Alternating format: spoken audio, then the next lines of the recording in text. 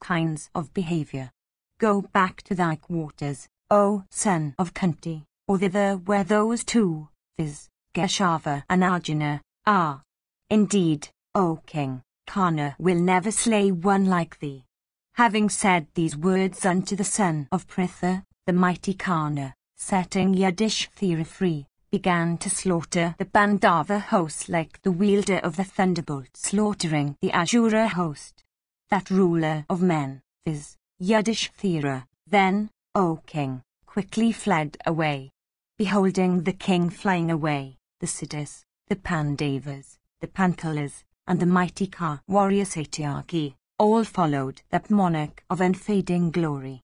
And the sons of Draupadi, and the Zuras, and the twin sons of Madri by Pandu, also followed the king. Beholding the division of Yudhishthira retreating, the heroic Karna became highly glad with all the chorus and began to pursue the retreating force. The din of battle drums and conchs and cymbals and bows, and leonine shouts, arose from among the Dhritarashtra troops. Meanwhile Yudhishthira, O thou of Kuru's race, quickly riding on the car of Srutakirti, began to behold the prowess of Karna. Then King Yudhishthira, the just, seeing his troops fast slaughtered, became filled with rage, and addressing his warriors, commanded them, saying, Slay these enemies. Why are ye inactive? Then the mighty Ka warriors of the Pandavas, headed by Bhimisana, thus commanded by the king, all rushed against thy sons. The shouts then, O Bharata, of the warriors, of both hosts, and the noise made by cars and elephants and steeds and foot soldiers, and the clash of weapons, became tremendous.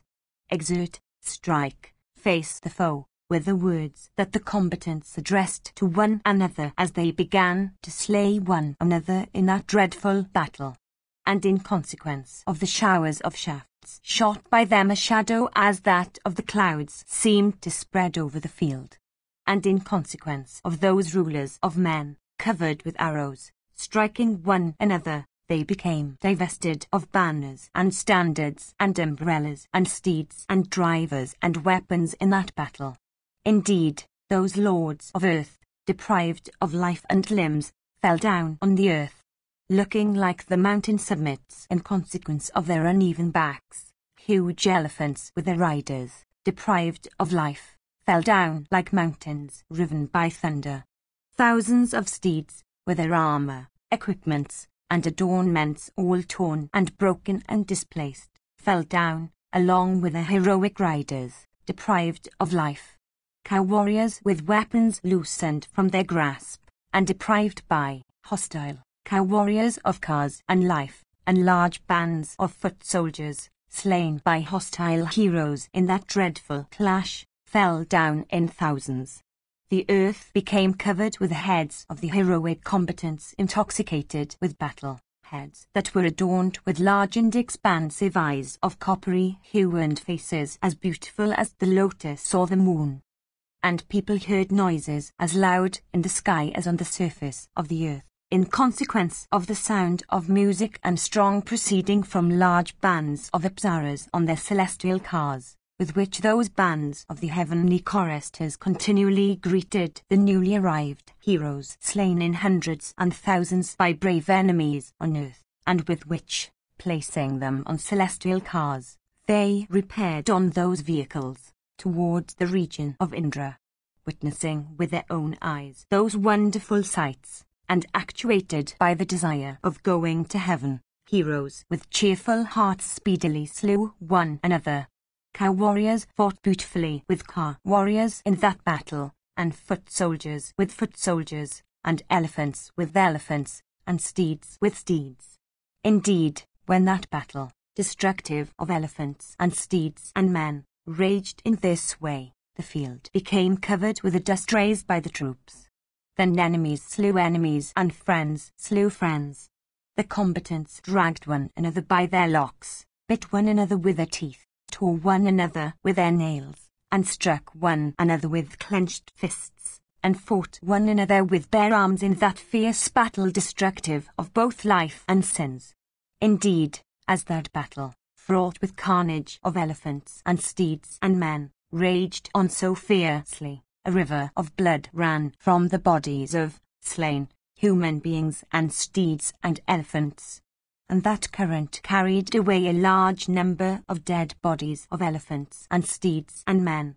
Indeed, in that vast host teeming with men, steeds, and elephants, that river formed by the blood of men and steeds and elephants and horsemen and elephant men, became miry with flesh and exceedingly terrible. And on that current, inspiring the timid with terror, floated the bodies of men and steeds and elephants. Impelled by the desire of victory, some combatants forded it and some remained on the other side, and some plunged into its depths, and some sank in it and some rose above its surface as they swam through it. Smeared all over with blood, their armor and weapons and robes, all became bloody. Some bathed in it and some drank the liquid and some became strengthless, O bull of Bharata's race. Cars and steeds, and men and elephants and weapons and ornaments, and robes and armor, and combatants that were slain or about to be slain, and the earth, the welkin, the firmament, and all the points of the compass, became red, with the odour, the touch, the taste, and the exceedingly red sight of that blood and its rushing sound. Almost all the combatants, O Bharata, became very cheerless. The Pandava heroes then, headed by Bhimasena and Satyaki, once more rushed impetuously against that army already beaten. Beholding the impetuosity of that rush of the Pandava heroes to be irresistible, the vast force of thy sons, O king, turned its back on the field. Indeed, that host of thine, teeming with cars and steeds and elephants and men no longer in compact array, with armor and coats of mail displaced and weapons and bows loosened from their grasp, fled away in all directions, whilst being agitated by the enemy, even like a herd of elephants in the forest afflicted by lions. 50. Sanjaya said, beholding the Pandava heroes rushing impetuously towards thy host, Duryodhana, O monarch, endeavoured to check the warriors of his army on all sides, O bull of Bharata race. Although, however, thy son cried at the top of his voice, his flying troops, O king, still refused to stop. Then one of the wings of the army and its further wing, and Shakuni, the son of Sabala, and the Kauravas well armed turned against Bhimasena in that battle. Karna also, beholding the Dhritarashtra force with all its kings flying away, addressed the ruler of the Madras, saying, proceed towards the car of Bhima. Thus addressed by Karna, the ruler of the Madras began to urge those foremost of steeds, of the hue of swans, towards the spot where Vrikadara was. Thus urged by Sholya, their tournament of battle, those steeds approaching the car of Bhimasena, mangled in battle. Meanwhile, Bhima, beholding Karna approach, became filled with rage, and set his heart on the destruction of Karna, O bull of Bharata's race. Addressing the heroic Satyaki and Drishthadhyumna, the son of Prishata, he said, go you to protect King Yudhishthira, a virtuous soul. With difficulty he escaped from a situation of great peril before my very eyes. In my sight have the armor and robes of the king been cut off and torn, for Duryodhana's gratification, by Radha's son of wicked soul. I shall today reach the end of that woe, O son of Prishata. Today, either I shall slay Karna in battle, or he will slay me in dreadful battle. I tell thee truly. Today I make over the king to you as sacred pledge. With cheerful hearts exert ye today for protecting the king. Having said these words, the mighty armed Bhima proceeded towards Adhirata's son, making all the points of the compass resound with a loud leonine shout. Beholding Bhima, that delighter in battle, advancing quickly, the puissant king of the Madras addressed the suitor's son in the following words. Sholya said, behold, O Karna, the mighty armed son of Pandu, who is filled with rage. Without doubt, He is desirous of vomiting upon thee that wrath which he has cherished for many years. Never before did I see him assume such a form, not even when Abhimanyu was slain and the Rakshasa Ghatotkaca. Filled with wrath, the form he hath now assumed, endued with the splendor of the all-destroying fire at the end of the Yuga, is such that it seems he is capable of resisting the three worlds united together. Sanjaya continued, while the ruler of the Madras was saying these words unto the son of Radha, Vrikadara, excited with rage, came upon Karna.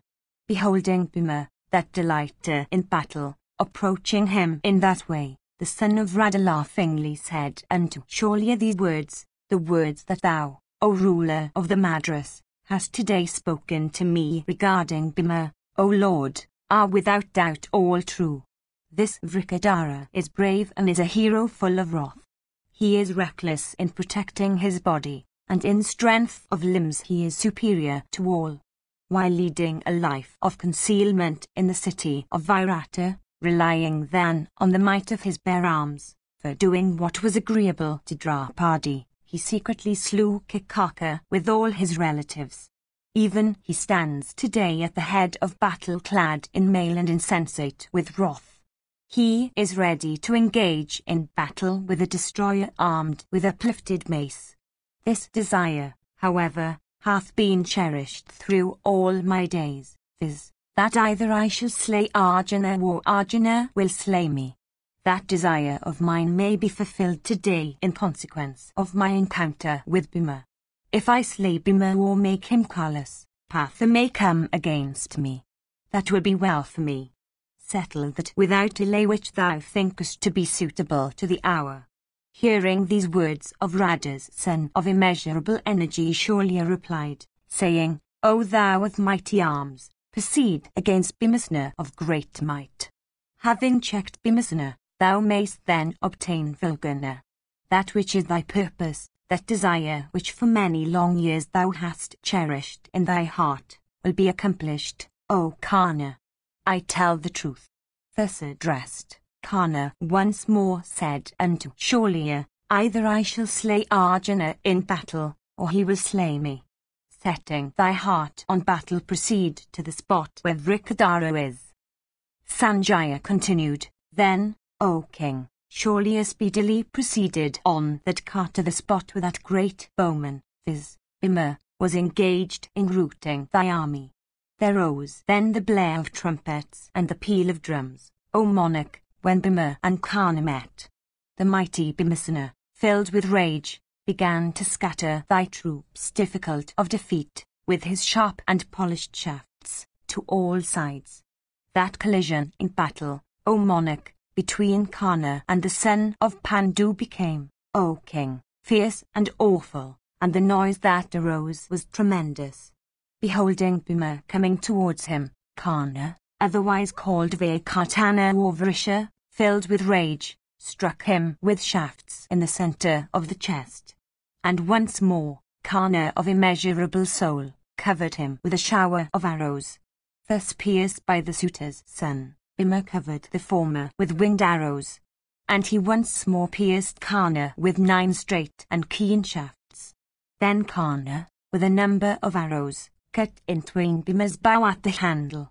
And after cutting off his bow, he pierced him once again in the center of the chest with a shaft of great keenness and capable of penetrating every kind of armor. Then Vrikadara, taking up another bow, O king, and knowing full well what the vital parts of the body are, pierced the suitor's son with many keen arrows. Then Karna pierced him with 25 arrows, like a hunter striking a proud and infuriate elephant in the forest with a number of blazing brands. His limbs mangled with those shafts, his eyes red with rage and the desire of revenge, the son of Pandu, insensate with wrath, and impelled by the desire of slaying the suitor's son, fixed on his bow an excellent shaft of great impetuosity, capable of bearing a great strain, and competent to pierce the very mountains. Forcibly drawing the bowstring to his very ear, the son of the wind god, that great bowman, filled with wrath and desirous of making an end of Kana, sped that shaft. Thus sped by the mighty Bhima that shaft, making a noise loud as that of the thunder, pierced through Kana in that battle, like the thunderbolt itself piercing through a mountain. Struck by Bhimasena, O perpetuator of Kuru's race, the Suta's son, that commander of thy forces, sat down senseless on the terrace of his car. The ruler of the Madras then, beholding the Suta's son deprived of his senses, bore that tournament of battle away on his car, from that fight. Then after Kana's defeat, Bhimasena began to rout the Vasta Tarishta host like Indra routing the Danavas. 51. Dhritarashtra said, exceedingly difficult of accomplishment was that feat, O Sanjaya, which was achieved by Bhima, who caused the mighty armed Kana himself to measure his length on the terrace of his car. There is only one person, Kana, who will slay the Pandavas along with the Srinjayas. Even this is what Duryodhana, O Suta, used very often to say unto me. Beholding, however, that son of Radha now defeated by Bhima in battle, what did my son Duryodhana next do? Sanjaya said, beholding Radha's son of the Suta caste turned back from the fight in that great battle, thy son, O monarch, addressed his uterine brothers, saying, Go ye quickly, blessed be ye, and protect the son of Radha who is plunged into that fathomless ocean of the calamity represented by the fear of Bhimasena. Thus commanded by the king, those princes, excited with wrath and desirous of slaying Bhimasena, rushed towards him like insects towards a blazing fire. They was Rutavna, Durdara and Gratha and Vivitsu and Vikata and Soma and Nishanjan and Karvashin and Pasan and Nanda and Upanandaka and Despradasho and Shavau and Vataviga and Shivakasas and Danigraha and Damada and Jalasunda and Sala and Saha. Surrounded by a large car force, those princes, endued with great energy and might, approached Bhimasena and encompassed him on all sides. They sped at him from every side showers of arrows of diverse kinds. Thus afflicted by them, Bhima of great strength, O king, quickly slew 50 foremost car warriors with 500 others, amongst those sons of thine that advanced against him. Filled with rage, Bhimasena then, O king, with a board-headed arrow, struck off the head of Vivitsu adorned with earrings and headgear, and graced with a face resembling the full moon. Thus cut off, that prince fell down on the earth. Beholding that heroic brother of theirs slain, the other brothers there, O Lord, rushed in that battle, from every side, upon Bhima of terrible prowess. With 2 other broad-headed arrows then, Bhima of terrible prowess took the lives of 2 other sons of thine in that dreadful battle. Those 2, Vikata and Saha, looking like a couple of celestial youths, O king, thereupon fell down on the earth like a couple of trees uprooted by the tempest. Then Bhima, without losing a moment, dispatched Gratha to the abode of the armor, with a long arrow of keen point. Deprived of life, that prince fell down on the earth. Loud cries of woe then, O ruler of men, arose there when those heroic sons of thine, all great bowmen, were being thus slaughtered. When those troops were once more agitated, the mighty Bhima, O monarch, then dispatched Nanda and Upananda in that battle to Yama's abode. Thereupon thy sons, exceedingly agitated and inspired with fear, fled away, seeing that Bhimasena in that battle behaved like the destroyer himself at the end of the Yuga. Beholding those sons of thine slain, the Suta's son with a cheerless heart once more urged his steeds of the hue of swans to that place where the son of Bandhu was. Those steeds, O king, urged on by the ruler of Madras, approached with great speed the car of Bhimasena and mingled in battle.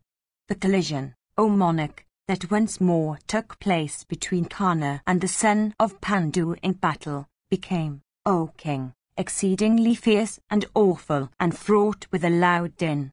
Beholding, O king, those 2 mighty car warriors close with each other, I became very curious to observe the course of the battle. Then Bhima, boasting of his prowess in battle, covered Karna in that encounter, O king, with showers of winged shafts in the very sight of thy sons. Then Karna, that warrior acquainted with the highest of weapons, filled with wrath, pierced Bhima with 9 broad-headed and straight arrows made entirely of iron. Thereupon the mighty armed Bhima of terrible prowess, thus struck by Karna, pierced his assailant in return with 7 shafts sped from his bowstring drawn to his ear. Then Karna, O monarch, sighing like a snake of virulent poison, shrouded the son of Bandu with a thick shower of arrows. The mighty Bhima also, shrouding that mighty Ka warrior with dense arrowy downpours in the very sight of the Kauravas, uttered a loud shout. Then Karna, filled with rage, grasped his strong bow and pierced Bhima with 10 arrows whetted on stone and equipped with canker feathers. With another broad-headed arrow of great sharpness, he also cut off Bhima's bow. Then the mighty armed Bhima of great strength, taking up a terrible pariah, twined round with hempen cords and decked with gold and resembling a second bludgeon of death himself, and desiring to slay Karna outright, hurled it at him with a loud roar. Karna, however, with a number of arrows resembling snakes of virulent poison, cut off into many fragments that spiked mesas it coursed towards him with a tremendous peal of thunder. Then Bhima, that grinder of hostile troops, grasping his bow with greater strength, covered Karna with keen shafts. The battle that took place between Karna and the son of Bandu in that meeting became awful for a moment, like that of a couple of huge lions desirous of slaying each other. Then Karna, O king, drawing the bow with great force and stretching the string to his very ear, pierced Bhimasena with 3 arrows. Deeply pierced by Karna, that great bowman and foremost of all persons endued with might then took up a terrible shaft capable of piercing through the body of his antagonist. That shaft, cutting through Karna's armor and piercing through his body, passed out and entered the earth like a snake into ant-hill. In consequence of the violence of that stroke, Karna felt great pain and became exceedingly agitated. Indeed, he trembled on his car like a mountain during an earthquake. Then Karna, O king, filled with rage and the desire to retaliate, struck Bhima with 25 shafts, and then with many more. With 1 arrow he then cut off Bhimasena's standard, and with another broad-headed arrow he dispatched Bhima's driver to the presence of the armor. Next, quickly cutting off the bow of Pandu's son with another winged arrow, Karna deprived Bhima of terrible feats of his car. Deprived of his car, O chief of Bharata's race, the mighty armed Bhima, who resembled the wind god in prowess, took up a mace and jumped down from his excellent vehicle. Indeed, jumping down from his car with great fury, Bhima began to slay thy troops, O king, like the wind destroying the clouds of autumn. Suddenly the son of Pandu, that scorcher of foes, filled with wrath, routed 700 elephants, O king, endued with tusks as large as plough shafts, and all skilled in smiting hostile troops. Possessed of great strength and a knowledge of what the vital parts of an elephant are, he struck them on their temples and frontal globes and eyes and the parts above their gums. Thereupon those animals, inspired with fear, ran away. But urged again by their drivers, they surrounded Bhimasena once more, like the clouds covering the Sunday-like Indra felling mountains with thunder. Bhima, with his mace, prostrated those 700 elephants with their riders and weapons and standards. That chastiser of foes, the son of Kunti, next pressed down 250 elephants of great strength belonging to the son of Sabala. Scorching thy army, the son of Pandu then destroyed a century of foremost cars and several hundreds of the foot soldiers in that battle. Scorched by the sun as also by the high-souled Bhima, thy army began to shrink like a piece of leather spread over a fire. Those troops of thine, O bull of Bharata's race, filled with anxiety through fear of Bhimasena, avoided Bhima in that battle and fled away in all directions. Then 500 Ka warriors, cased in excellent mail, rushed towards Bhima with loud shouts, shooting thick showers of arrows on all sides. Like Vishnu destroying the Asuras, Bhima destroyed with his mace all those brave warriors with their drivers and cars and banners and standards and weapons. Then 3,000 horsemen, dispatched by Shakuni, respected by all brave men and armed with darts and swords and lances, rushed towards Bhima, that slayer of foes, advancing impetuously towards them, and coursing in diverse tracks, slew them with his mace. Loud sounds arose from among them while they were being assailed by Bhima, like those that arise from among herd of elephants struck with large pieces of rocks. Having slain those 3,000 excellent horses of Sabala's son in that way, he rode upon another car, and filled with rage proceeded against the son of Radha. Meanwhile, Karna also, O king, covered Dharma's son, Yudhishthira, that chastiser of foes, with thick showers of arrows, and felled his driver. Then that mighty Ka warrior, beholding Yudhishthira fly away in that battle, pursued him, shooting many straight coursing shafts equipped with canker feathers. The son of the wind god, filled with wrath, and covering the entire welkin with his shafts, shrouded Karna with thick showers of arrows as the latter pursued the king from behind. The son of Radha then, that crusher of foes, turning back from the pursuit, quickly covered Bhima himself with sharp arrows from every side. Then Satyaki, of immeasurable soul, O Bharata, placing himself on the side of Bhima's car, began to afflict Karna, who was in front of Bhima. Though exceedingly afflicted by Satyaki, Karna still approached Bhima.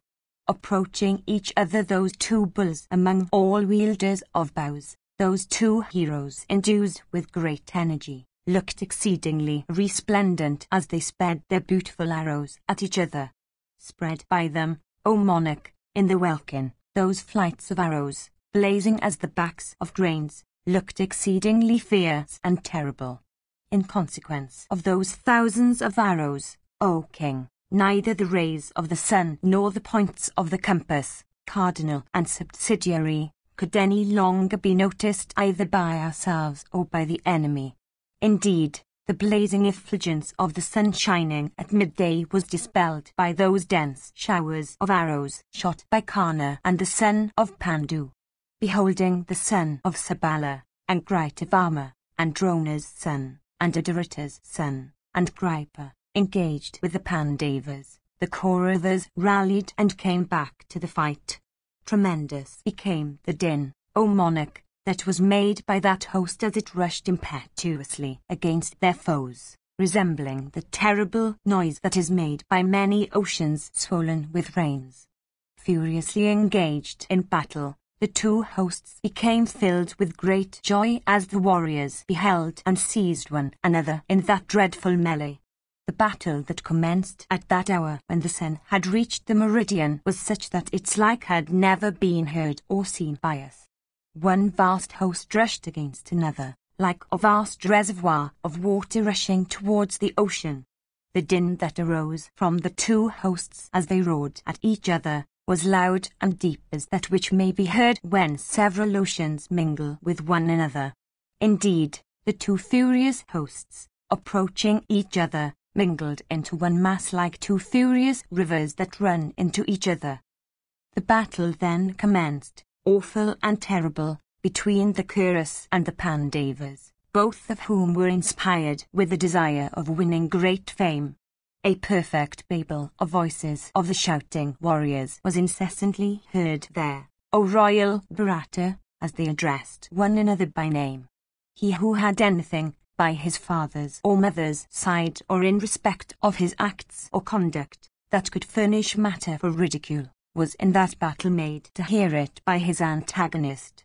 Beholding those brave warriors loudly rebuking one another in that battle, I thought, O king, that their periods of life had been run out.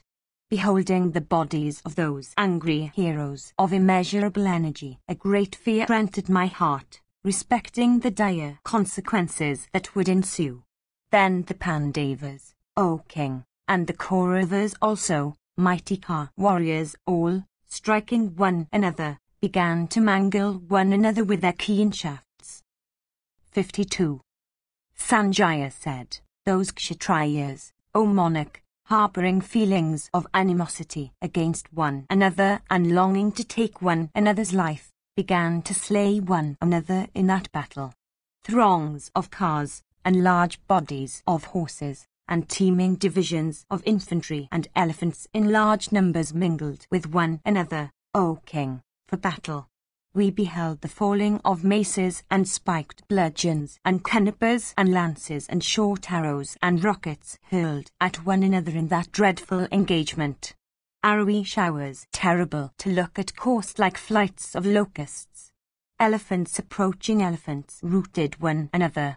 Horsemen encountering horsemen in that battle, and car warriors encountering car warriors, and foot soldiers encountering foot soldiers, and foot soldiers meeting with horsemen, and foot soldiers meeting with cars and elephants, and cars meeting with elephants and horsemen, and elephants of great speed meeting with the three other kinds of forces, began, O king, to crush and grind one another.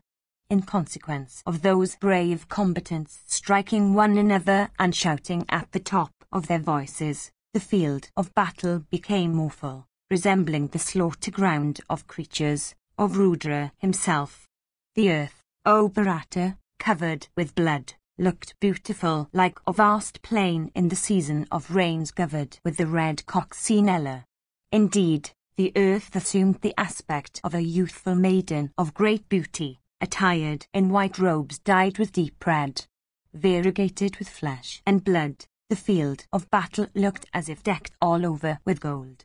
Large numbers of heads severed from trunks and arms and thighs and earrings and other ornaments displaced from the bodies of warriors, O Bharata, and collars and cuirasses and bodies of brave bowmen, and coats of mail, and banners, lay scattered on the ground.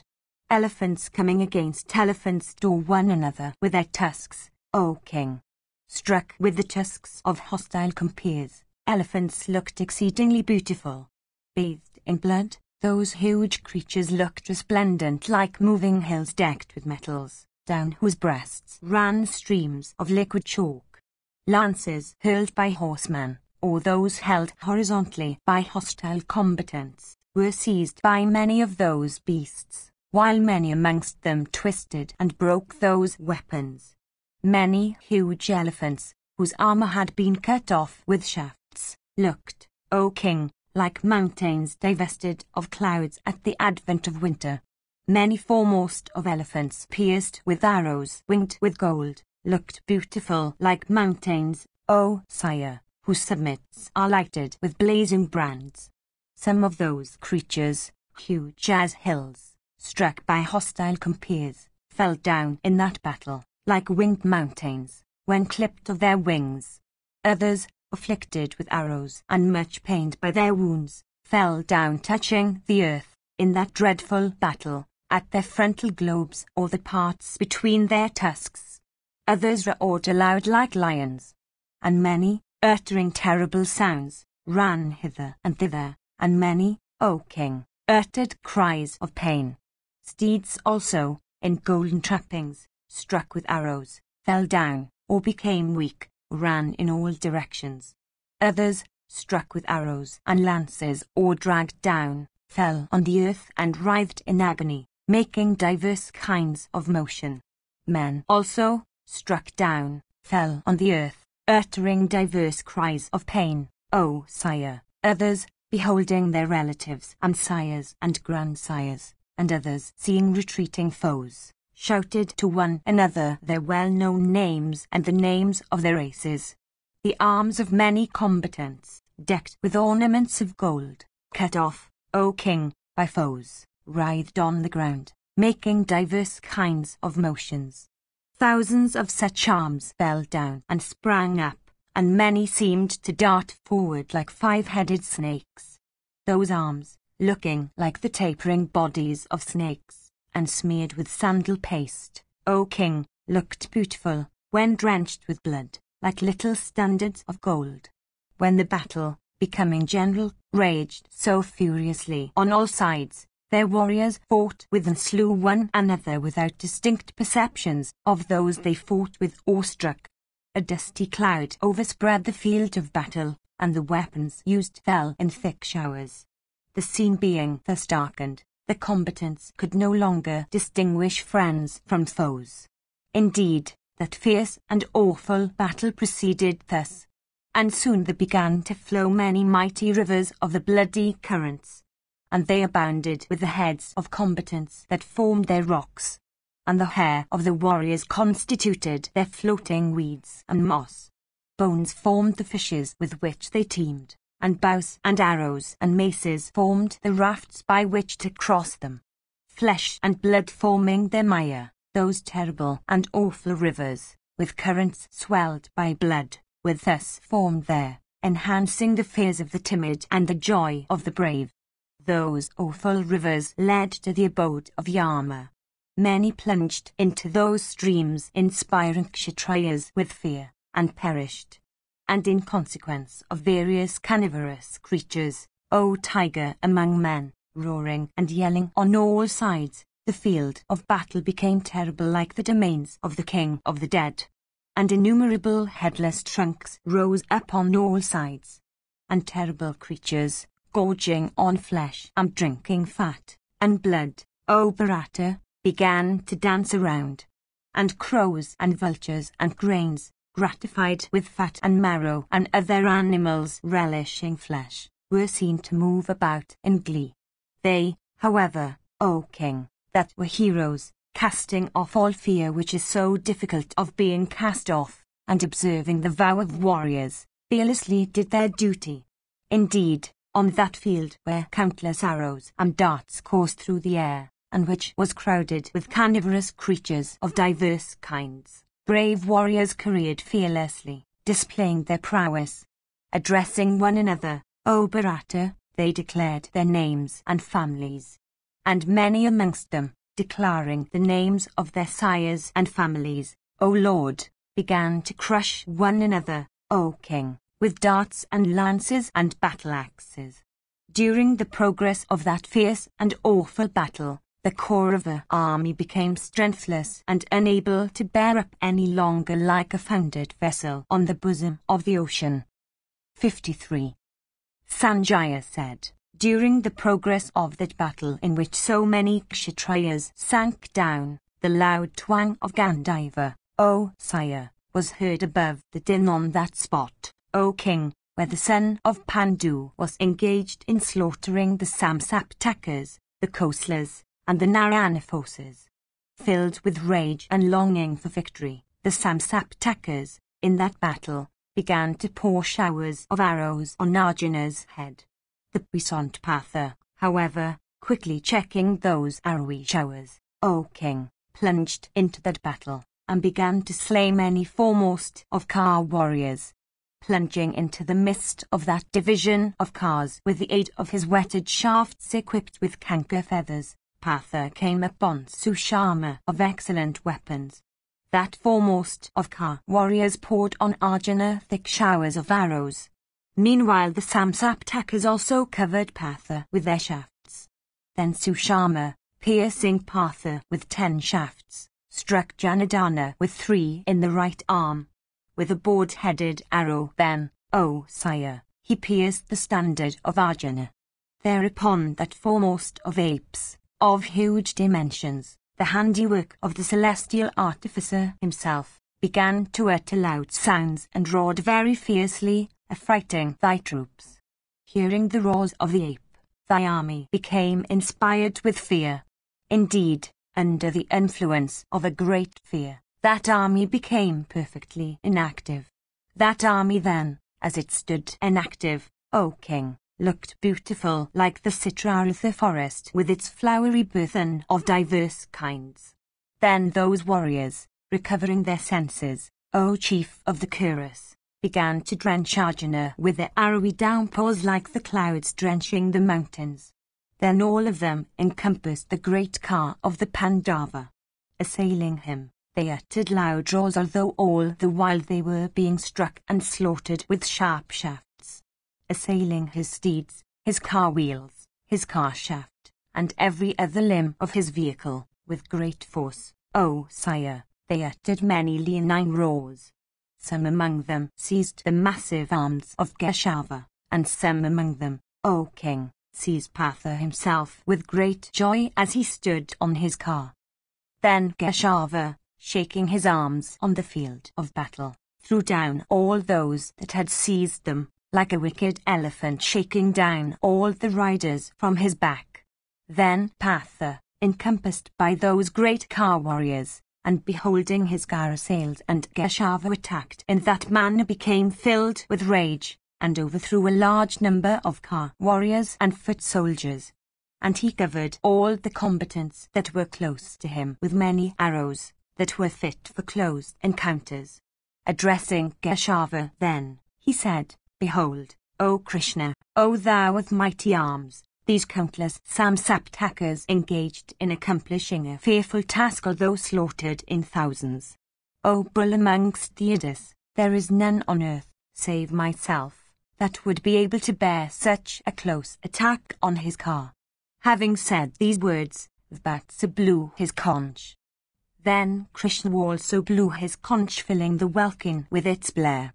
Hearing that blare, the army of the Samsaptakas began to waver, O king, and became inspired with great fright. Then that slayer of hostile heroes, viz., the son of Pandu, paralyzed the legs of the Samsaptakas by repeatedly invoking, O monarch, the weapon called Naga. Thus tied with those foot-tying bands by the Hysul son of Pandu, all of them stood motionless, O king, as if they had been petrified. The son of Pandu then began to slay those motionless warriors like Indra in days of his slaying the Daityas in the battle with Taraka. Thus slaughtered in that battle, they set the car free, and commenced to throw down all their weapons. Their legs being paralyzed, they could not, O king, move a step. Then Partha slew them with his straight arrows. Indeed, all these warriors in that battle, aiming at whom Partha had invoked that foot-tying weapon, had their lower limbs encircled with snakes. Then the mighty car warrior Sushama, O monarch, beholding his army thus paralyzed, quickly invoked the weapon called Sorpana. Thereupon numerous birds began to come down and devour those snakes. The latter again, at the sight of ranges of the sky, began, O king, to fly away. Freed from that foot-tying weapon, the Samsaptaka force, O monarch, looked like the sun himself, giving light unto all creatures, when freed from clouds. Thus liberated, those warriors once more shot their arrows, O sire, and hurled their weapons at Arjuna's car. And all of them pierced Partha with numerous weapons, cutting off with his own arrowy downpour that shower of mighty weapons. Vasava's son, that slayer of hostile heroes, began to slaughter those warriors. Then Sushama, O king, with a straight arrow, pierced Arjuna in the chest, and then he pierced him with 3 other shafts. Deeply pierced therewith, and feeling great pain, Arjuna sat down on the terrace of his car. Then all the troops loudly cried out, saying, Partha is slain. At this the blare of conchs, and the peal of drums, and the sound of diverse musical instruments, and loud leonine shouts, arose there. Recovering his senses, Partha, of immeasurable soul, owning white steeds and having Krishna for his driver, speedily invoked the Indra weapon. Then thousands of arrows, O sire, issuing from that weapon, were seen on all sides to slay kings and elephants. And steeds and warriors, in hundreds and thousands, were also seen to be slaughtered in that battle with these weapons. Then, while the troops were thus being slaughtered, a great fear entered the hearts of all the Samsaptakas and Gopalas, O Bharata. There was no man amongst them that could fight with Arjuna. There in the very sight of all the heroes, Arjuna began to destroy thy troops. Beholding that slaughter, all of them remained perfectly inactive, without putting forth their prowess. Then the son of Bandu, having slain full 10,000 combatants in that battle, looked resplendent, O monarch, like a blazing fire without smoke. And then he slew full 14,000 warriors, and 3,000 warriors, and 3,000 elephants. Then the Samsaptakas once more encompassed Ananjaya, making death or victory their goal. The battle then that took place between thy warriors and that mighty hero, viz., the diadem-decked son of Pandu, became awful. 54. Sanjaya said, Then Gritavama, and Gripa, and the son of Drona, and the Suta's son, O sire, and Aluka, and Sabala's son, Shakuni, and the king himself, with his uterine brothers, beholding their Kuru army afflicted with the fear of Pandu's son, unable to stand together, like a vessel wrecked on the ocean, endeavoured to rescue it with great speed. For a short space of time, O Bharata, the battle that once more took place became exceedingly fierce, enhancing as it did the fears of timid and the joy of the brave. The dense showers of arrows shot in battle by Gripa, thick as flights of locusts, covered the Srinjayas. Then Shikandi, filled with rage, speedily proceeded against the grandson of Gautama, Gripa, and poured upon that bull amongst Brahmanas his arrowy downpours from all sides. Acquainted with the highest weapons, Gripa then checked that arrowy downpour, and wrathfully pierced Shikandi with 10 arrows in that battle. Then Shikandi, filled with rage, deeply pierced Gripa, in that encounter, with 7 straight arrows equipped with canker feathers. The twice-born Gripa then, that great car warrior, deeply pierced with those keen arrows, deprived Shikandi of his steeds, driver and car. Jumping down from his steedless vehicle, the mighty car warrior, Shikandi, rushed impetuously at the Brahmana, having taken up a sword and a shield. As the Bankala prince advanced, Gripa quickly covered him with many straight arrows in that encounter, which seemed exceedingly wonderful.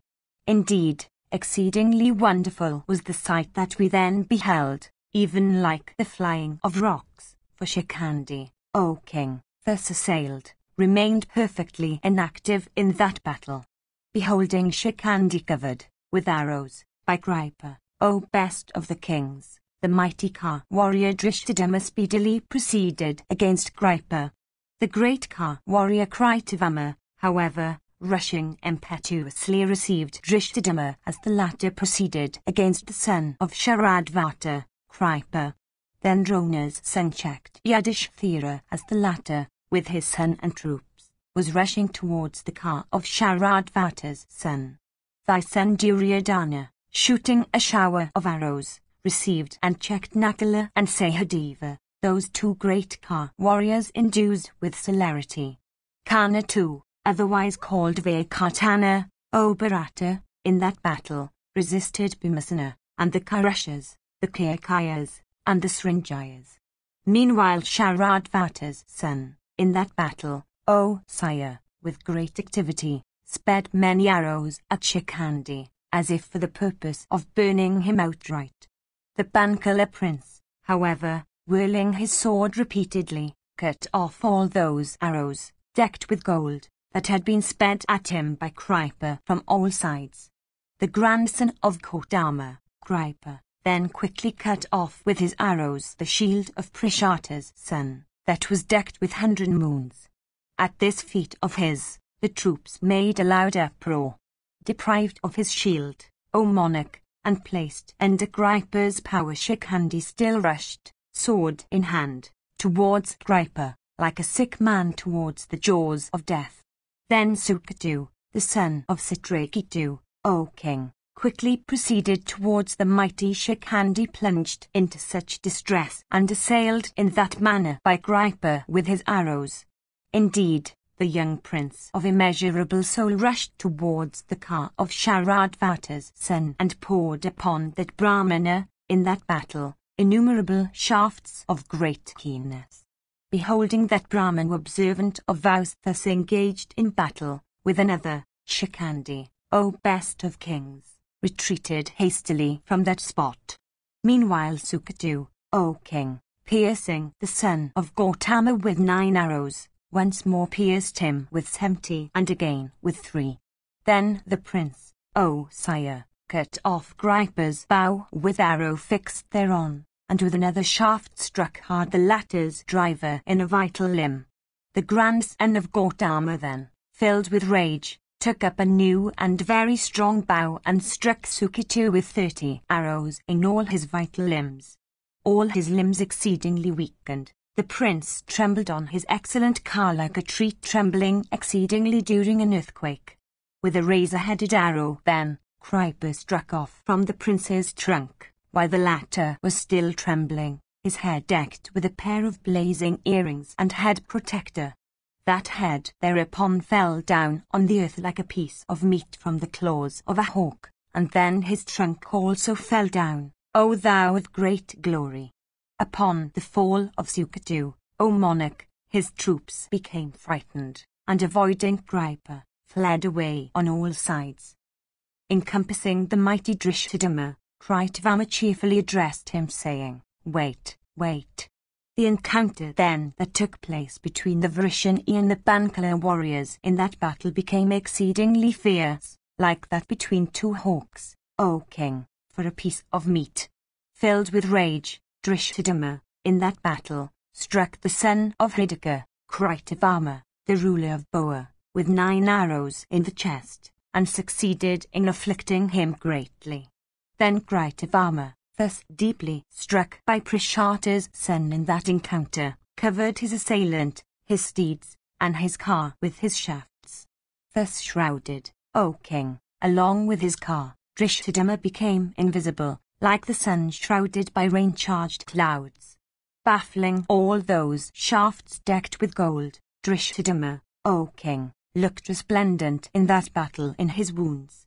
The commander of the Pandava forces, viz., the son of Prishata, then, filled with rage, approached Kritavama and poured upon him a fierce shower of arrows. The son of Hridika, however, in that battle, with many thousands of his own arrows, destroyed that fierce arrowy shower coursing towards him with great impetuosity. Beholding his irresistible shower of arrows checked in that battle by Kritavama, the son of Prishata, approaching his antagonist, began to resist him, and soon he dispatched Kritavama's driver to Yama's abode with a broad-headed arrow of great sharpness. Deprived of life, the driver fell down from the car. The mighty Drishthadhyamna, having vanquished his mighty antagonist, began then to resist the Kauravas with shafts, without losing a moment. Then thy warriors, O king, rushed towards Drishthadhyamna, uttering loudly in 9 roars. At this a battle once more took place between them. 55. Sanjaya said, Meanwhile the son of Drona, Ashvatthama, beholding Yudhishthira protected by the grandson of Sani, Satyaki, and by the heroic sons of Draupadi, cheerfully advanced against the king, scattering many fierce arrows equipped with wings of gold and whetted on stone, and displaying diverse maneuvers of his car and the great skill he had acquired and his exceeding lightness of hands. He filled the entire welkin with shafts inspired with the force of celestial weapons. Conversant with all weapons, Drona's son encompassed Yudhishthira in that battle. The welkin being covered with the shafts of Drona's son, nothing could be seen. The vast space in front of Ashvatthama became one expanse of arrows. The welkin then, thus covered with that dense shower of arrows decked with gold, looked beautiful, O chief of the Bharatas, as if a canopy embroidered with gold had been spread there.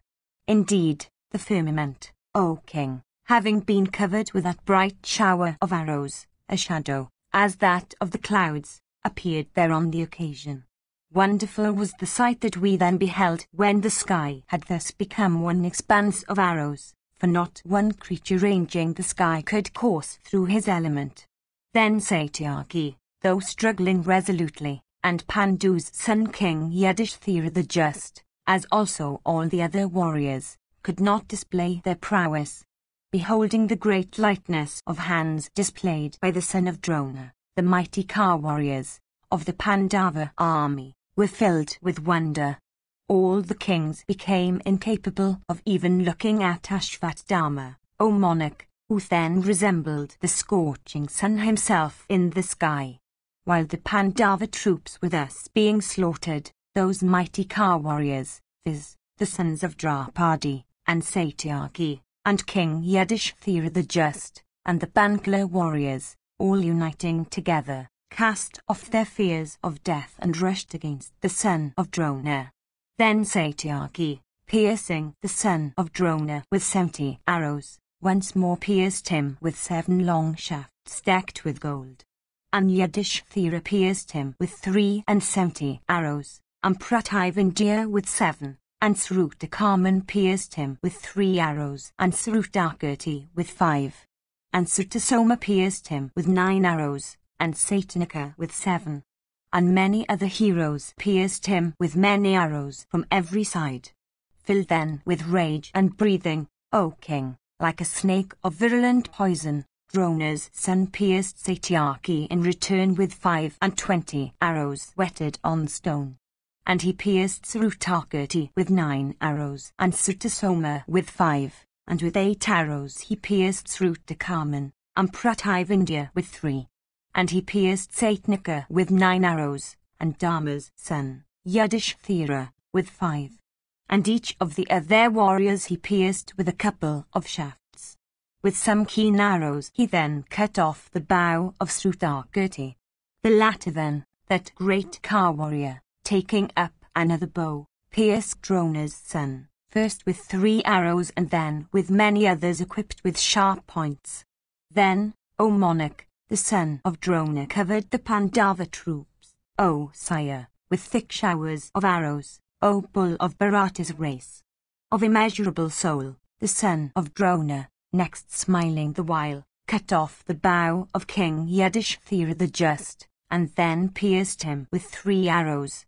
The son of Dharma then, O king, taking up another formidable bow, pierced Drona's son with 70 arrows in the arms and the chest.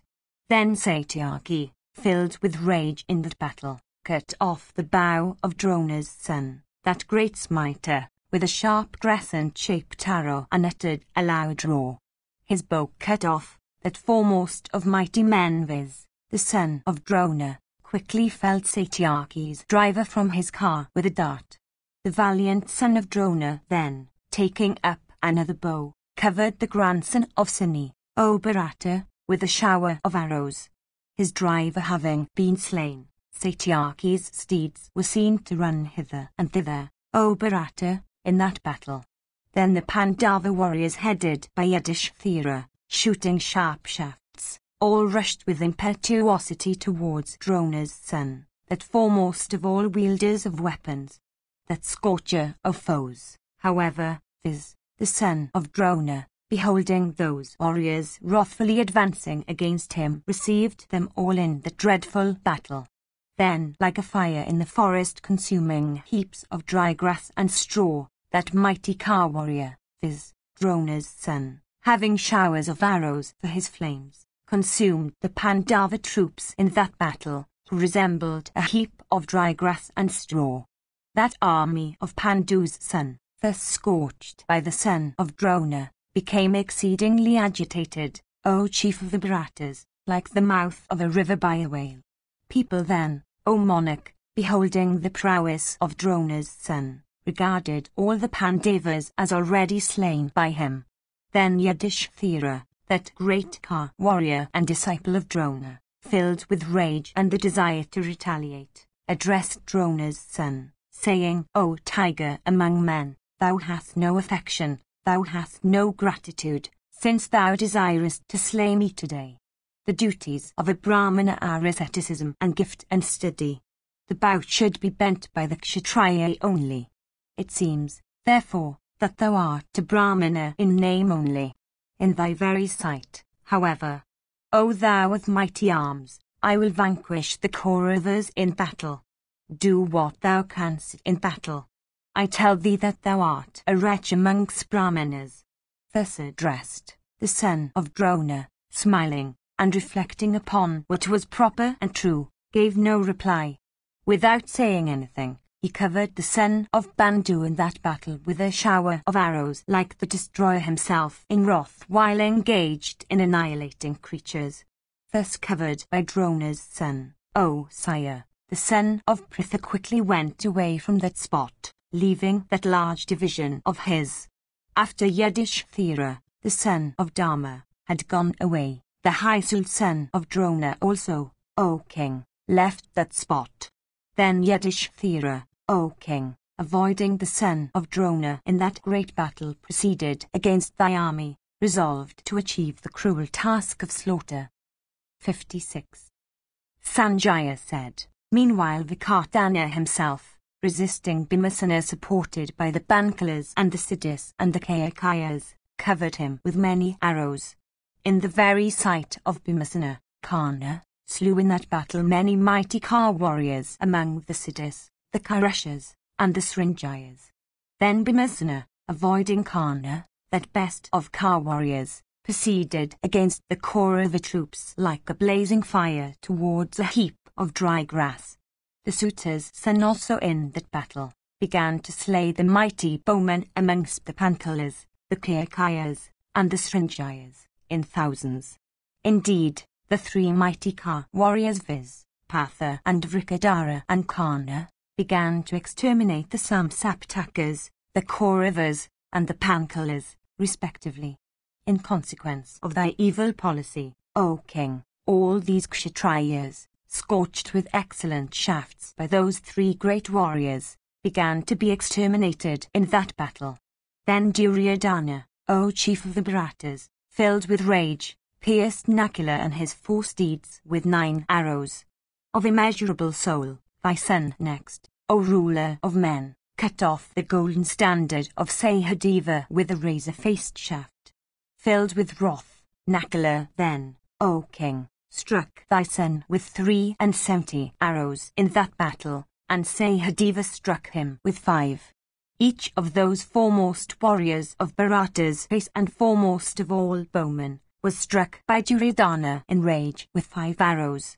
With a couple of broad-headed arrows, then he cut off the bows of both those warriors, and then he suddenly pierced each of the twins with 73 arrows. Taking up then 2 other beautiful and foremost of bows, each of which resembled the bow of Indra himself, those 2 heroes looked beautiful like a pair of celestial youths in that battle.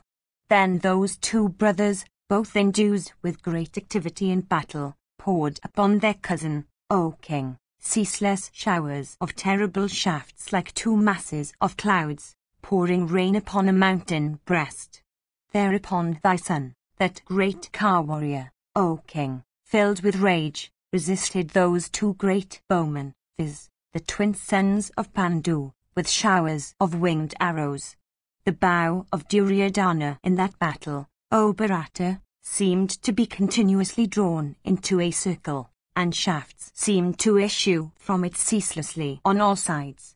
Covered with Duryodhana's shafts, the 2 sons of Pandu ceased to shine brightly, like the sun and the moon in the firmament, divested of splendor, when shrouded by masses of clouds.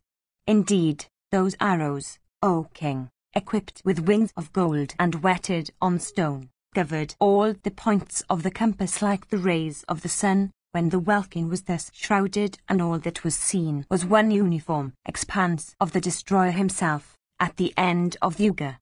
Beholding, on the other hand, the prowess of thy son, the great Ka warriors all regarded the twin sons of Madri to be in the presence of death. The commander then, O king, of the Pandava army, viz. the mighty Ka warrior Parshata, son of Prashata, proceeded to that spot where Duryodhana was. Transgressing those 2 great Ka warriors, viz. the 2 brave sons of Madri, Drishthadama began to resist thy son with his shafts. Of immeasurable soul, that bull among men, viz. thy son, filled with a desire to retaliate, and smiling the while, pierced the prince of Bankala with 25 arrows. Of immeasurable soul and filled with the desire to retaliate, thy son once more pierced the prince of Bankala with 60 shafts, and once again with 5, and uttered a loud roar.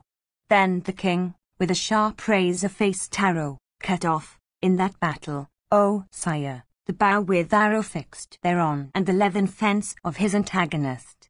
Casting aside that broken bow, the prince of Pankala, that crusher of foes, quickly took up another bow that was new and capable of bearing a great strain. Blazing with impetuosity, and with eyes red as blood from rage, the great bowman Drishthadima, with many wounds on his person, looked resplendent on his car. Desirous of slaying Duryodhana, O chief of the Bharatas, the Pankala hero sped 5 and 10 cloth-yard shafts that resembled hissing snakes. Those shafts, whetted on stone and equipped with the feathers of kunkkas and peacocks, cutting through the armor decked with gold of the king, passed through his body and entered the earth in consequence of the force with which they had been shot. Deeply pierced, O monarch, thy son looked exceedingly beautiful, like a gigantic kinsuka in the season of spring with its flowery weight. His armor pierced with those shafts, and all his limbs rendered exceedingly infirm with wounds. He became filled with rage and cut off Drishthadama's bow with a board-headed arrow. Having cut off his assailant's bow, the king then, O monarch, with great speed, struck him with 10 shafts on the forehead between the 2 eyebrows. Those shafts, polished by the hands of the smith, adorned Drishthadama's face like a number of bees, desirous of honey, adorning a full-blown lotus. Throwing aside that broken bow, the high-souled Drishthadama quickly took up another, and with it, 16 broad-headed arrows. With 5 he slew the 4 steeds and the driver of Duryodhana, and he cut off with another his bow decked with gold. With the remaining 10 shafts, the son of Prishata cut off the car with the apashkara, the umbrella, the dart, the sword, the mace, and the standard of thy son. Indeed, all the kings beheld the beautiful standard of the Kuru king, decked with golden angadas and bearing the device of an elephant worked in jewels, cut off by the prince of the Pankalas. Then the Uttarang brothers of Duryodhana, O bull of Bharata's race, rescued the carless Duryodhana, who had all his weapons, besides, cut off in that battle. In the very sight of Drishthadama, Durdhara, O monarch, causing that ruler of men to ride upon his car, quickly bore him away from the battle. Meanwhile the mighty Karna, having vanquished Satyaki and desirous of rescuing the Kuru king, proceeded straight against the face of Drona's slayer, that warrior of fierce shafts. The grandson of Suni, however, quickly pursued him from behind, striking him with his arrows, like an elephant pursuing a rival, and striking him at the hinder limbs with his tusks. Then, O Bharata, fierce became the battle that raged between the high-souled warriors of the 2 armies, in the space that intervened between Karna and the son of Prishata. Not a single combatant of either the Pandavas nor ourselves turned his face from the battle. Then Karna proceeded against the Pankalas with great speed. At that hour, when the sun had ascended the meridian, great slaughter, O best of men, of elephants and steeds and men, shook place on both sides. The Pankalas, O king, inspired with a desire of victory, all rushed with speed against Karna like birds towards a tree. The son of Adrata, of great energy, filled with rage, began from their front to strike those Pankalas with the keen points of his shafts, singling out their leaders, viz. Vyagraketu and Sushama and Citra and Ugrayuda and Jaya and Sakla and Rochamana and the invincible Singh Asana. Those heroes, speedily advancing with their cars, encompassed that foremost of men, and poured their shafts upon that angry warrior, viz. Karna, their tournament of battle. That foremost of men endued with great valour, viz. the son of Radha, afflicted those 8 heroes engaged in battle with 8 keen shafts. The suitor's son, possessed of great prowess, O king, then slew many thousands of other warriors skilled in fight. Filled with rage, the son of Radha then slew Jishu, and Jishnu, and Devapi, O king, in that battle, and Sitra, and Citrayuda, and Hari, and Singaketu, and Rachamana, and the great Ka warrior Sailabha, and many Ka warriors among the cities bathed the form of Adrita's son in blood, while he himself was engaged in taking the lives of those heroes. There, O Bharata, elephants, assailed with arrows by Kana, fled away on all sides in fear and caused a great agitation on the field of battle. Others assailed with the shafts of Kana, uttered diverse cries, and fell down like mountains riven with thunder.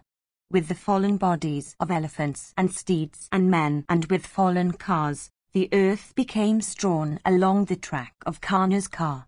Indeed, neither Bhishma, nor Drona, nor any other warrior of the army has ever achieved such feats as were then achieved by Kana in that battle. Amongst elephants, amongst steeds, amongst cars, and amongst men, the suitor's son caused a very great carnage, O tiger among men. As a lion is seen to career fearlessly among a herd of deer, even so Kana careered fearlessly among the Pankalas. As a lion rooteth a herd of terrified deer to all points of the compass, even so Kana rooted those throngs of Pankalakas to all sides. As a herd of deer that have approached the jaws of a lion can never escape with life, even so those great Ka warriors that approached Kana could not escape with their lives.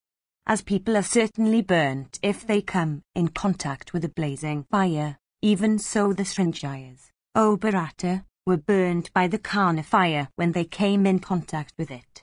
Many warriors among the Siddhis and the Pankalas, O Bharata, that were regarded as heroes, were slain by the single-handed Kana in that battle, who fought with them, proclaiming his name in every instance. Beholding the prowess of Kana, O king, I thought that a single Pankala even would not, in that battle, escape from the son of Adrita. Indeed, the suitor's son in that battle repeatedly routed the Pankalas.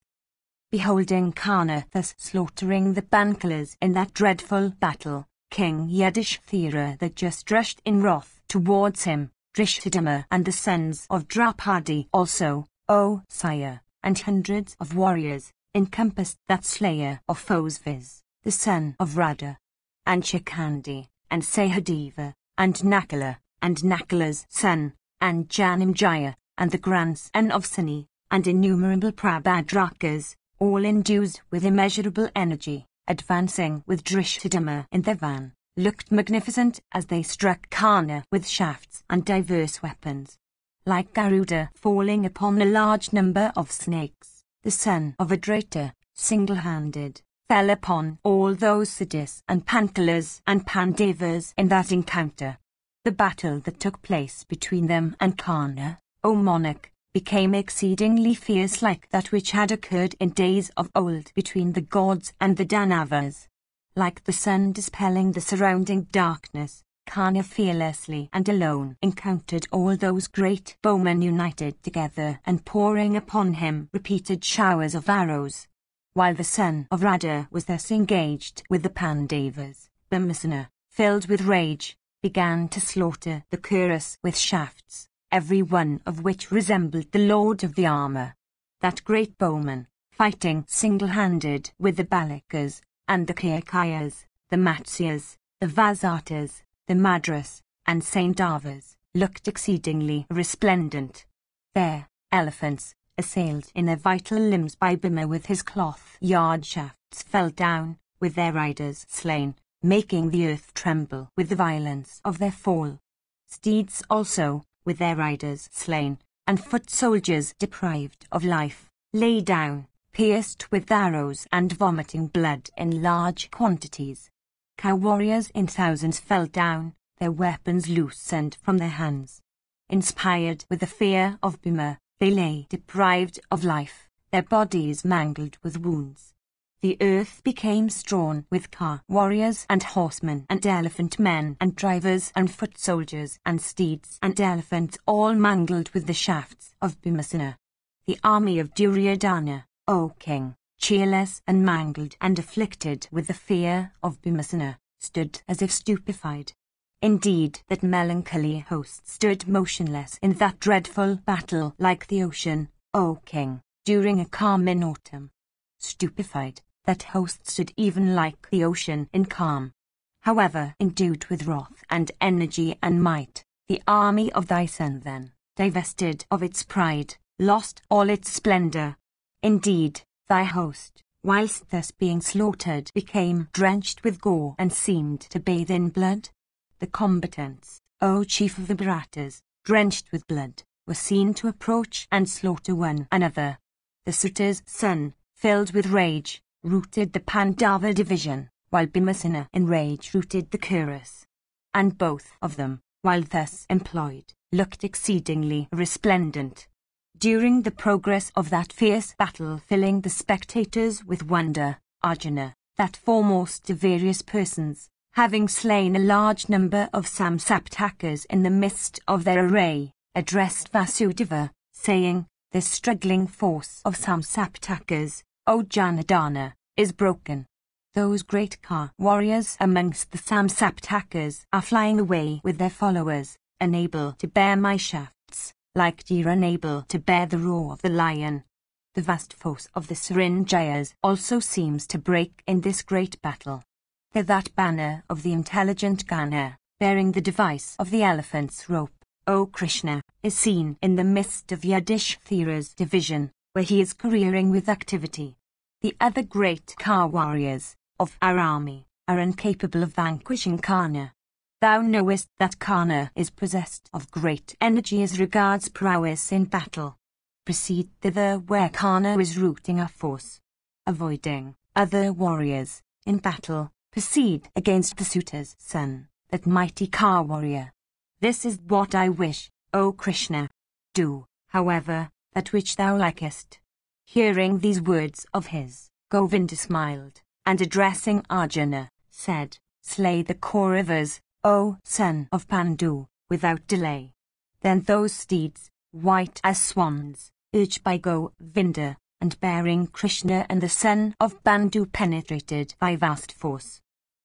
Indeed, thy host broke on all sides as those white steeds in trappings of gold, urged by Keshava, penetrated into its midst.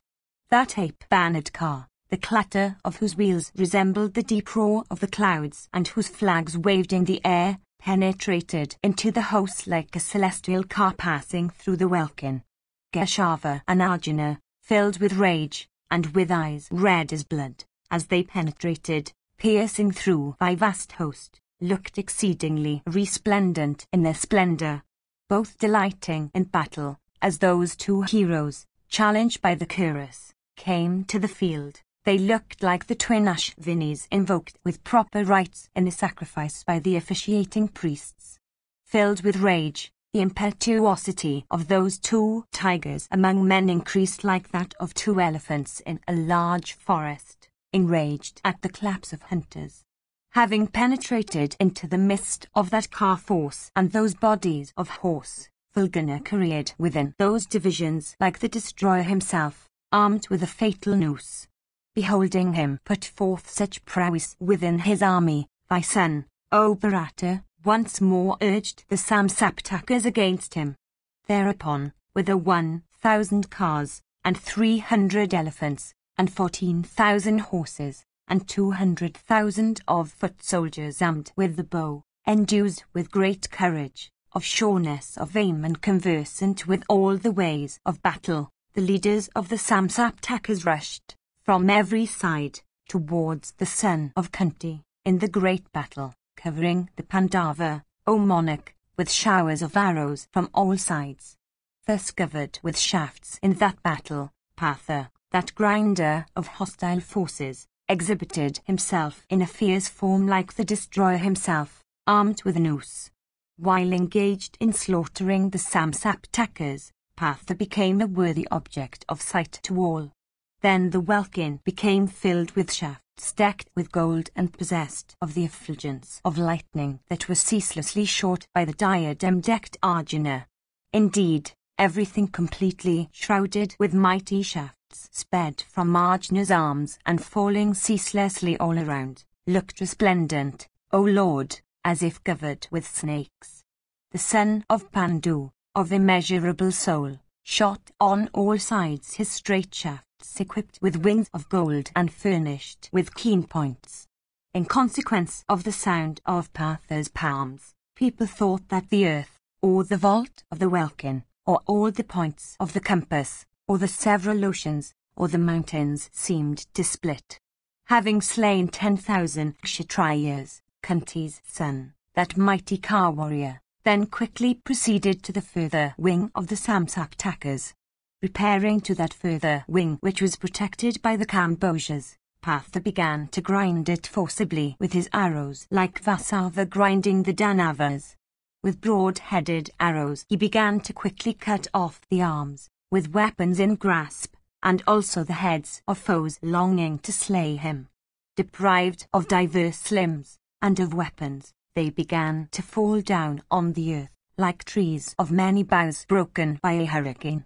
While he was engaged in thus slaughtering elephants and steeds and car warriors and foot soldiers, the younger brother of Sudakshina, the chief of the Kambojas, began to pour showers of arrows on him. With a couple of crescent-shaped arrows, Arjuna cut off the two arms, looking like spiked maces, of his striking assailant, and then his head graced with a face as beautiful as the full moon, with a razor-headed arrow. Deprived of life, he fell down from his vehicle, his body bathed in blood, like the thunder-riven summit of a mountain of red arsenic. Indeed, people saw the tall and exceedingly handsome younger brother of Sudakshina, the chief of the Kambojas, of eyes resembling lotus petals, slain and fall down like a column of gold or like a summit of the golden Sumeru. Then commenced to battle the once more that was fierce and exceedingly wonderful. The condition of the struggling combatants varied repeatedly, each slain with a single arrow, and combatants of the Kamboa, the Yavana, and the Saka races, fell down bathed in blood, upon which the whole field of battle became one expanse of red, O monarch. In consequence of car warriors deprived of steeds and drivers, and steeds deprived of riders, and elephants deprived of riders, and riders deprived of elephants, battling with one another, O king, a great carnage took place.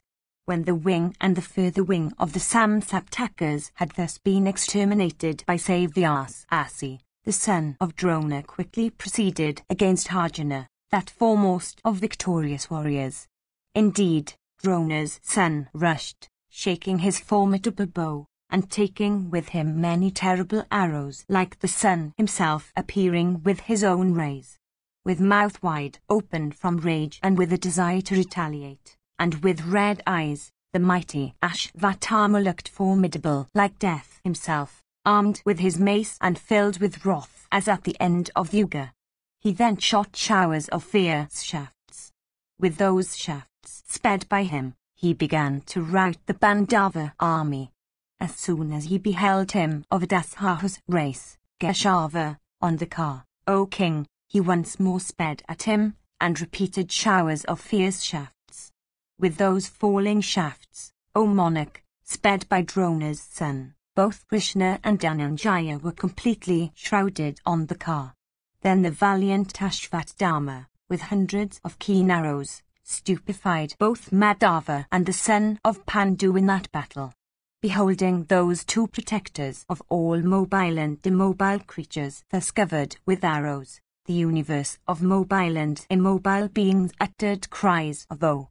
And alas!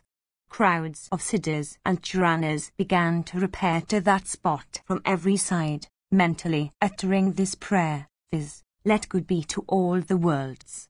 Never before, O king, did I see prowess like that of Drona's son in that battle while he was engaged in shrouding the two Krishnas with shafts. The sound of Ashvatthama's bow, inspiring foes with terror, was repeatedly heard by us in that battle, O king, to resemble that of a roaring lion. While careering in that battle and striking right and left, the string of his bow looked beautiful like flashes of lightning in the midst of a mass of clouds. Though endued with great firmness and lightness of hand, the son of Pandu, for all that, beholding the son of Drona then, became greatly stupefied. Indeed, Arjuna then regarded his own prowess to be destroyed by his high-souled assailant. The form of Ashvatthama became such in that battle that men could with difficulty gaze at it. During the progress of that dreadful battle between Drona's son and the Pandava, during that time when the mighty son of Drona, O monarch, thus prevailed over his antagonist and the son of Kunti lost his energy, Krishna became filled with rage. Inspired with wrath, he drew deep breaths, O king, and seemed to burn with his eyes both Ashvatthama and Falguna as he looked at them repeatedly. Filled with rage, Krishna addressed Partha in an affectionate tone, saying, "This, O Partha, that I behold in battle regarding thee, is exceedingly strange, since Drona's son, O Partha, surpasseth thee today. Hast thou not now the energy and the might of thy arms thou hadst before? Hast thou not that Gandiva still in thy hands, and dost thou not stay on thy car now? And not thy two arms sound? Hath thy fist suffered any hurt? Why is it then that I see the son of Drona prevail over thee in battle? Do not, O Partha, spare thy assailant, regarding him as the son of thy preceptor, O bull of Bharata's race. This is not the time for sparing him." Thus addressed by Krishna, Partha speedily took up 4 and 10 broad-headed arrows at a time, when speed was of the highest moment, and with them he cut off Ashvatthama's bow and standard and umbrella and banners and car and dart and mace. With a few calf-toothed arrows he then deeply struck the son of Drona in the latter's shoulder. Thereupon, overcome with a deep swoon, Ashvatthama sat down, supporting himself on his flagstaff. The latter's driver then, O monarch, desirous of protecting him from Dhananjaya, bore him away insensible and thus deeply afflicted by the foe. Meanwhile that scorcher of foes, viz. Vijaya, slaughtered thy troops by hundreds and thousands, in the very sight of that hero, viz. Thy son, O sire. Thus, O king, in consequence of thy evil counsels, a cruel and awful destruction and carnage commenced as thy warriors were engaged with the enemy. Within a short time the bats routed the Samsaptakas, Vrikadara, the Kuras, and Vasusana, the Pankalas. During the progress of the battle destructive of great heroes, there rose many headless trunks all around. Meanwhile Yudhishthira, O chief of the Bharatas, in great pain owing to his wounds, retreating about 2 miles from the battle, rested himself for some time. 57. Sanjaya said, Then Duryodhana, O chief of Bharatas, repairing to Karna, said unto him as also unto the ruler of the Madras and the other lords of earth present there, these words, without seeking hath this occasion arrived, when the gates of heaven have become wide open. Happy are those Kshatriyas, O Gana, that obtain such a battle. Brave heroes fighting in battle with brave Kshatriyas equal to them in might and prowess, obtain great good, O son of Radha. The occasion that hath come is even such. Either let these brave Kshatriyas, slaying the Pandavas in battle, obtain the broad earth, or let them, slain in battle by the foe, win the blessed region reserved for heroes. Hearing these words of Duryodhana, those bulls among Kshatriyas cheerfully uttered loud shouts and beat and blew their musical instruments. When Duryodhana's force became thus filled with joy, the son of Drona, gladdening all thy warriors, further said, in the very sight of all the troops, and before the eyes of you all, my father, after he had laid aside his weapons, was slain by Trishadama. By that wrath which such an act might kindle, and for the sake also of my friend, ye kings, I swear truly before you all. Listen then to that oath of mine. Without slaying Drishthadumna I shall not doff my armor. If this vow of mine be not fulfilled, let me not go to heaven. Be it Arjuna, be it Bhimasena, or be it anybody else, whoever will come against me I will crush him or all of them. There is no doubt in this. After Ashvatthama had uttered these words, the entire Bharata army, united together, rushed against the Pandavas, and the latter also rushed against the former. The collision of brave leaders of car divisions, O Bharata, became exceedingly awful. A destruction of life then set in at the van of the Kurus and the Srinjayas, that resembled what takes place at the last great universal dissolution. Upon the commencement of that passage at arms, various, superior, beings, with the gods, came there accompanied by the Apsaras, for beholding those foremost of men. Filled with joy, the Apsaras began to cover those foremost of men devoted to the duties of their order, with celestial garlands, with the diverse kinds of celestial perfumes, and with diverse species of gems. Soft winds bore those excellent odours to the nostrils of all the foremost of warriors. Having smelt those perfumes in consequence of the action of the wind, the warriors once more engaged in battle, and striking one another began to fall down on the earth, strewn with celestial flowers, with beautiful shafts equipped with wings of gold, and with many foremost of warriors. The earth looked beautiful like the firmament bespangled with myriads of stars. Then, in consequence of cheers coming from the welkin and the noise of musical instruments, the furious passage at arms distinguished by twang of bows and clatter of car wheels and shouts of warriors became exceedingly fierce. 58. Sanjaya said, thus raged that great battle between those lords of earth when Arjuna and Karna and Bhimasena, the son of Pandu, became angry. Having vanquished the son of Drona and other great car warriors, Arjuna, O king, addressing Vasudeva, said, Behold, O Krishna of mighty arms, the Pandava army is flying away. Behold, Karna is slaying our great car warriors in this battle. I do not, O thou of Dasaratha's race, see King Yudhishthira the just. Nor is the standard of Dharma's son, foremost of warriors, visible. The third part of the day still remaineth, Janardana. No one amongst the Dhritarashtras cometh against me for fight. For doing, therefore, what is agreeable to me, proceed to the spot where Yudhishthira is. Beholding Dharma's son safe and sound with his younger brothers in battle, I will again fight with the foe, O thou of Vrishani's race.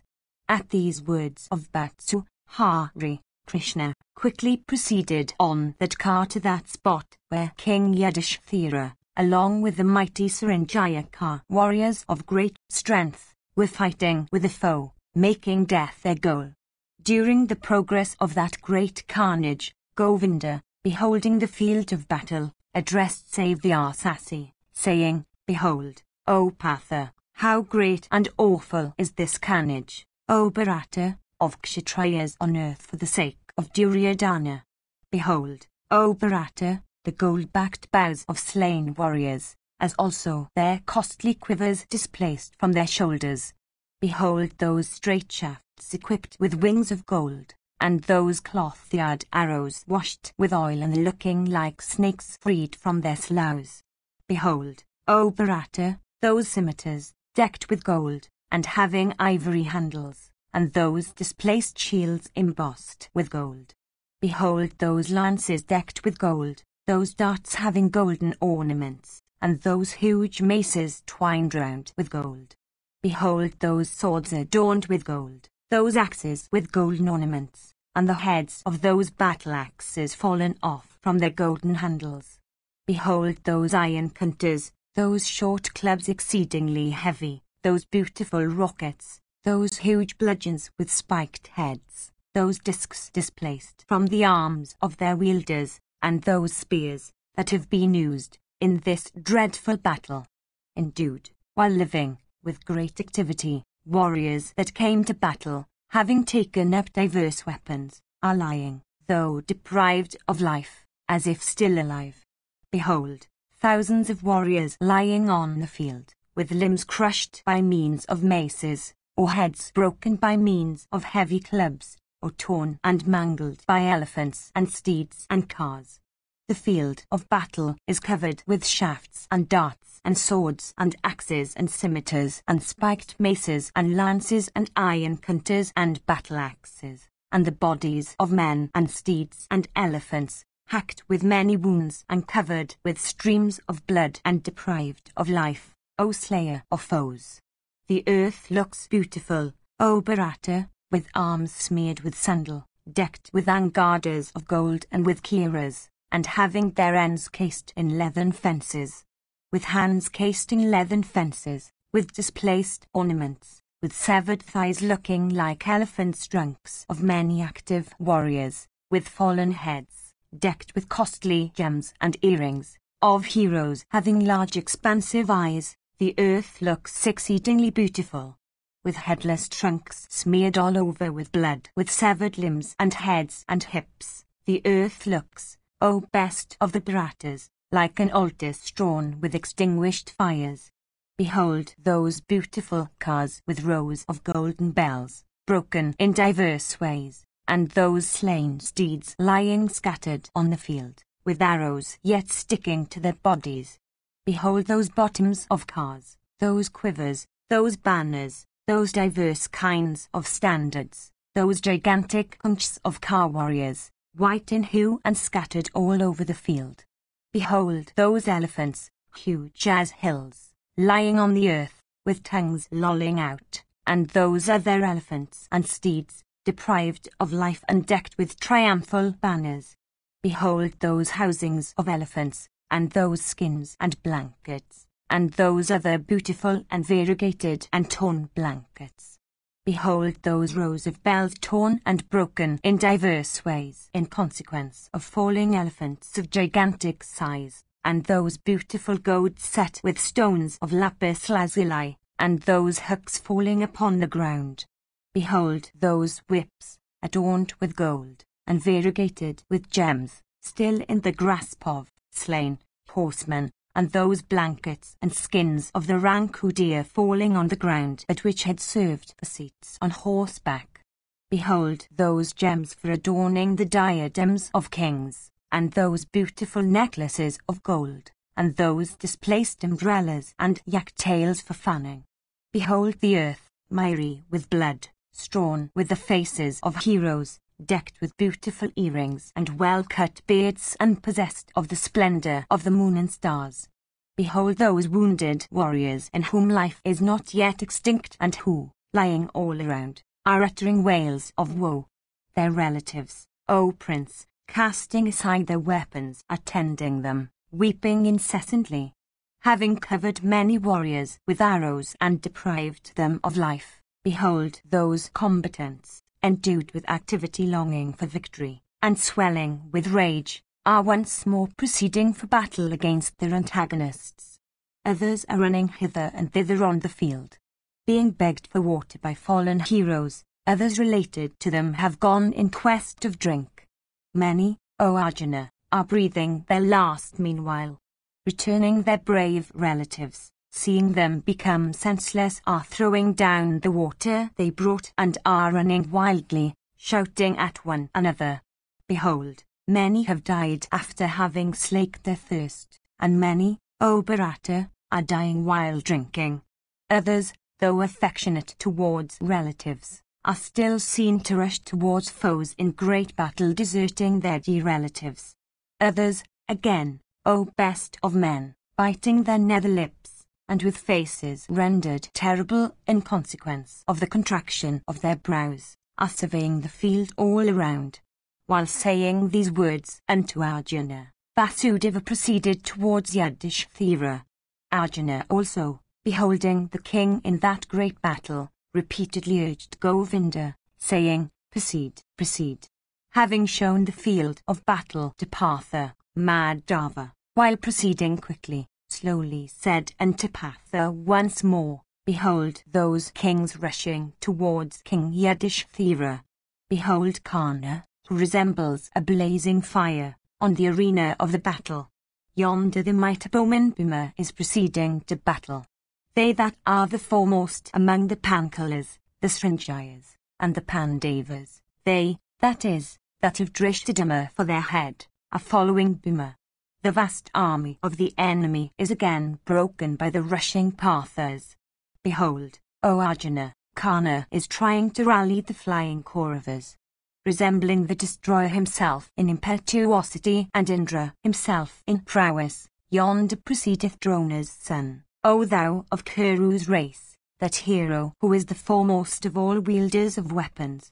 The mighty warrior Drishthadhyumna is rushing against that hero.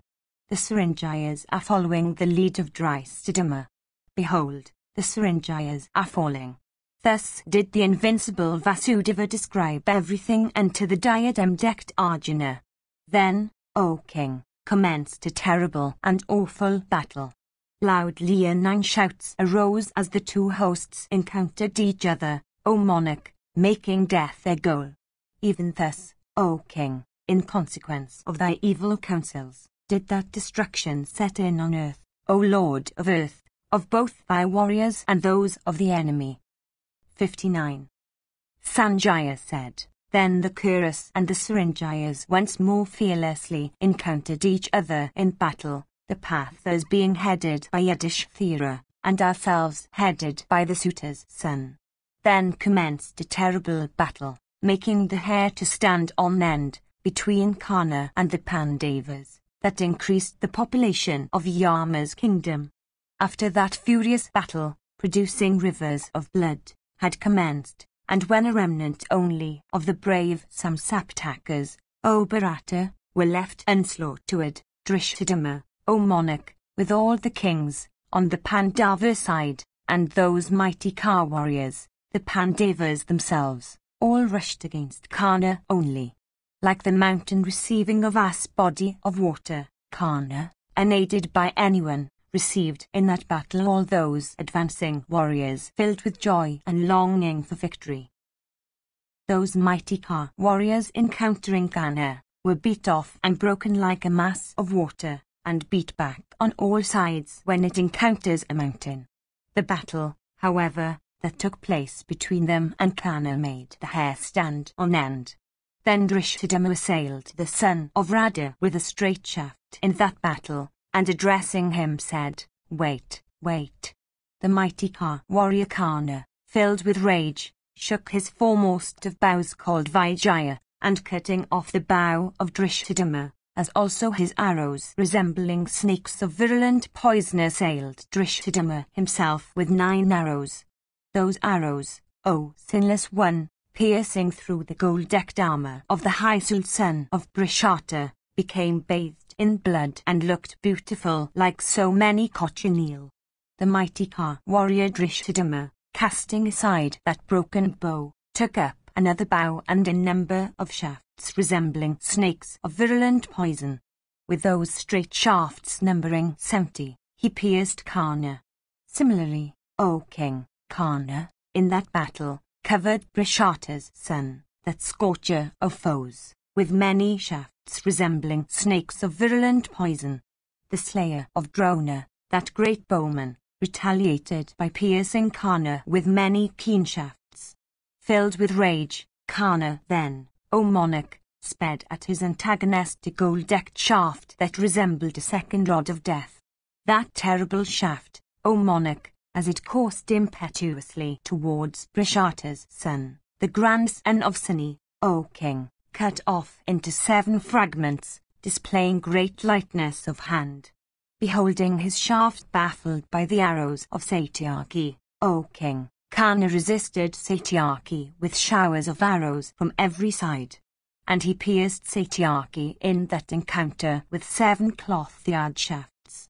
The grandson of Suni, however, pierced him in return with many arrows decked with gold. The battle then that took place, O king, between those 2 warriors was such as to fill both spectators and listeners with fear. Though awful, Soon it became beautiful and deserving objects of sight. Beholding the feats, in that encounter, of Karna and the grandson of Suni, the hair of all the creatures the present seemed to stand on end. Meanwhile the mighty son of Drona rushed against Brishata's son, that chastiser of foes and queller of the prowess of all enemies. Filled with rage, Drona's son, that subjugator of hostile towns, addressing Drishthadumna, said, "Wait, wait, O slayer of a Brahmana, thou shalt not escape me today with life." Having said these words, that mighty Ka warrior of great lightness of hand, striving resolutely, deeply pierced the brave son of Prishata, who also strove to the utmost of his prowess, with many keen and terrible shafts endued with great impetuosity. As Drona, while alive, beholding the son of Brishata, O sire, had become cheerless and regarded him as his death, even so the son of Brishata, that slayer of hostile heroes, beholding Drona's son in that battle, now regarded him as his death. Soon, however, remembering that he was unslayable in battle by means of weapons, he rushed with great speed against Drona's son, like the destroyer running against the destroyer at the time of the universal dissolution. Drona's heroic son, however, O monarch, beholding Drishthadumna stationed before him, drew deep breaths, in wrath, and rushed towards him. Both of them were filled with great rage at the sight of each other. Endued with great activity, the valiant son of Drona then, O monarch, said these words unto Drishthadumna, staying not far from him, "O wretch amongst the Panchalas, I shall today dispatch thee to Yama.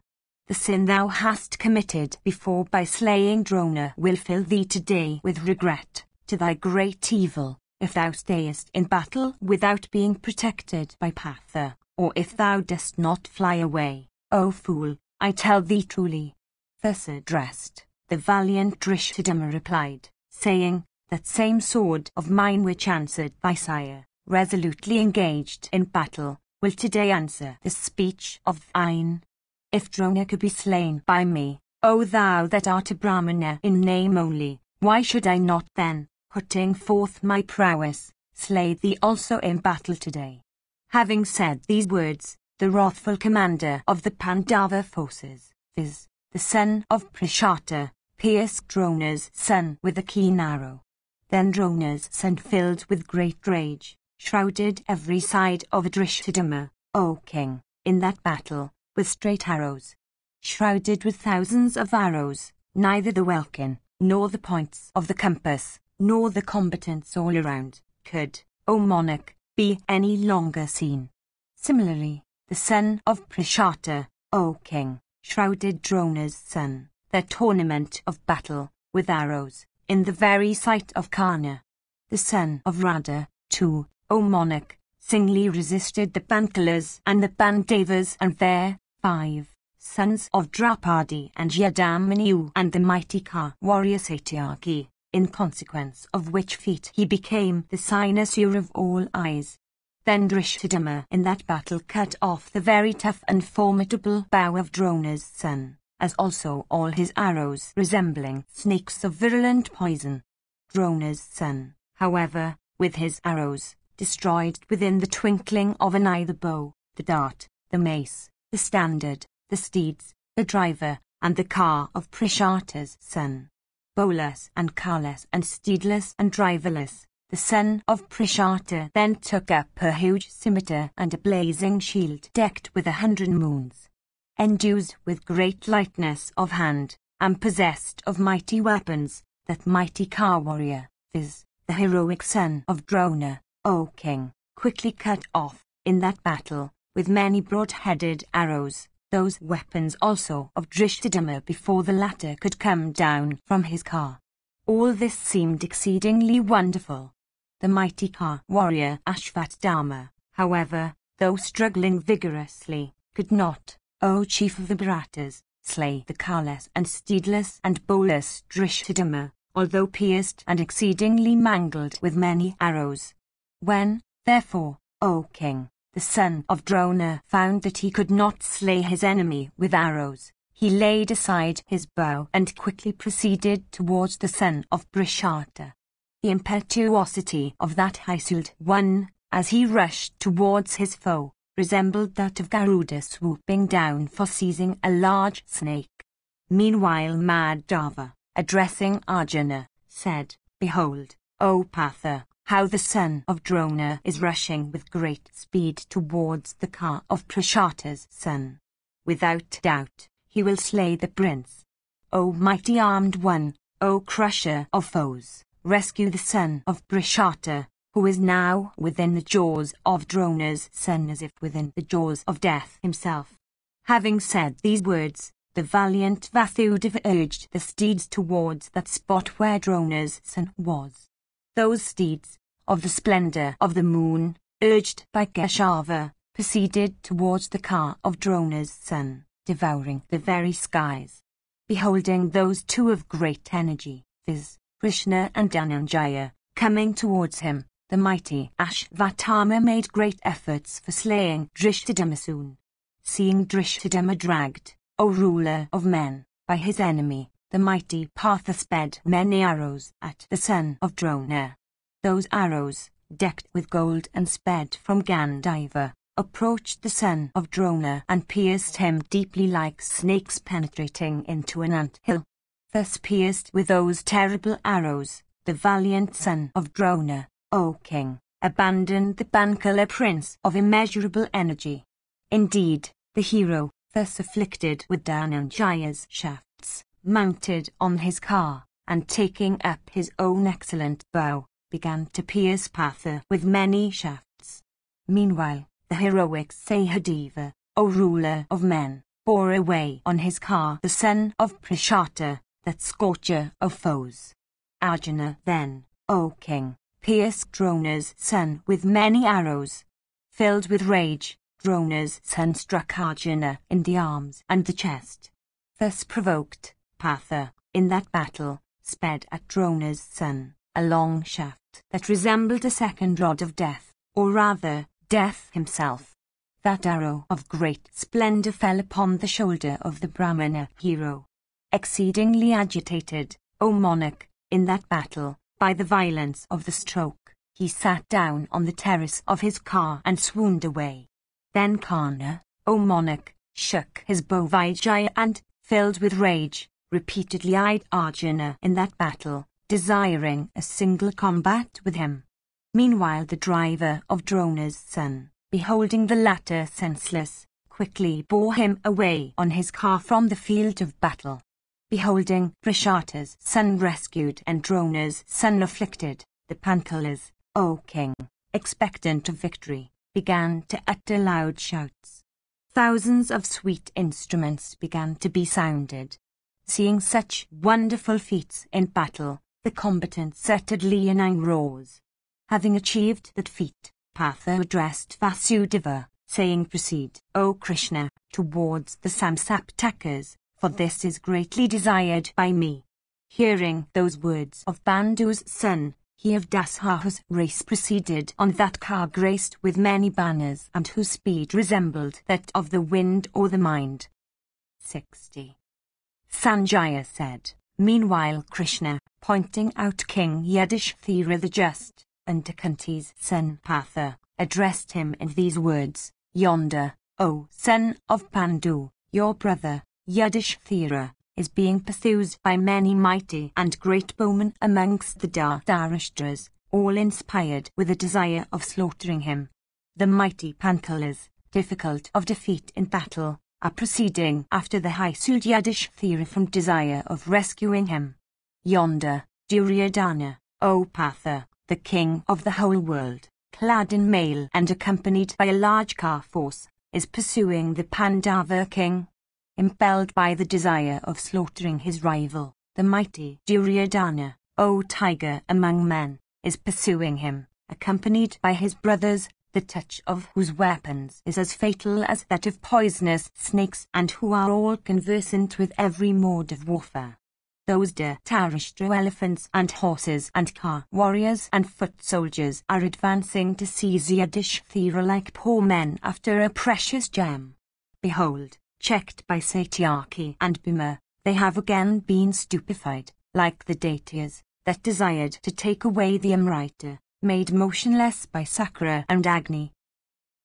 The mighty car warriors of the Kuru army, however, in consequence of the vastness of their numbers, are again proceeding towards Yudhishthira like a vast quantity of water in the season of rains rushing towards the ocean. Those mighty bowmen are uttering leonine roars, blowing their conchs, and shaking their bows. I regard Kunti's son Yudhishthira, thus brought under the influence of Duryodhana, to be already within the jaws of death or already poured as a libation on the sacrificial fire. The army of Dhritarashtra's son, O Pandava, is arrayed and equipped duly. Sakra himself, coming within the range of its arrows, can scarcely escape. Who will in battle bear the impetuosity of the heroic Duryodhana, who shoots showers of arrows with the greatest celerity and who, when angry, resembles the destroyer himself? The force of the heroic Duryodhana's shafts, or Drona's sons or Kripas or Karnas would break down the very mountains. That scorcher of foes, viz., King Yudhishthira, was once compelled by Karna to turn his back upon the field. The son of Radha is endued with great might and great lightness of hand. Possessed of great skill, he is accomplished in battle.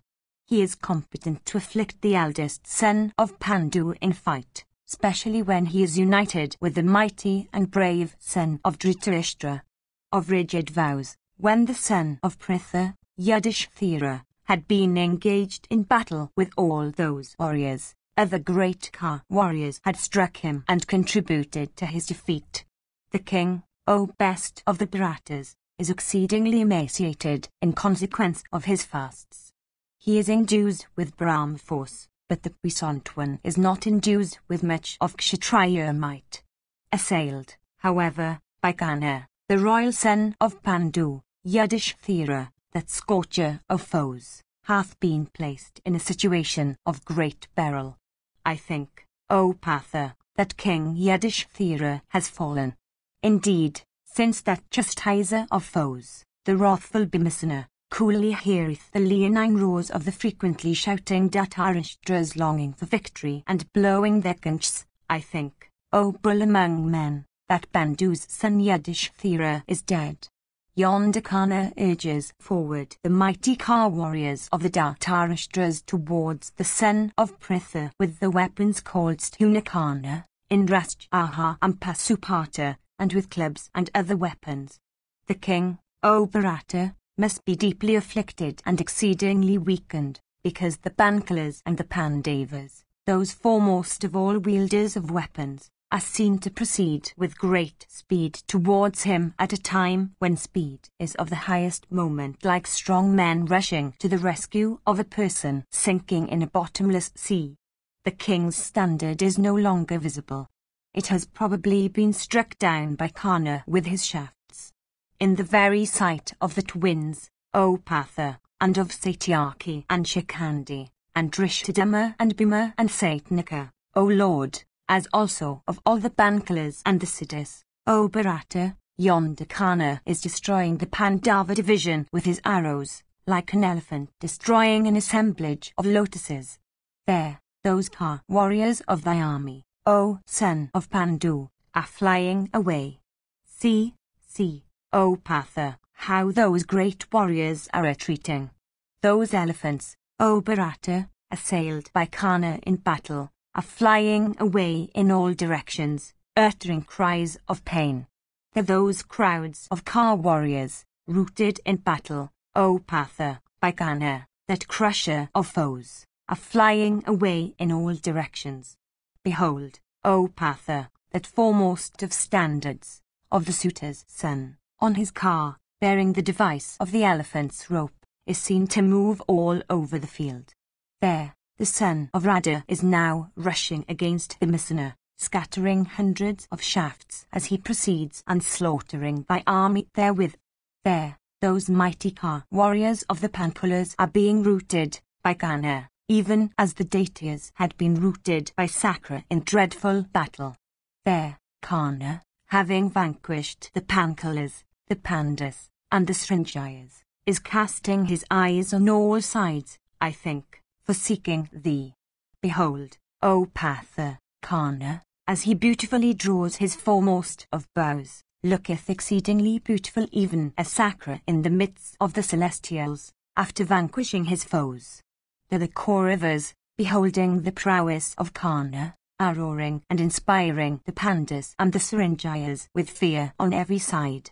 There, Kana himself, terrifying the Pandas with his whole soul, in dreadful battle, is addressing all the troops, O giver of honours, saying, Blessed be ye, advance, ye Kauravas, and rush with such speed that no Srinjaya may, in this battle escape with life.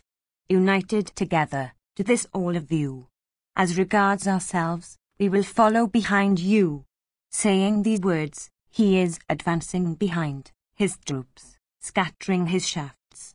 Behold Kana, adorned with his white umbrella in this battle and looking like the Udaya hills adorned by the moon. With his beautiful umbrella of 100 ribs, resembling the moon in full, held over his head, O Bharata, in this battle, Kana, O Prince, is casting his glances after thee. Without doubt, he will, in this battle, come hither, with great speed. Behold him, O mighty armed one, as he shaketh his formidable bow and shooteth, in this dreadful battle, his shafts resembling snakes of virulent poison. There, the son of Radha turneth towards this direction, beholding thy banner bearing the ape, and desiring, O Patha, an encounter with thee, O scorcher of foes. Indeed, he cometh for his own destruction, even like an insect into the mouth of a lamp. Wrathful and brave, he is ever engaged in the good of Dhritarashtra's son. Of wicked understanding, he is always unable to put up with thee. Beholding Kana alone and unsupported, Dhritarashtra's son, O Bharata, turneth towards him with great resolution, accompanied by his Ka force, for protecting him. Let that wicked Sutwan, along with all those allies of his, be slain by thee, putting forth thy vigour, from desire of winning fame, kingdom and happiness. Both of you are endued with great strength. Both of you are possessed of great celebrity.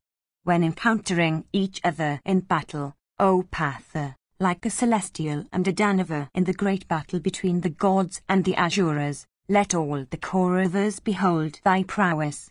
Beholding thee filled with great rage and Kana also excited to fury, O bull of Bharata's race, Duryodhana in wrath will not be able to do anything.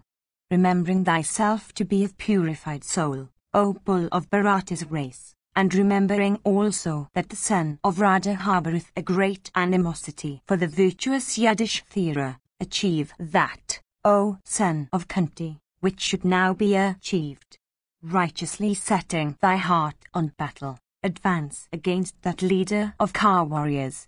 There, 500 foremost of Ka warriors, O thou best of Ka warriors, that are endued with great might and fierce energy, and 5,000 elephants, and twice as many horses, and innumerable foot soldiers, all united together, O son of Kunti, and protecting one another, O hero, are advancing against thee.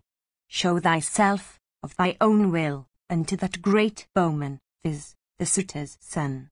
Advance, O bull of Bharata's race, towards him with great speed. There, Kana, filled with great wrath, is rushing against the Pankulas. I see his standard approaching towards the Ka of Drishtadama. I think he will exterminate the Pankulas. I will tell thee, O bull of Bharata's race, some good news, O Patha. King Yudhishthira the just is living. There, the mighty armed Bhima, having returned, is stationed at the head of the army, supported by the Srinjayas and by Satyaki, O Bharata. There, the Kauravas are being slaughtered with keen shafts by Bhimasena, O son of Kunti, and the high-souled Pankulas. the troops of Dhritarashtra's son, with their faces turned from the field, and with blood streaming down from their wounds, are speedily flying away from battle, struck by Bhima with his shafts. Bathed in blood, the Bharata army, O chief of Bharata's race, presents an exceedingly cheerless aspect like that of the earth when divested of crops. Behold, O son of Kunti, Bhimasena, that foremost of combatants, filled with rage like a snake of virulent poison, and engaged in routing their Kaurava host. Yellow and red and black and white banners, adorned with stars and moons and suns, as also many umbrellas, O Arjuna, lie scattered about. Made of gold or silver or brass and other metals, standards are lying about, and elephants and steeds also, scattered all over the field. There, those car warriors are falling from their cars, deprived of life by the unreturning Pankalas with shafts of diverse kinds. Though the Pankalas of great speed, O Dhananjaya, are rushing against the riderless Dhritarashtra elephants and steeds and cars. Reckless of their very lives, O chastiser of foes, those warriors, difficult of defeat in battle aided by the might of Bhimasena, are crushing, O tiger among men, the hostile force. There, the Pankalas are uttering loud roars and blowing their conchs as they are rushing against their foes and crushing them with their shafts in battle. Behold their great energy and power. Through sheer valor, the Pankalas are slaughtering the Dhritarashtras like angry lions slaying elephants. Unarmed, they are snatching the weapons of their armed foes, and with those weapons thus snatched, they are slaying their foes that are effectual smiters, and uttering loud roars. The heads and arms of their foes are being struck off and felled on the field. The Pankala cars and elephants and horses are all worthy of the highest praise.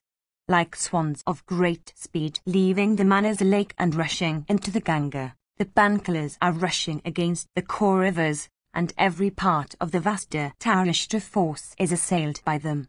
Like bulls resisting bulls, the heroic Kripa and Karna and other leaders are putting forth all their valor for resisting the Pankalas.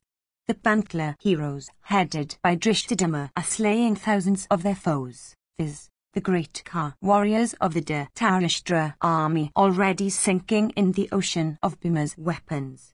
Beholding the Pankalas overwhelmed by their foes, the fearless son of the wind god, assailing the hostile force, is shooting his shafts and uttering loud roars. The greater portion of the vast Dhritarashtra army has become exceedingly frightened. Behold, those elephants, pierced by Bhima with his cloth-yard shafts, are falling down like mountain summits riven by the thunderbolt of Indra. There, those huge elephants, deeply pierced with the straight shafts of Bhimasena, are flying away, crushing their own ranks. Dost thou not recognize the unbearable leonine shouts, O Arjuna, of the terribly roaring Bhimasena, inspired with desire of victory in battle? There, the prince of the Nishadas, filled with rage, is coming against the son of Pandu, on his foremost of elephants, from desire of slaying him with his lances, even like destroyer himself armed with his bludgeon. Struck by Bhima with 10 keen cloth-yard shafts endued with the splendor of the fire or the sun, the 2 arms of the roaring prince, with lances in grasp, are lopped off. Slaying the prince, Bhima proceedeth against other elephants looking like masses of blue clouds and ridden by riders guiding them with skill. Behold those riders striking Vrikadara with darts and lances in profusion.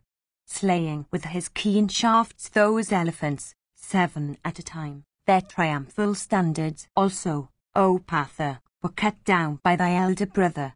As regards those other elephants, each of them is being slain with 10 shafts by him.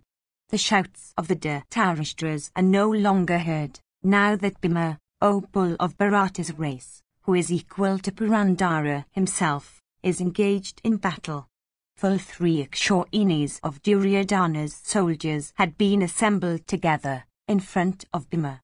They have all been checked by that lion among men, Bhimasena, in wrath. Sanjaya continued, Behold that feat, difficult of accomplishment, achieved by Bhimsena. Arjuna, with his keen shafts, destroyed the remnant of his foes. The mighty Samsaktakas, O Lord, slaughtered in battle and routed by Arjuna, fled away in all directions, overcome with fear. Many amongst them that fell became the guests of Shakra and attained to great happiness. As regards Partha, that tiger among men, he continued, with his straight shafts, to slaughter the Dhritarashtra host consisting of 4 kinds of forces. 61.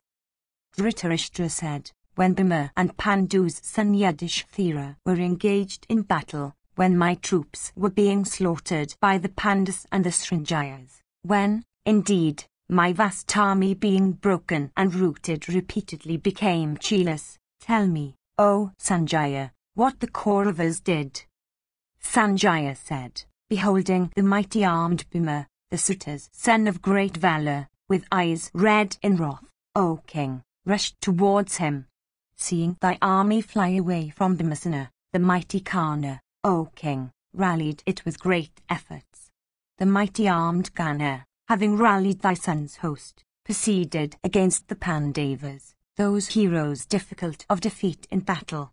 The great warriors of the Pandavas also, shaking their bows and shooting their shafts, proceeded against the son of Radha, Bhimsena, and the grandson of Suni, and Shikhandi and Janimjaya, and Drishthadima of great strength, and all the Prabhadrakas, and those tigers among men, the Panchalas, filled with rage and inspired with desire of victory, rushed in that battle from every side against thy army.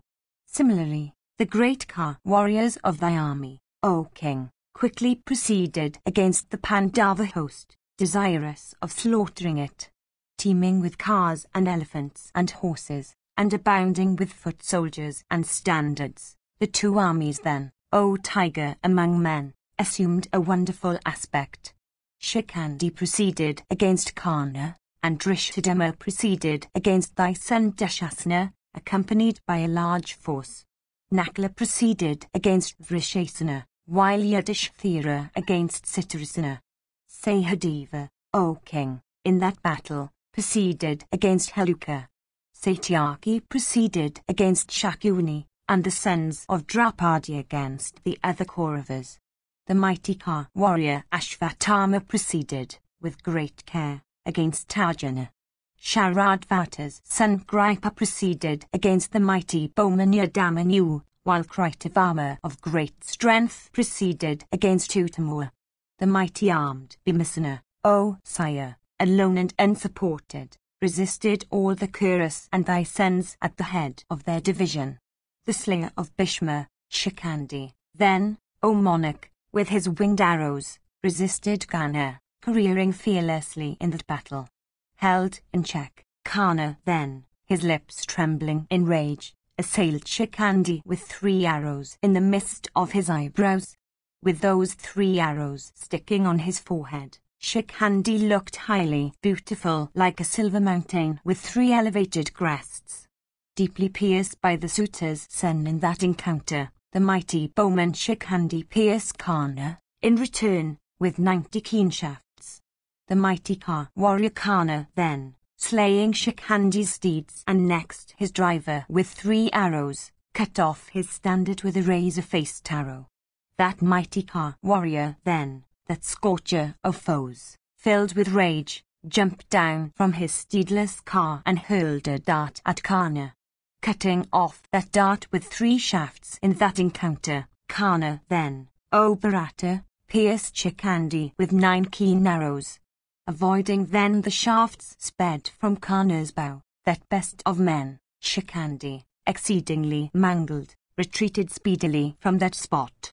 Then Karna, O monarch, began to scatter the troops of the Pandavas, like a mighty wind scattering a heap of cotton. Meanwhile Drishthadima, O monarch, afflicted by thy son, pierced Dushasana, in return, with 3 arrows in the centre of the chest. Then Dushasana, O sire, pierced his assailant's left arm with a broad-headed shaft, sharp and straight and equipped with wings of gold.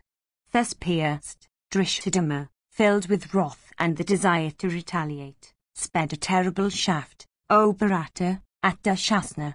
Thy son, however, O king, with 3 shafts of his, cut off that impetuous arrow sped by Drishthadumna as it coursed towards him. Approaching Drishthadumna then, he struck him in the arms and the chest with 17 other broad-headed shafts adorned with gold. Thereat Brishata's son, filled with rage, cut off Dushasana's bow, O sire, with a sharp razor-headed arrow, at which all the troops there uttered a loud shout.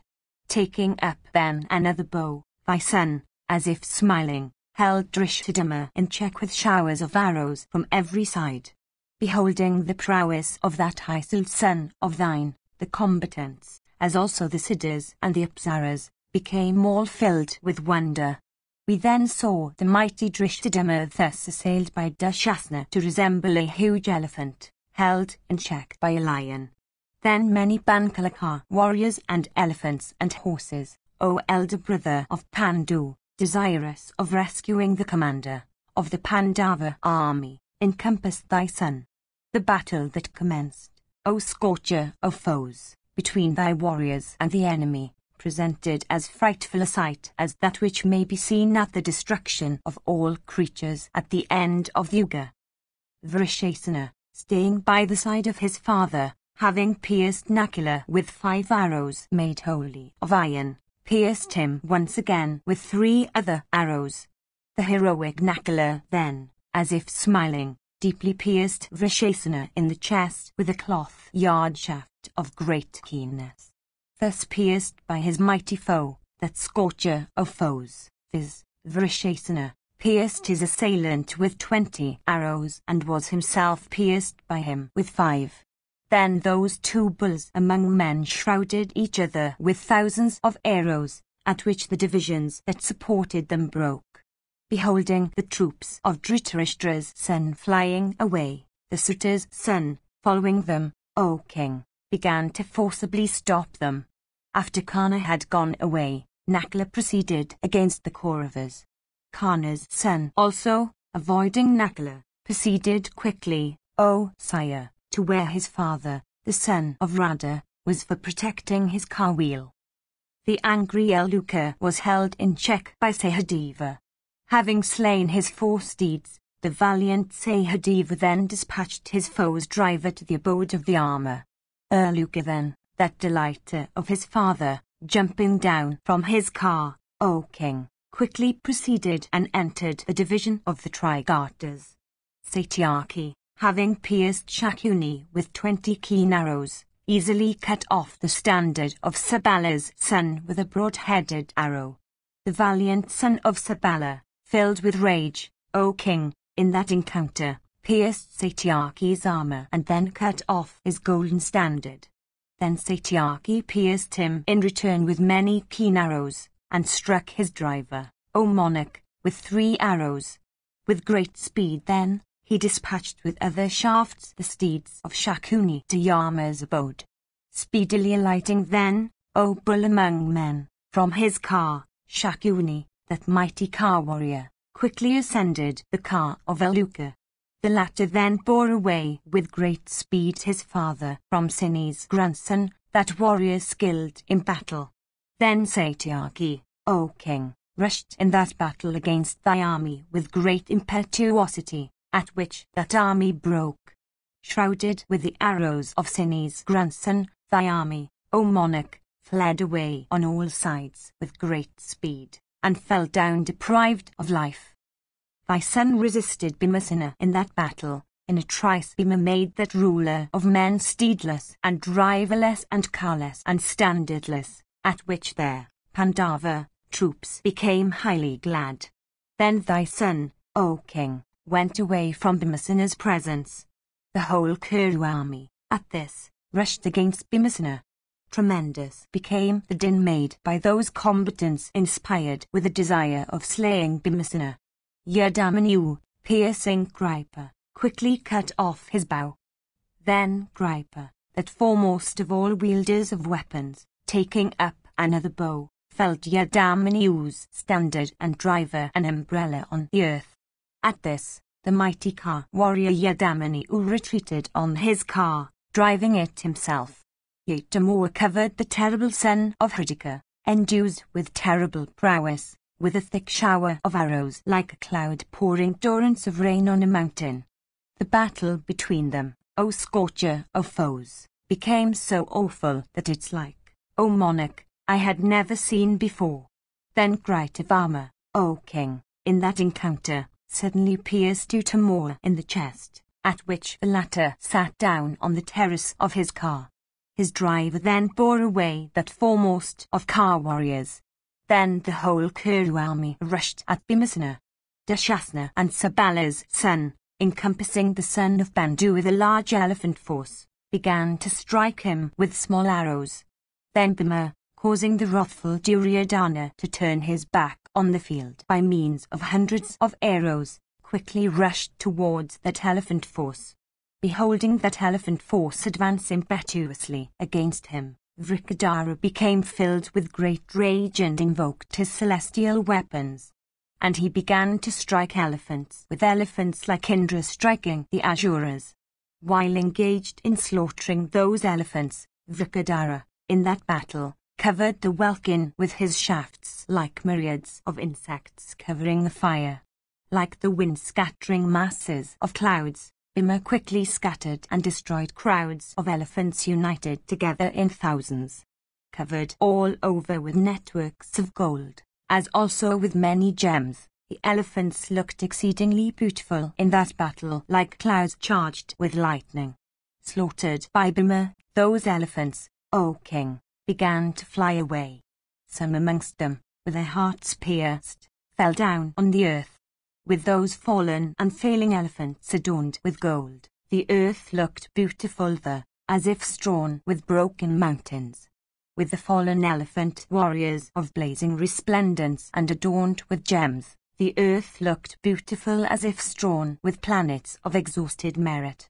Then elephants, with their temples, frontal globes, and trunks deeply pierced, fled in hundreds in that battle, afflicted with the shafts of Bhimasena. Some amongst them, huge as hills, afflicted with fear and vomiting blood, ran away, their limbs mangled with arrows, and looked on that account like mountains with liquid metals running down their sides. People then beheld the two arms of Bhima, resembling two mighty snakes, smeared with sandal paste and other pounded unguents, continually employed in drawing the bow. Hearing the sound of his bowstring and palms that resembled the peal of thunder, those elephants, ejecting urine and excreta, ran away in fear. The feats of the single-handed Bhima of great intelligence, on that occasion, shone like those of Rudra himself, while engaged in destroying all creatures. 62. Sanjaya said, the handsome Arjuna then, on that foremost car of his, unto which were yoked white steeds, and which was urged by Narayana himself, appeared on the scene. Like the tempest agitating the ocean, Vijaya, O foremost of kings, in that battle, agitated that host of thine teeming with horsemen. When the white-steeded Arjuna was otherwise engaged, thy son Duryodhana, filled with rage and surrounded by half his troops, approached suddenly, and encompassed the advancing Yudhishthira, inspired with a desire of revenge. The Kuru king then pierced the son of Pandu with 73 razor-headed arrows. At this, Yudhishthira, the son of Kunti, became inflamed with ire, and quickly struck thy son with 30 broad-headed arrows. The Kaurava troops then rushed impetuously for seizing Yudhishthira. Understanding the wicked intentions of the enemy, the great Ka warriors of the Pandava army, uniting together, rushed towards Yudhishthira, the son of Kunti, for rescuing him. Indeed, Nakula and Sahadeva and Drishadama, the son of Prashata, surrounded by a full Ikshwaini of troops, thus proceeded towards Yudhishthira. Bhimasen also, in that battle, crushing the great Ka warriors of thy army, proceeded towards the king surrounded by foes. Karna, otherwise called Vaikatana, O king, shooting dense showers of arrows, checked, single-handed, all those mighty bowmen thus advancing to the rescue. Though they shot dense showers of arrows and hurled innumerable lances, fighting with determination, yet they were unable even to look at the son of Radha. Indeed, the son of Radha, that master of all weapons offensive and defensive, by shooting dense showers of shafts checked all those great bowmen. The high Sahadeva, however, quickly approaching the spot where Duryodhana was, and invoking without loss of time a celestial weapon, pierced Duryodhana with 20 arrows. Thus pierced by Sahadeva, the Kuru king, covered with blood, looked beautiful, like a huge elephant of split temples. Beholding thy son deeply pierced with many arrows of great energy, that foremost of Ka warriors, viz., the son of Radha, filled with rage, rushed to that spot. Seeing Duryodhana reduced to that plight, Karna, invoking his weapons quickly, began to slaughter the troops of Yudhishthira and Prashata's son. Thus slaughtered by the high Karna, Yudhishthira's troops, O king, afflicted with the arrows of the Suta's son, soon fled away. Showers of shafts fell together. Indeed, those sped subsequently from the bow of the Suta's son touched with their heads the wings of those sped before. In consequence of those falling showers of shafts, O monarch, colliding with one another, a conflagration seemed to blaze forth in the welkin. Soon Karna shrouded the 10 points of the compass, O king, with arrows capable of piercing the bodies of foes, as if with advancing flights of locusts. Displaying the highest weapons, Karna began to wave with great force his 2 arms smeared with red sandal paste and adorned with jewels and gold. Then stupefying all sides, O king, with his shafts, Karna deeply afflicted Yudhishthira the just. Filled with rage at this, Dharma's son Yudhishthira struck Karna with 50 keen shafts. In consequence then of the darkness caused by those showers of arrows, the battle became awful to look at. Loud cries of woe arose from among thy troops, O monarch, whilst they were being slaughtered by Dharma's son, O sire, with diverse kinds of keen shafts equipped with canker feathers and whetted on stone, with numerous broad-headed arrows, and with diverse kinds of darts and swords and clubs. Thither where Pandu's son of virtuous soul cast his eyes with the desire of producing evil, thither thy army broke, O bull of Bharata's race. Inflamed with great rage, Karna also, of immeasurable soul, inspired with a desire of retaliating, his face flushed in anger, rushed in that battle against Pandu's son, King Yudhishthira the Just, shooting cloth-yard shafts and crescent-shaped arrows and those equipped with heads like the calf's tooth. Yudhishthira also pierced him with many whetted arrows equipped with wings of gold. As if smiling the while, Karna pierced the royal son of Bandu in the chest with 3 broad-headed arrows, whetted on stone, and equipped with canker feathers. Deeply afflicted therewith, King Yudhishthira the Just, sitting down on the terrace of his car, ordered his driver to retreat.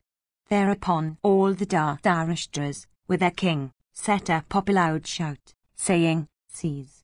Seize! And all of them then pursued their Pandava king. Then 1,700 Kakai troops, skilled in smiting, united with a body of the Bankala troops, O king, checked the Dhritarashtras. During the progress of that fierce and terrible battle, Duryodhana and Bhima, those 2 warriors endued with great might, encountered each other. 63. Sanjaya said, Meanwhile Karna also began, with his arrowy showers, to afflict the mighty Ka warriors of the Kayakayas, viz., those great bowmen that stood before him. Indeed, the son of Radha dispatched to Yama's abode full 500 of those warriors that were employed in checking him in that battle. Beholding the son of Radha to be irresistible in that battle, those warriors, afflicted with the arrows of their assailant, repaired to the presence of Bhimasena. breaking that car force into many parts by means of his arrows. Kana, singly and riding on that same car of his, pursued Yudhishthira, who then, exceedingly mangled with arrows and almost insensible, was proceeding slowly for reaching the Pandava encampment with Nakula and Sahadeva on his two sides.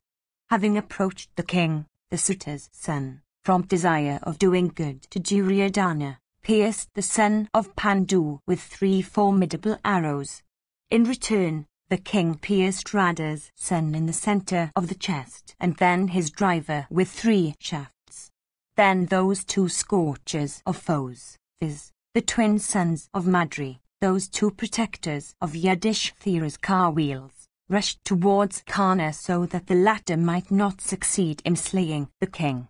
Then Nakula and Sahadeva, both shooting showers of shafts with great care, covered the son of Radha therewith.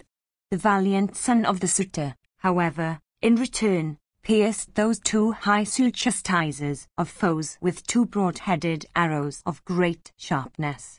The son of Radha then slew Yudhishthira's excellent steeds, white as ivory and fleet as the mind, and having black hair in their tails. Then, smiling the while, the Suta's son, that great bowman, with another broad-headed shaft, felled the headgear of Kunti's son. Similarly, the valiant Kana, having slain the steeds of Nakula, cut off the car shafts and bow of that intelligent son of Madri. Those 2 steedless and carless sons of Pandu, those 2 brothers, thereupon ascended the car of Sahadeva. Beholding those 2 brothers made carless, that slayer of hostile heroes, viz., their maternal uncle, the ruler of the Madras, moved by compassion, addressed the son of Radha and said, "Thou art to fight today with Britha's son Fulgana. Why dost thou then, with rage inflamed to such a pitch, battle with Dharma's royal son? Thou art suffering thy weapons to be exhausted. Thy own armour is being weakened, with thy shafts reduced, and without quivers, with thy driver and steeds fatigued, and thyself mangled by foes with weapons. When thou wilt approach Patha, O son of Radha, thou wilt be an object of derision and mirth." Through thus addressed by the ruler of the Madras, Kana, still filled with rage, continued to assail Yudhishthira in battle.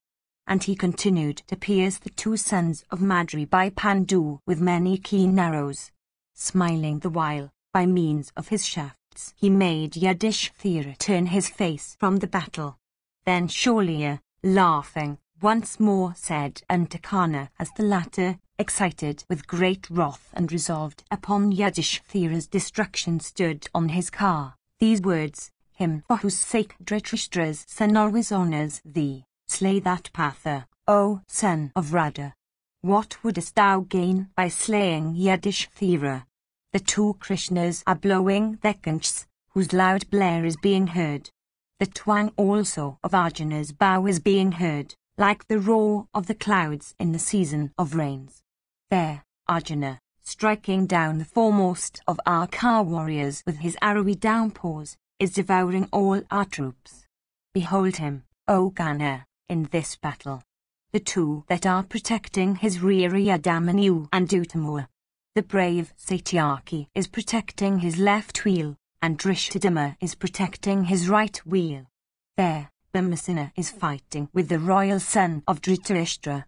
Act in such way, O son of Radha, that Bhima may not be able to slay the king today in the sight of us all, that the king may, indeed, escape him. Behold, Duryodhana is brought under the power of Bhimasena, their tournament of battle. Approaching, if thou canst rescue him, it will, indeed, be a very wonderful feat.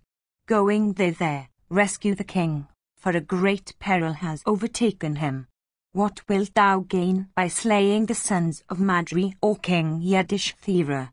Hearing these words of Sholya, O Lord of earth, and beholding Duryodhana overpowered by Bhima in that dreadful battle, the valiant son of Radha, thus urged by the words of Sholya and exceedingly desirous of rescuing the king, left Ajatasattu and the twin sons of Madri by Pandu, and rushed for rescuing thy son. He was borne by his steeds that were fleet as birds and that were urged by the ruler of the Madras.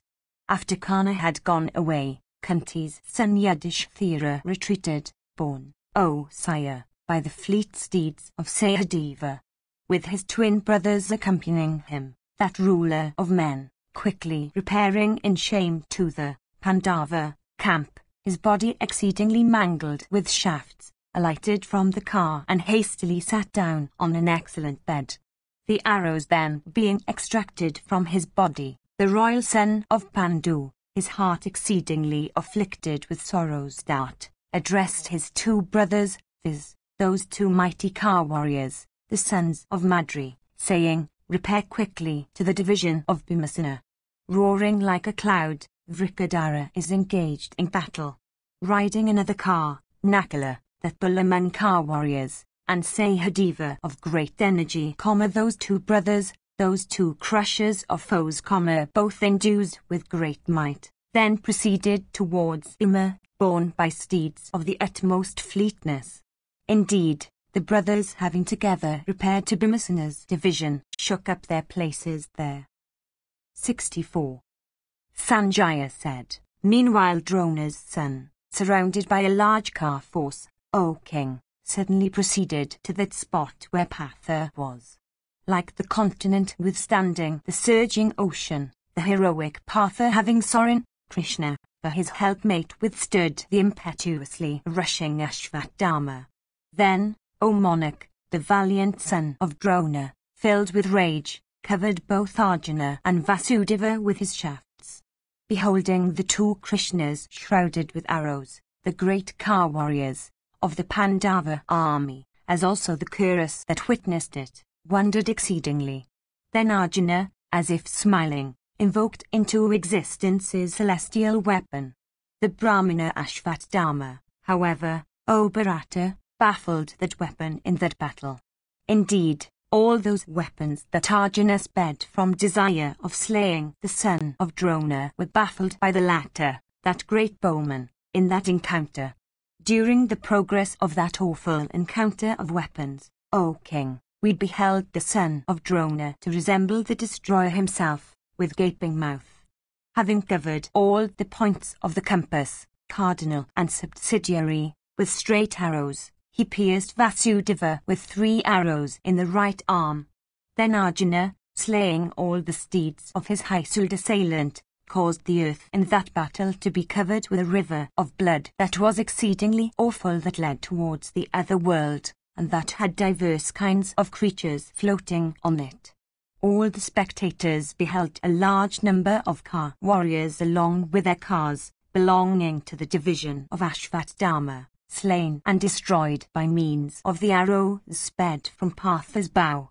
Ashvatthama also, slaying his enemies, caused a terrible river of blood to flow that led to Yama's domains. During the progress of that fierce and awful battle between Drona's son and Partha, the combatants fought without showing any regard for one another, and rushed hither and thither. In consequence of cars having their steeds and drivers slain, and steeds having their riders slain, and elephants having their riders and guides slain, an awful carnage, O king, was made by Partha in that battle. Car warriors, deprived of life with shafts sped from Partha's bow, fell down. Steeds, freed from their trappings, ran hither and thither.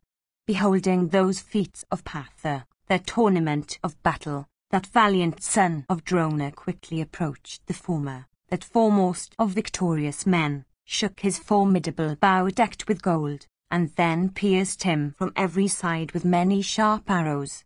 Once more bending the bow, O king, the son of Drona cruelly struck Arjuna, aiming at the chest, with a winged arrow. Deeply pierced by Drona's son, O Bharata, in that encounter, the wielder of Gandhiva, that hero of great intelligence, forcibly covered the son of Drona with showers of arrows, and then cut off his bow. His bow cut off Drona's son then, taking up a spiked mace whose touch resembled that of thunders, hurled it, in that encounter, at the diadem-decked Arjuna. The son of Pandu, however, O king, as if smiling the while, suddenly cut off that spiked mace decked with gold, as it advanced towards him. Thus cut off with Partha's shafts, it fell down on the earth, like a mountain, O king, broken into pieces, struck with the thunderbolt. Filled with rage at this, Drona's son, that great car warrior, began to cover Vatsu, aided by the energy of the Indra weapon. Beholding that shower of arrows spread over the welkin through the Indra weapon, Partha, endued with great activity, O king, taking up his bow Gandiva, and fixing on his bowstring a mighty weapon created by Indra, destroyed that Indra shower of arrows. Having baffled that arrowy shower caused by the Indra weapon, Partha soon covered the car of Drona's son with his own arrows. The son of Drona, however, overwhelmed with Partha's shafts, penetrated through the shower of arrows shot by the son of Pandu, and approaching the latter, invoked a mighty weapon and suddenly pierced Krishna with 100 shafts and Arjuna with 300 small arrows. Then Arjuna pierced the son of his preceptor with 100 arrows in all his vital limbs. And then he poured many arrows on the steeds and driver and the bowstring of Drona's son in the very sight of thy warriors. Having pierced Drona's son in every vital part, Pandu's son, that slayer of hostile heroes, then felled his adversary's driver from the Karnish with a broad-headed arrow. Drona's son, however, himself taking up the reins, covered Krishna with many arrows. The activity of prowess that we then beheld in Drona's son was exceedingly wonderful, since he guided his steeds while he fought with Falguni. That feat of his in battle, O king, was applauded by all the warriors. Then Vatsu, otherwise called Jaya, smiling the while, quickly cut off the traces of Ashvatthama's steeds in that battle, with a razor-faced arrow. Already afflicted by the energy of Arjuna's shafts, the steeds of Drona's son thereupon ran away. Then a loud noise arose from thy troops, O Bharata. Meanwhile the Pandavas, having obtained the victory, and desiring to improve it, rushed against thy troops, shooting from all sides sharp arrows at them. The vast Tarishta host, then, O king, was repeatedly broken by the heroic Pandavas inspired with desire of victory, in the very sight, O monarch, of thy sons, conversant with all modes of warfare, and of Shakuni the son of Sabala, and of Karna, O king. Though sought to be stopped, O king, by thy sons, that great army, afflicted on all sides, stayed not on the field. Indeed, a confusion set in among the vast terrified host of thy son in consequence of many warriors flying away on all sides. The Suta's son loudly cried out, saying, Stay, stay. But thy army, slaughtered by many high-souled warriors, did not stay on the field. Loud shouts were uttered then, O monarch, by the Pandavas, inspired with this desire of victory, on beholding the Tarishta host flying away on all sides. Then Duryodhana addressing Karna from affection, Behold, O Karna, how our army, exceedingly afflicted by the Pandavas, through thou art here, is flying away from battle. Knowing this, O thou of mighty arms, do that which is suited to the hour, O chastiser of foes. Thousands of our warriors, rooted by the Pandavas, are, O hero, calling after thee only, O best of men. Hearing these grave words of Duryodhana, the son of Radha, as if smiling, said these words unto the ruler of the Madras, Behold the prowess of my arms and the energy of my weapons, O ruler of men. Today I will slay all the Bankalas and the Pandavas in battle. Cause the steeds to proceed with my car, O tiger among men. Without doubt, everything will be as I have said. Having said these words, the Suta's son of great valor, that hero, taking up his ancient and foremost of bows called Vijaya, stringed it and rubbed the string repeatedly, bidding the troops stay on the field after having assured them upon his truth and by an oath, the mighty Kana of immeasurable soul fixed on his bowstring the weapon known by the name of Bhargava. From that weapon flowed, O king, millions and millions of keen arrows in that great battle. Entirely shrouded with those blazing and terrible arrows winged with feathers of kankars and peacocks, the Pandava army could not see anything. Loud wails of woe arose from among the Panchalas, O king, afflicted, in that battle, with a mighty Bhargava weapon. In consequence then of elephants, O king, and steeds, by thousands, and cars, O monarch, and men, falling on all sides, deprived of life, the earth began to tremble. The vast force of the Pandavas became agitated from one extremity to another. Meanwhile Kana, that scorcher of foes, that foremost of warriors, that tiger among men, while consuming his foes, looked resplendent like a smokeless fire. Thus slaughtered by Kana, the Panchalas and the cities began to lose their senses all over the field like elephants during the conflagration in a forest. Those foremost of men, O tiger among men, uttered loud roars like those of the tiger.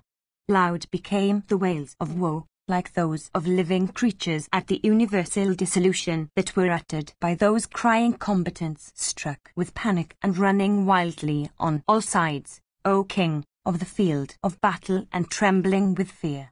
Beholding them thus slaughtered, O sire, by the Suta's son, all creatures, even beasts and birds, were filled with fear.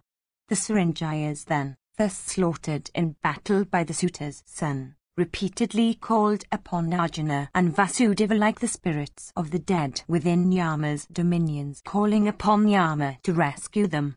Hearing those wails of the troops slaughtered with Kana's shafts, and beholding the terrible Bhargava weapon invoked into existence, Kunti's son Dhananjaya said unto Vasudeva these words, Behold, O Krishna of mighty arms, the prowess of the Bhargava weapon. It cannot, by any means, be baffled.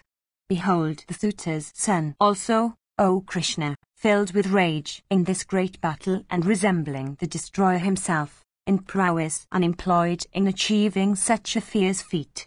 Urging his steeds incessantly, he is repeatedly casting angry glances upon me. I will never be able to fly away from Kana in battle. The person that is living may, in battle, meet with either victory or defeat. To the man, however, that is dead, O Hrishikesh, even death is victory. How can defeat be his that is dead? Thus addressed by Partha, Krishna replied unto that foremost of intelligent men and chastiser of foes, these words that were suitable to the occasion, the royal son of Kunti hath been deeply wounded and mangled by Kana. Having seen him first and comforted him, thou wilt then, O Partha, slay Kana. Then Keshava proceeded, desirous of beholding Yudhishthira, thinking that Kana meanwhile, O monarch, would be overwhelmed with fatigue. Then Dhananjaya, himself desirous of beholding the king afflicted with arrows, quickly proceeded on that car, avoiding the battle, at Keshava's command. While the son of Kunti was thus proceeding from desire of seeing King Yudhishthira the Just, he cast his eyes on every part of the army but failed to find his eldest brother anywhere on the field. The son of Kunti proceeded, O Bharata, having fought with the son of his preceptor Drona, and having vanquished that hero incapable of being resisted by the wielder of the thunderbolt himself. 65. Sanjaya said, having vanquished the son of Drona and achieved a mighty and heroic feat that is exceedingly difficult of accomplishment, Dhananjaya, irresistible by foes, and with bow outstretched in his hands, cast his eyes among his own troops. The brave saved the Arsasi, gladdening those warriors of his that were still battling at the head of their divisions and applauding those among them that were celebrated for their former achievements, caused the Ka warriors of his own army to continue to stand in their posts. Not seeing his brother Yudhishthira of Ajumida's race, the diadem-decked Arjuna, adorned, besides, with a necklace of gold, speedily approached Bhima and inquired of him the whereabouts of the king, saying, "Tell me, where is the king?" Thus asked, Bhima said, "King Yudhishthira the Just hath gone away from this place, his limbs scorched with Karna's shafts. It is doubtful whether he still liveth." Hearing those words, Arjuna said, "For this reason go thou quickly from the spot for bringing intelligence of the king, that best of all the descendants of Kuru. Without doubt, deeply pierced by Karna with shafts, the king hath gone to the camp. In that fierce passage at arms, though deeply pierced by Drona with keen shafts, the king, endued with great activity, had still stayed in battle, expectant of victory, until Drona was slain. That foremost one among the Pandavas, possessed of great magnanimity, was greatly imperiled by Karna in today's battle. For ascertaining his condition, quickly go hence, O Bhima. I will stay here, checking all our foes." Thus addressed, Bhima said, "O thou of great glory, go thyself for ascertaining the condition of the king, that bull amongst the Bharatas. If, O Arjuna, I go there, many foremost of heroes will then say that I am frightened in battle." Then Arjuna said unto Bhimasena, "The Samsaptakas are before my division. Without slaying those assembled foes first, it is impossible for me to stir from this place." Then Bhimasena said unto Arjuna, "Relying upon my own might, O foremost one among the Kurus, I will fight with all the Samsaptakas in battle. Therefore, O Dhananjaya, do thou go thyself." Sanjaya continued, hearing in the midst of foes those words of his brother Bhimasena that were difficult of accomplishment. Arjuna, desiring to see the king, addressed the Vrishani hero, saying, "Urge the steeds, O Hrishikesh, leaving this sea of troops. I desire, O Keshava, to see King Ajatasattu."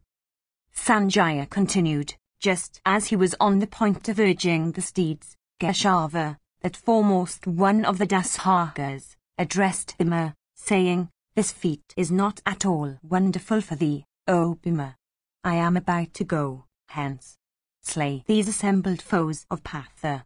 Then Hrishikesh proceeded with very great speed to the spot where King Yudhishthira was, O king, borne by those steeds that resembled Garuda, having stationed Bhima, that chastiser of foes, at the head of the army, and having commanded him, O monarch, to fight with the Samsaptakas. Then those two foremost of men, Krishna and Arjuna, proceeding on their car, approached the king, who was lying alone on his bed. Both of them, alighting from that car, worshipped the feet of King Yudhishthira the Just. Beholding that bull of tigers among men safe and sound, the two Krishnas became filled with joy, like the twin Ashvinis on seeing Vasava. The king then congratulated them both like Vivasvat congratulating the twin Ashvinis, or like Brihaspati congratulating Sankara and Vishnu after the slaughter of the mighty Asura Jamba.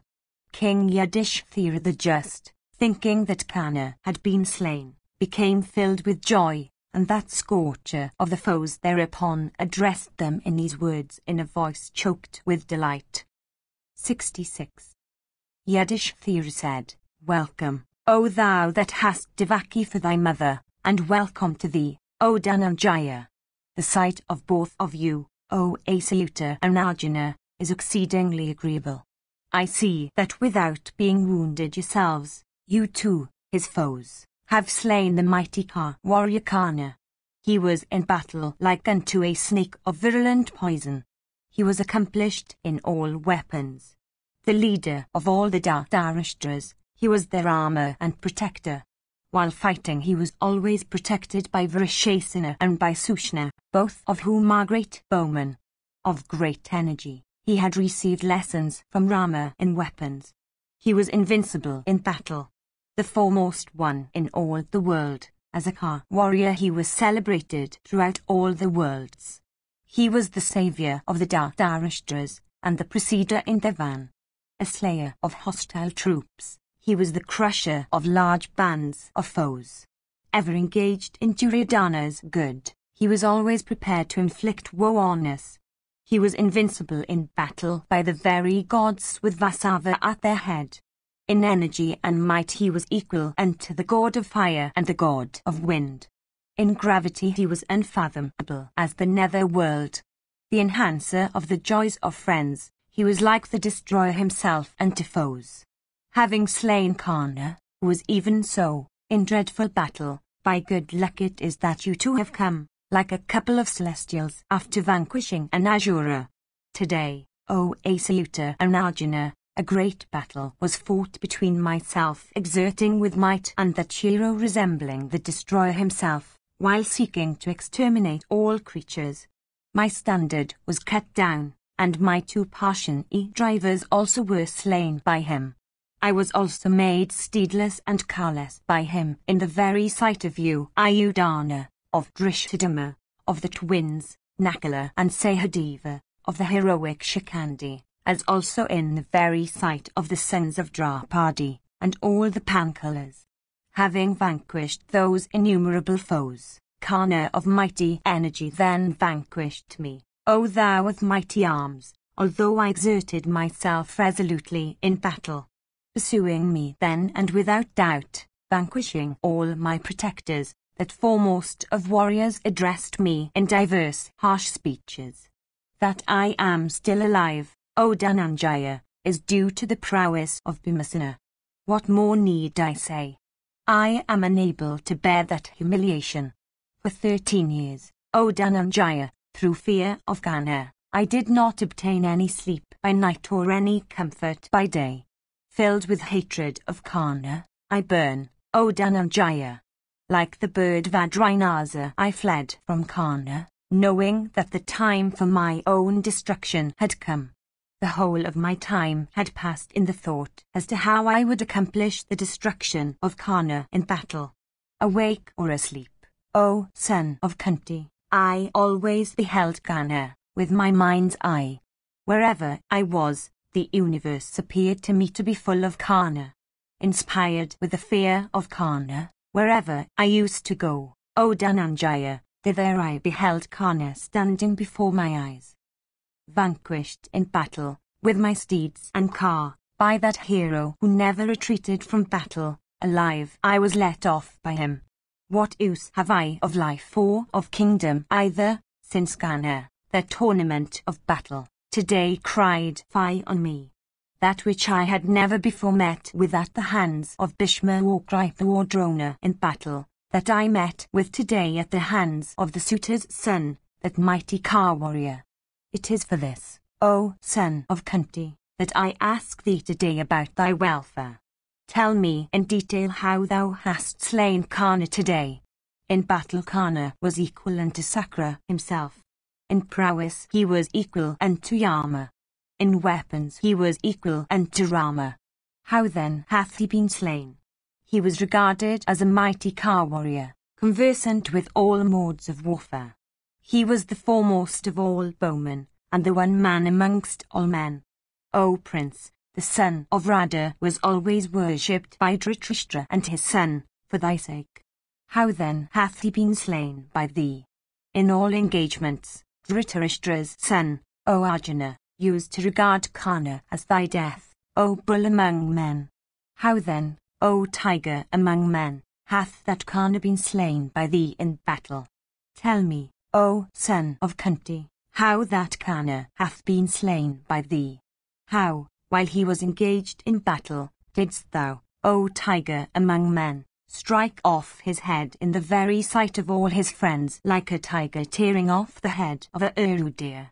That suitor's son who in battle searched all the points of the compass for finding thee, that Karna who had promised to give a car with 6 bulls of elephantine proportions unto him that would point thee out, I ask, doth that Karna of wicked soul lie today on the bare ground, slain with thy keen arrows equipped with canker feathers?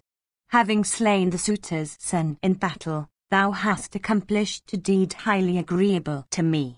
Encountering him in battle, hast thou really slain that suitor's son, who, filled with arrogance and pride and bragging of his heroism, used to search everywhere on the field of battle for thee. Hast thou, O sire, really slain in battle that sinful wretch who used to always challenge thee and who was desirous for thy sake of giving unto others a magnificent car, made of gold along with a number of elephants and bulls and steeds? Hast thou really slain today that sinful wight who was exceedingly dear to Sayadana, and who, intoxicated with pride of heroism, used always to brag in the assembly of the Kuras? Encountered in battle, doth that wretch lie today on the field, his limbs exceedingly mangled with sky-ranging shafts sped by thee from thy bow and all steeped in blood? Have the two arms of Dhritarashtra's son been, at last, broken? Have those words been unfulfilled, uttered from folly by him who, filled with pride, used to always boast in the midst of the kings for gladdening Duryodhana, saying, I will slay Fulgana?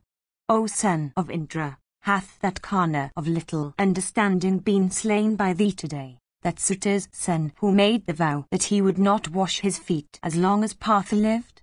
That Kana of wicked understanding who in the assembly before the Kuru chiefs had addressed Krishna, saying, Why, O Krishna, dost thou not abandon the Pandavas that are divested of might, exceedingly weak and fallen? That Kana who had vowed for thy sake, saying that he would not return from battle without having slain Krishna and Partha. I ask, doth that Kana of sinful understanding lie today on the field, his body pierced with shafts? Thou knowest the nature of the battle that took place when the Saranjayas and the Kauravas encountered each other, the battle in which I was brought to that distressful plight. Encountering the Kana, hast thou slain him today? O save the Arsasi, hast thou today, with blazing shafts sped from Gandiva, cut off from the trunk of that Kana of wicked understanding his resplendent head decked with earrings? Pierced with Kana's shafts today, I had, O hero, thought of thee, that thou wouldest slay him. Hast thou then, by the slaughter of Kana, made that thought of mine true? In consequence of the protection granted him by Kana, Sayadana, filled with pride, always recked us little. Displaying thy prowess, hast thou today destroyed that refuge of Sayadana? That Suta's son of wicked soul, that Kana of great wrath, who had formerly, in the presence of the Kauravas and in the midst of the assembly called us sesame seeds without kernel, encountering that Kana in battle, hast thou slain him today? That Suta's son of wicked soul who had, laughing the while, commanded Dushasana to forcibly drag Yajnasana's daughter won in gambling by Sabala's son, hath he been slain today by thee? That Kana of little understanding who, having been counted as only half a car warrior during the tale of Rathas and Iteratas, had upbraided that foremost of all wielders of weapons on earth, our grandsire Bhishma, hath he been slain by thee? Extinguish, O Fulgana, this fire in my heart that is born of vindictiveness and is fanned by the wind of humiliation, by telling me that thou hast slain Kana today, having encountered him in battle. The news of Kana's slaughter is exceedingly agreeable to me. Tell me, therefore, how the Suta's son hath been slain. Like the divine Vishnu waiting for the arrival of Indra with the intelligence of Vritra's slaughter, I had so long waited for thee, O hero. 67. Sanjaya said, hearing these words of the righteous king who had been filled with anger, that high Sudatarata, Jaishu of infinite energy, replied unto the invincible Yudhishthira of great might, saying, while battling with the Samsaptakas today, Drona's son who always proceedeth at the head of the Kuru troops, O king, suddenly came before me, shooting shafts that resembled snakes of virulent poison. Beholding my car, of rattle deep as the roar of clouds, all the troops began to encompass it. Slaying full 500 of those, I then, O foremost of kings, proceeded against Drona's son. Approaching me, O king, that hero with great resolution rushed against me like a prince of elephants against a lion, and desired to rescue, O monarch, the core of the Ka warriors that were being slaughtered by me. Then, in that battle, O Bharata, the preceptor's son, that foremost of heroes among the Kuras, incapable of being made to tremble, began to afflict me and Janardana with whetted shafts resembling poison or fire. While engaged in battle with me, 8 carts, each drawn by 8 bullocks, carried his hundreds of arrows. He shot them all at me, but like a wind destroying the clouds I destroyed with my shafts that arrowy shower of his. He then shot at me, with skill and force and resolution, thousands of other arrows, all sped from his bowstring stretched to his very ear, even like a black cloud in the season of rains pouring in torrents the water with which it is charged.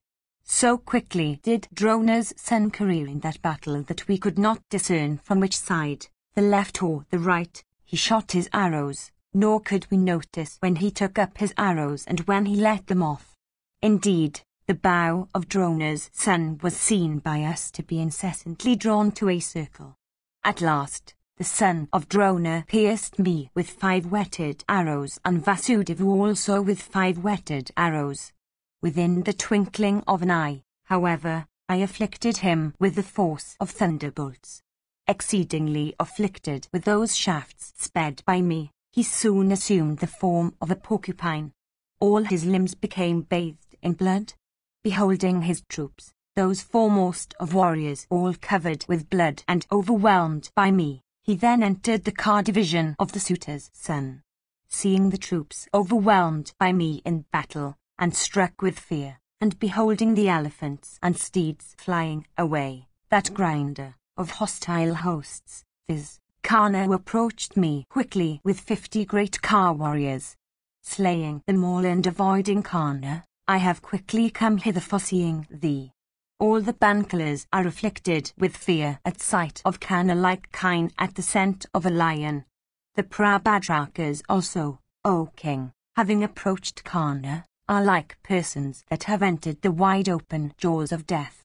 Kana has already dispatched to Yama's abode full 1,700 of those distressed cow warriors. Indeed, O king, the suitor's son did not become cheerless till he had a sight of us. Thou hadst first been engaged with Ashvatthama and exceedingly mangled by him. I heard that after that thou wert seen by Kana. O thou of inconceivable feats, I thought that thou must have, O king, been enjoying rest in the camp, having come away from the cruel Kana. I have seen, O son of Pandu, the great and wonderful Bhargava, weapon of Kana displayed in the van of battle. There is now no other warrior among the Saranjayas that is able to resist the mighty Ka warrior Kana. Let Sini's grandson Satyaki and Drishtadama, O king, be the protectors of my car wheels. Let the heroic princes Yadamanyu and Uttamora protect my rear. O thou of great glory, encountering that heroic and invincible car warrior, viz. the suitor's son, staying in the hostile army, like Sakra encountering Vritra, O foremost of kings, I will, O Bharata, fight with the suitor's son if he can be found in this battle today. Come and behold me and the suitor's son contending with each other in battle for victory. There, the Prabhadrakas are rushing towards the face of a mighty bull.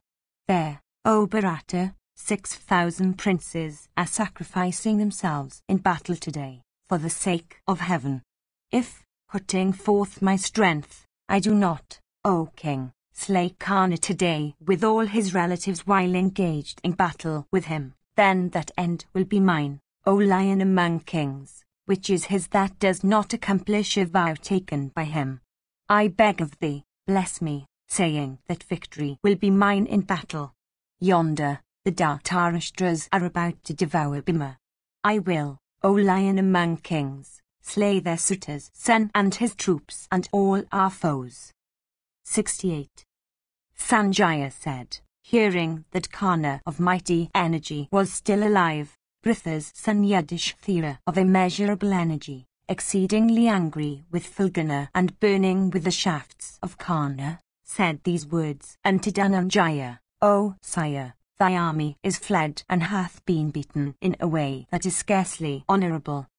Inspired with fear and deserting Bhima, thou hast come hither since thou hast been unable to slay Karna. Thou hast, by entering her womb, rendered the conception of the Kunti abortive. Thou hast acted improperly by deserting Bhima, because thou wert unable to slay their suitor's son.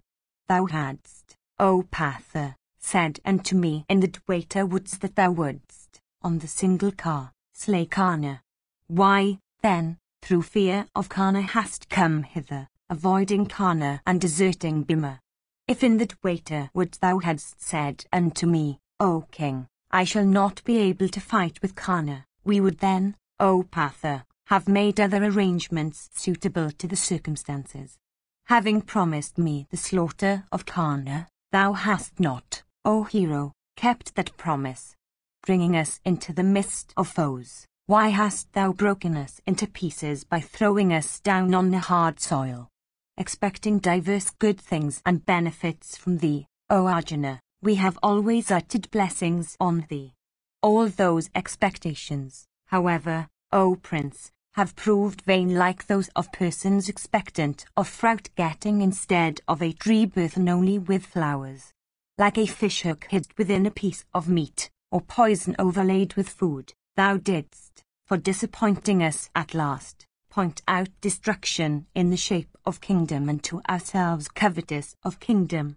For these 13 years, O Dhananjaya, we have, from hope, lived relying on thee, like seeds sown on earth in expectation of the showers sent by the gods in season. Even these were the words that a voice in the skies had said unto Pritha on the 7th day after thy birth, O thou of the foolish understanding! This son of thine that is born will have the prowess of Vasava himself. He will vanquish all his heroic foes. Endued with superior energy, he will at Kandava vanquish all the celestials united together and diverse other creatures. This one will subjugate the Madras, the Kalingas, and the Kakiyas. This one will, in the midst of many kings, slay the Kuras.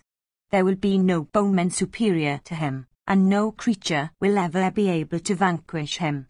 With his senses under control, and having obtained mastery over all branches of knowledge, this one, by merely desiring it, will bring all creatures under subjection to himself. This high-souled son that is born of thee, O Kunti, will in beauty be the rival of Soma, in speed of the god of wind, in patience of Mru, in forgiveness of earth, in splendor of Surya, in prosperity of the Lord of treasures, in courage of Sakra, and in might of Vishnu. He will be the slayer of all foes like Vishnu, the son of Aditi. Endued with immeasurable energy, he will be celebrated for the destruction he will deal to foes and the success he will win for friends. He will, besides, be the founder of a race. Even thus, in the skies, on the summit of the Satasringa mountains, in the hearing of many ascetics, that voice spoke. All that, however, hath not come to pass. Alas, it shows that the gods even may speak untruths. Hearing also the words of praise always uttered about thee by many foremost of rishis, I never expected that Suayodhana would win success and prosperity, or that thou thyself wouldst be afflicted with the fear of Karna. Thou ridest upon an excellent car constructed by the celestial artificer himself, with axles that do not creak, and with standard that bears the ape. Thou bearest a sword attached to thy belt of gold and silk. This thy bow Gandiva is full 6 cubits long. Thou hast Geshava for thy driver. Why, then, through fear of Karna hast thou come away from battle, O Patha? If, O thou of wicked soul, thou hadst given this bow to Geshava and become his driver, then Geshava could have, by this time, slain the fierce Karna like the lord of the Maruts, Sakra, slaying with his thunder the Azure of Ritara. If thou art unable to resist the fierce son of Radha today, as he is careering in battle, give this thy Gandiva today to some other king, that may be thy superior in the use and knowledge of weapons. If that be done, the world will not then behold us bereft of sons and wives, deprived of happiness in consequence of the loss of kingdom, and sunk, O son of Pandu, in an unfathomable hell of great misery. It would have been better for thee if thou hadst never been born in the womb of Kunti, or having taken thy birth there, if thou hadst come out on the 5th month an abortion, than to have, O prince, thus come away from battle, O thou of wicked soul. Fie on thy Gandiva, fie on the might of thy arms, fie on thy inexhaustible arrows, fie on thy banner with the gigantic ape on it, and fie on thy car given thee by the god of fire. 69. Sanjaya said, thus addressed by Yudhishthira, Kunti's son, owning white steeds, filled with rage, drew his sword for slaying that bull of Bharata's race. Beholding his wrath, Keshava, conversant with the workings of the human heart, said, Why, O Patha, dost thou draw thy sword? I do not, O Dhananjaya, behold anyone here with whom thou hast to fight. The Dhartarashtras have now been assailed by the intelligent Bhimasena. Thou comest from battle, O son of Kunti, for seeing the king. The king has been seen by thee. Indeed, Yudhishthira is well. Having seen the tiger among kings who is endued with prowess equal to that of a tiger, why this folly at a time when thou shouldst rejoice? I do not see here, O son of Kunti, the person whom thou mayst slay. Why then dost thou desire to strike? What is this delusion of thy mind? Why dost thou, with such speed, take up that formidable sword? I ask thee this, O son of Kunti. What is this that thou art about, inasmuch as, O thou of inconceivable prowess, thou graspest that sword in anger? Thus addressed by Krishna, Arjuna, casting his eyes on Yudhishthira, and breathing like an angry snake, said unto Govinda, I would cut off the head of that man who would tell me give thy Gandiva to another person. Even this is my secret vow. Those words have been spoken by this king, O thou of immeasurable prowess, in thy presence, O Govinda. I dare not forgive them. I will for that slay this king who himself fears the slightest falling from virtue. Slaying this best of men, I will keep my vow. It is for this that I have drawn the sword, O delighter of the Yidis. Even I, slaying Yudhishthira, will pay off my debt to truth. By that I will dispel my grief and fever, O Janardana. I ask thee, what do you think suitable to the circumstances that have arisen? Thou, O sire, knowest the entire past and future of this universe. I will do what thou wilt tell me. Sanjaya continued. Govinda then said, Fie, fie, unto Patha, and once more continued to say, I now know, O Patha, that thou hast not waited upon the old, since, O tiger among men, thou hast yielded to wrath at a time when thou shouldst not have done so. No one that is acquainted with the distinctions of morality would act in the way, O Dhananjaya, in which thou, O son of Pandu, that art unacquainted with them, art acting today. He, O Patha, is the worst of men who committeth acts that should not be done and doeth acts that are apparently proper but condemned by the scriptures. Thou knowest not the decisions of those learned men who, waited upon by pupils, declare their opinions, following the dictates of morality. The man that is not acquainted with those rulings becomes confounded and stupefied, O Patha, even as thou hast been stupefied, in discriminating between what should be done and what should not. What should be done and what should not cannot be ascertained easily. Everything can be ascertained by the aid of the scriptures. Thou, however, art not acquainted with the scriptures, since, believing thyself conversant with morality, thou art desirous of observing morality. In this way, it seems, thou art actuated by ignorance. Thou believest thyself to be conversant with virtue, but thou dost not know, O Patha, that the slaughter of living creatures is a sin. Abstention from injury to animals is, I think, the highest virtue. One may even speak an untruth, but one should never kill. How then, O foremost of men, couldst thou wish, like an ordinary person, to slay thy eldest brother, the king, who is conversant with morality? The slaughter of a person not engaged in battle, or of a foe, O Bharata, who has turned his face from battle, or who flies away, or seeks protection, or joins his hands, or yields himself up, or is callous, is never applauded by the righteous. All these attributes are in thy superior. This vow, O Partha, was adopted by thee before from foolishness. In consequence of that vow thou art now, from folly, desirous of perpetrating a sinful act. Why, O Partha, dost thou rush towards thy reverend superior for slaying him, without having resolved the exceedingly subtle course of morality that is, again, difficult of being understood? I will now tell thee, O son of Pandu, this mystery connected with morality, this mystery that was declared by Bhishma, by the righteous Yudhishthira, by Vidura, otherwise called Kshatri, and by Kunti, of great celebrity. I will tell thee that mystery in all its details. Listen to it, O Dhananjaya. One who speaks truth is righteous. There is nothing higher than truth. Behold, however, truth as practiced is exceedingly difficult to be understood as regards its essential attributes.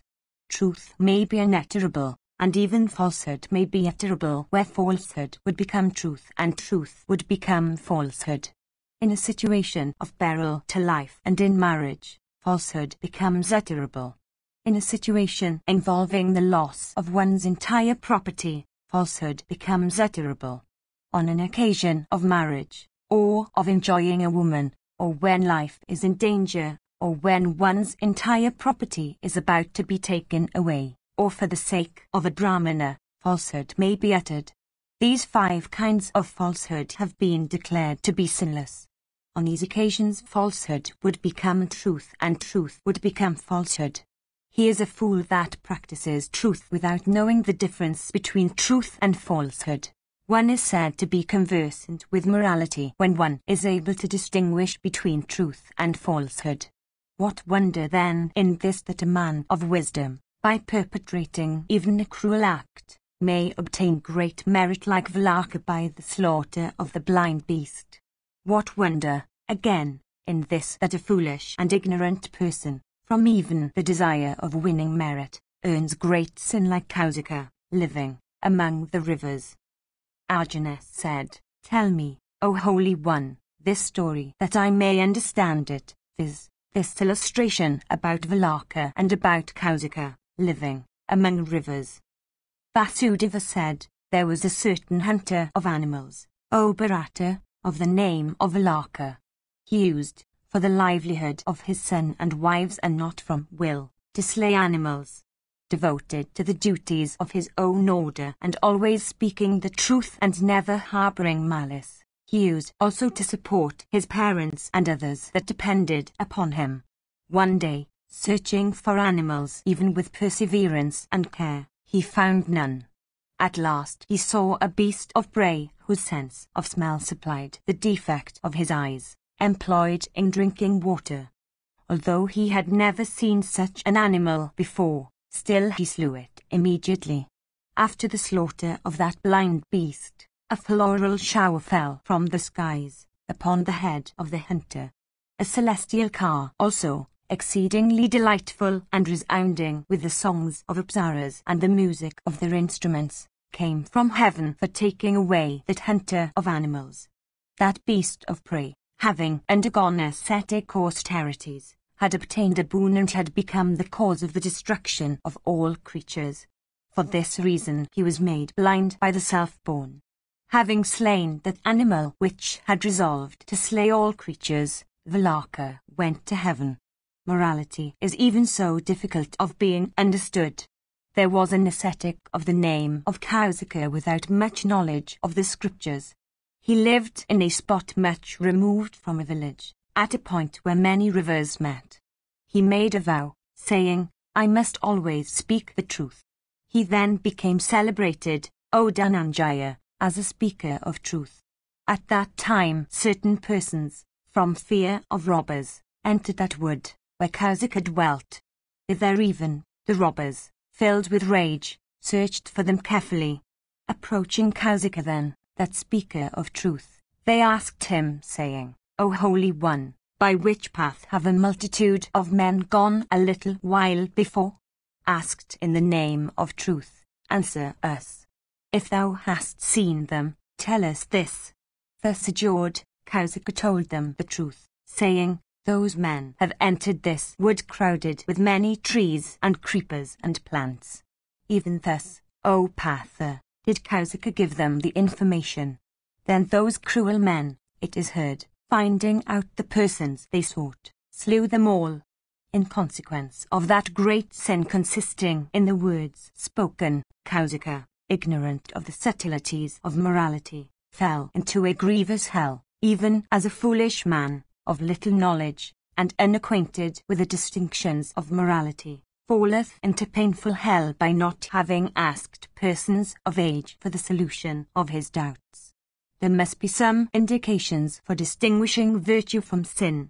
Sometimes that high and unattainable knowledge may be had by the exercise of reason. Many persons say, on the one hand, that the scriptures indicate morality. I do not contradict this. The scriptures, however, do not provide for every case. For the growth of creatures have precepts of morality been declared. That which is connected with inoffensiveness is religion. Dharma protects and preserves the people. So it is the conclusion of the Pandits that what maintains is Dharma. O Partha, I have narrated to you the signs and indications of Dharma. Hearing this, you decide whether Yudhishthira is to be slaughtered by you or not. Arjuna said, Krishna, your words are fraught with great intelligence and impregnated with wisdom. Thou art to us like our parents and a refuge. Nothing is known to thee in the three worlds, so thou art conversant with the canons of morality. O Keshava of the Vrishyani clan, thou knowest my vow that whoever among men would tell me, Partha, give thy Gandiva to someone braver than you, I shall at once put an end to his life. Bhima has also made a promise that whoever would call him to Lirak would be slaughtered by him there and then. Now the king has repeatedly used those very words to me in thy presence, O hero, viz., give thy bow. If I slay him, O Keshava, I will not be able to live in this world for even a moment. Having intended again the slaughter of the king through folly and the loss of my mental faculties, I have been polluted by sin. It behoveth thee today, O foremost of all righteous persons, to give me such counsel that my vow, known throughout the world, may become true while at the same time both myself and the eldest son of Bandhu may live. Vasudeva said, the king was fatigued, and under the influence of grief, he had been mangled in battle by Karna with numerous arrows. After that, O hero, he was repeatedly struck by the suitor's son, with his shafts, while he was retreating from battle. It was for this that, labouring under a load of sorrow, he spoke those improper words unto thee in wrath. He provoked thee by those words so that thou mightest slay Karna in battle. The son of Pandu knows that the wretched Karna is incapable of being born by anyone else in the world, save thee. It was for this, O Partha, that the king in great wrath said those harsh words to thy face. The stake in the game of today's battle has been made to lie in the ever alert and always unbearable Karna. That Karna being slain, the Kauravas would necessarily be vanquished. Even this is what the royal son of Dharma had thought. For this the son of Dharma does not deserve death. Thy vow also, O Arjuna, should be kept.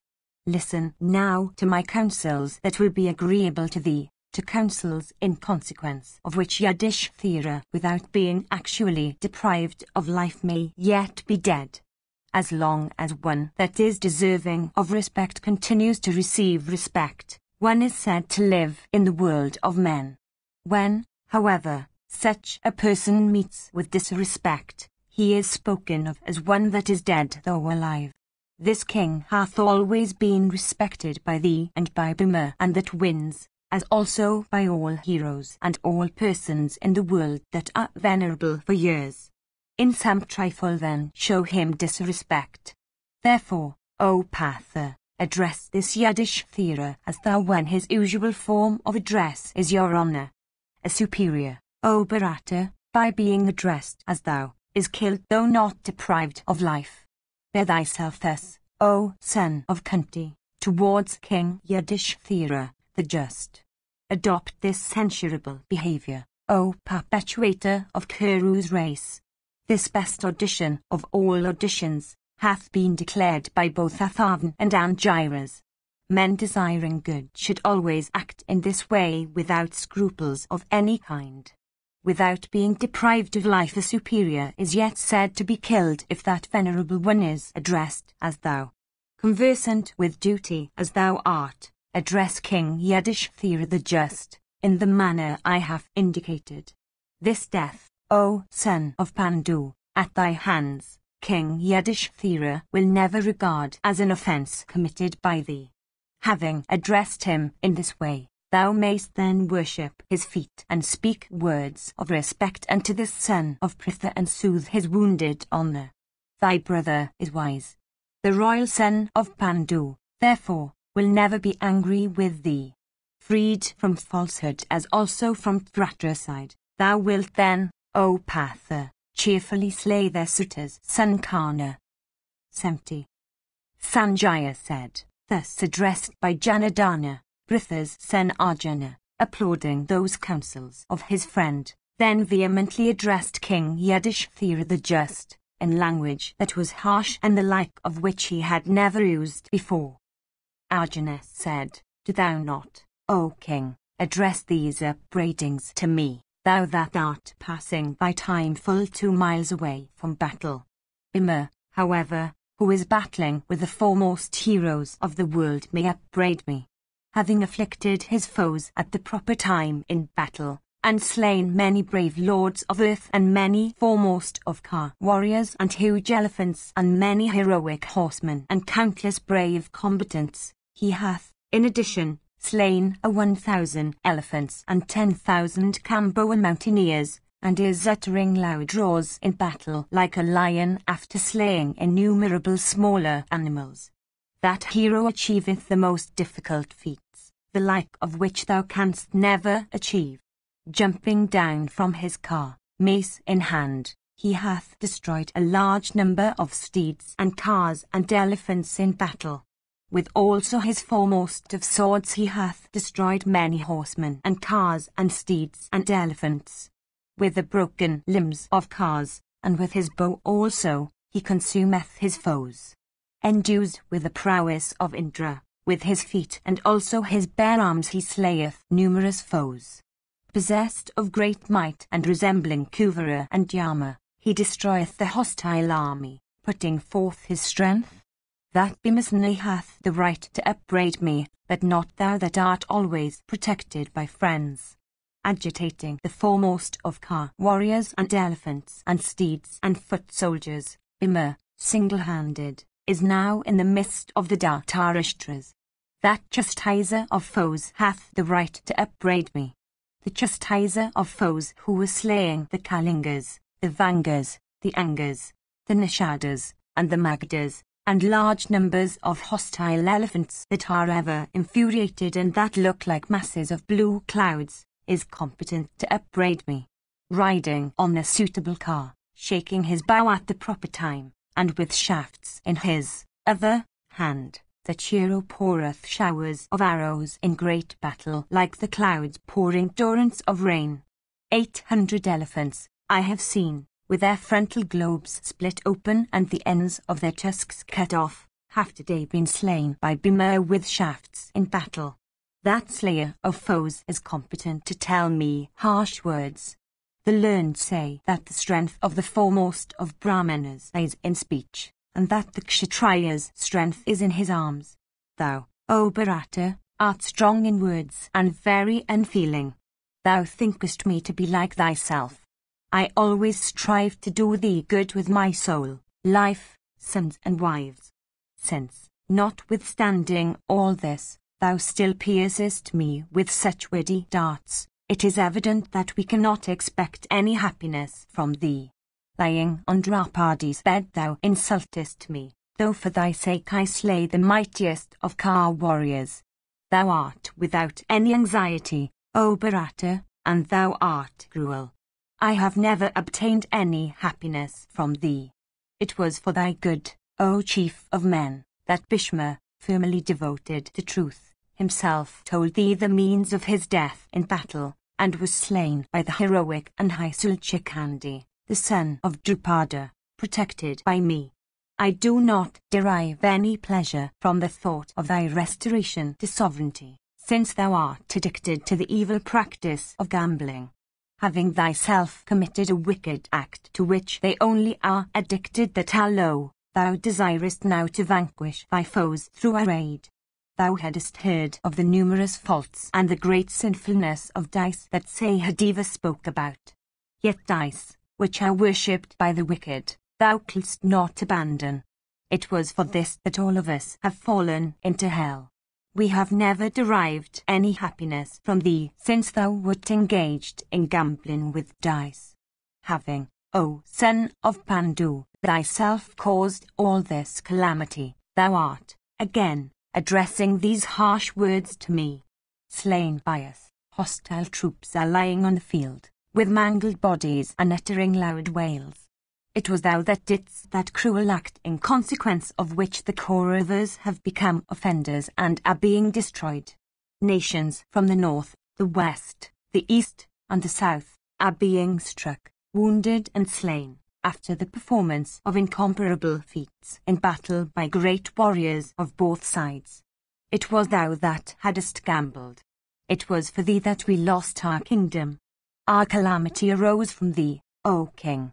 Striking us, again, with the cruel goad of thy speeches, O king, do not provoke our wrath. Sanjaya said, having addressed these harsh and exceedingly bitter words unto his eldest brother and thereby committed a venial sin, the intelligent Savyasasi of calm wisdom, who is ever actuated by the fear of defection from virtue, became very cheerless.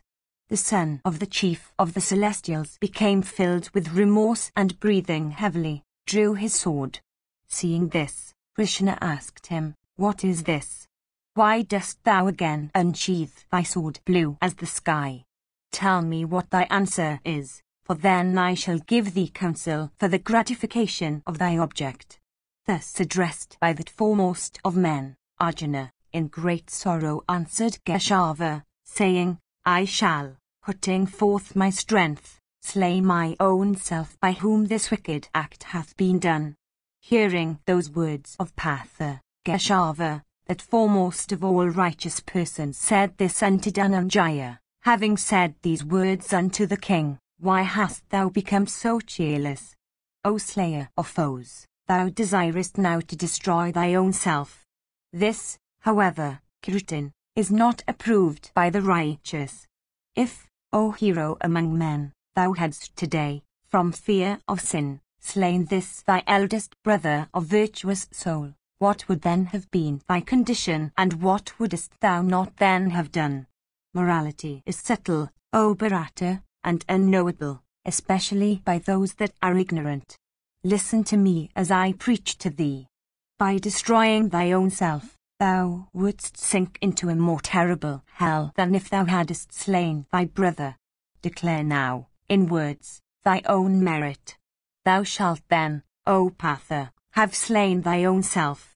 Applauding these words and saying, Let it be so, O Krishna, Dhananjaya, the son of Sakra, lowering his bow, said unto Yudhishthira, that foremost of virtuous persons, Listen, O king. There is no other bowman, O ruler of men, like unto myself, except the deity that bears Pinaka. I am regarded by even that illustrious deity. In a moment I can destroy this universe of mobile and immobile creatures. It was I, O king, that vanquished all the points of the compass with all the kings ruling there, and brought all to thy subjection. The Rajasuya, performed by thee, brought to completion by gift of Dakshina, and the celestial palace owned by thee, were both due to my prowess. In my hands are marks of sharp shafts and a stringed bow with arrow fixed thereon. On both my soles are the signs of cars with standards. No one can vanquish a person like me in battle. Nations from the north, the west, the east and the south have been struck down, slain, exterminated and destroyed. A small remnant only of the Samsaptakas is alive. I alone have slain half of the entire hostile army. Slaughtered by me, the Brata host that resembled, O king, the very host of the Celestials, is lying dead on the field. I slay those with high weapons that are conversant with high weapons. For this reason I do not reduce the 3 worlds to ashes. Riding upon my terrible and victorious car, Krishna and myself will soon proceed for slaying the suitor's son. Let this king become cheerful now. I will surely slay Karna in battle with my arrows. Either the suitor dame will today be made childless by me, or Kunti will be made childless by Karna. Truly do I say it that I will not put off my armor before I have slain Karna with my arrows in battle. Sanjaya said, having said these words unto that foremost of virtuous persons, viz. Yudhishthira, Partha threw down his weapons and cast aside his bow and quickly thrust his sword back into its sheath. Hanging down his head in shame, the diadem-decked Arjuna, with joined hands, addressed Yudhishthira, and said, Be cheerful, O king, forgiving me. What I have said, you will understand a little while after. I bow to thee. Thus seeking to cheer that royal hero capable of bearing all foes, Arjuna, that foremost of men, standing there, once more said, This task will not be delayed. It will be accomplished soon. Karna cometh towards me. I shall proceed against him. I shall, with my whole soul, proceed for rescuing Bhima from the battle and for slaying the suitor's son. I tell thee that I hold my life for thy good. Know this for the truth, O king. Having said so, the diadem-decked Arjuna of blazing splendor touched the king's feet and rose for proceeding to the field. Hearing, however, those harsh words of his brother Falguna, Pandu's son, King Yudhishthira, the just, raising up from that bed, on which he had been sitting, said these words unto Partha, with his heart filled with sorrow, O Partha, I have acted wickedly. For that, ye have been overwhelmed with terrible calamity. Do thou strike off, therefore, this my head today. I am the worst of men, and the exterminator of my race. I am a wretch. I am addicted to wicked courses. I am of foolish understanding. I am idle and a coward. I am an insulter of the old. I am cruel. What wouldst thou gain by always being obedient to a cruel person like me? A wretch that I am, I shall this very day retire into the woods. Live you happily without me. The high Sultbhimasena is fit to be king. A eunuch that I am, what shall I do with sovereignty? I am incapable of bearing these harsh speeches of thee excited with wrath. Let Bhima become king. Having been insulted thus, O hero, what use have I with life? Having said these words, the king, leaving that bed, suddenly stood up and desired to go to the woods. Then Vasudeva, bowing down, said unto him, O king, the celebrated vow of the wielder of Gandiva, who is ever devoted to truth about his Gandiva, is known to thee. That man in the world who would tell him, Give thy Gandiva to another, would be slain by him. Even those very words were addressed to him by you. Therefore, for keeping that earnest vow, Partha, acting also at my instance, inflicted you this insult, O Lord of earth. Insult to superiors is said to be their death. For this reason, O thou of mighty arms, It behoveth thee to forgive me that beseech and bow to thee this transgression, O King, of both myself and Arjuna, committed for maintaining the truth. Both of us, O great King, throw ourselves on thy mercy. The earth shall today drink the blood of the wretched son of Radha. I swear truly to thee, nor the suitor's son as slain today. He, whose slaughter thou desirest, hath today lost his life. Hearing those words of Krishna, King Yudhishthira the Just, in a great fury, raised the prostrate Hashiksha and joining his hands, said in haste, It is even so as thou hast said. I have been guilty of a transgression. I have now been awakened by thee, O Govinda. I am saved by thee, O Madhava. By thee, O Achyuta, we had today been rescued from a great calamity.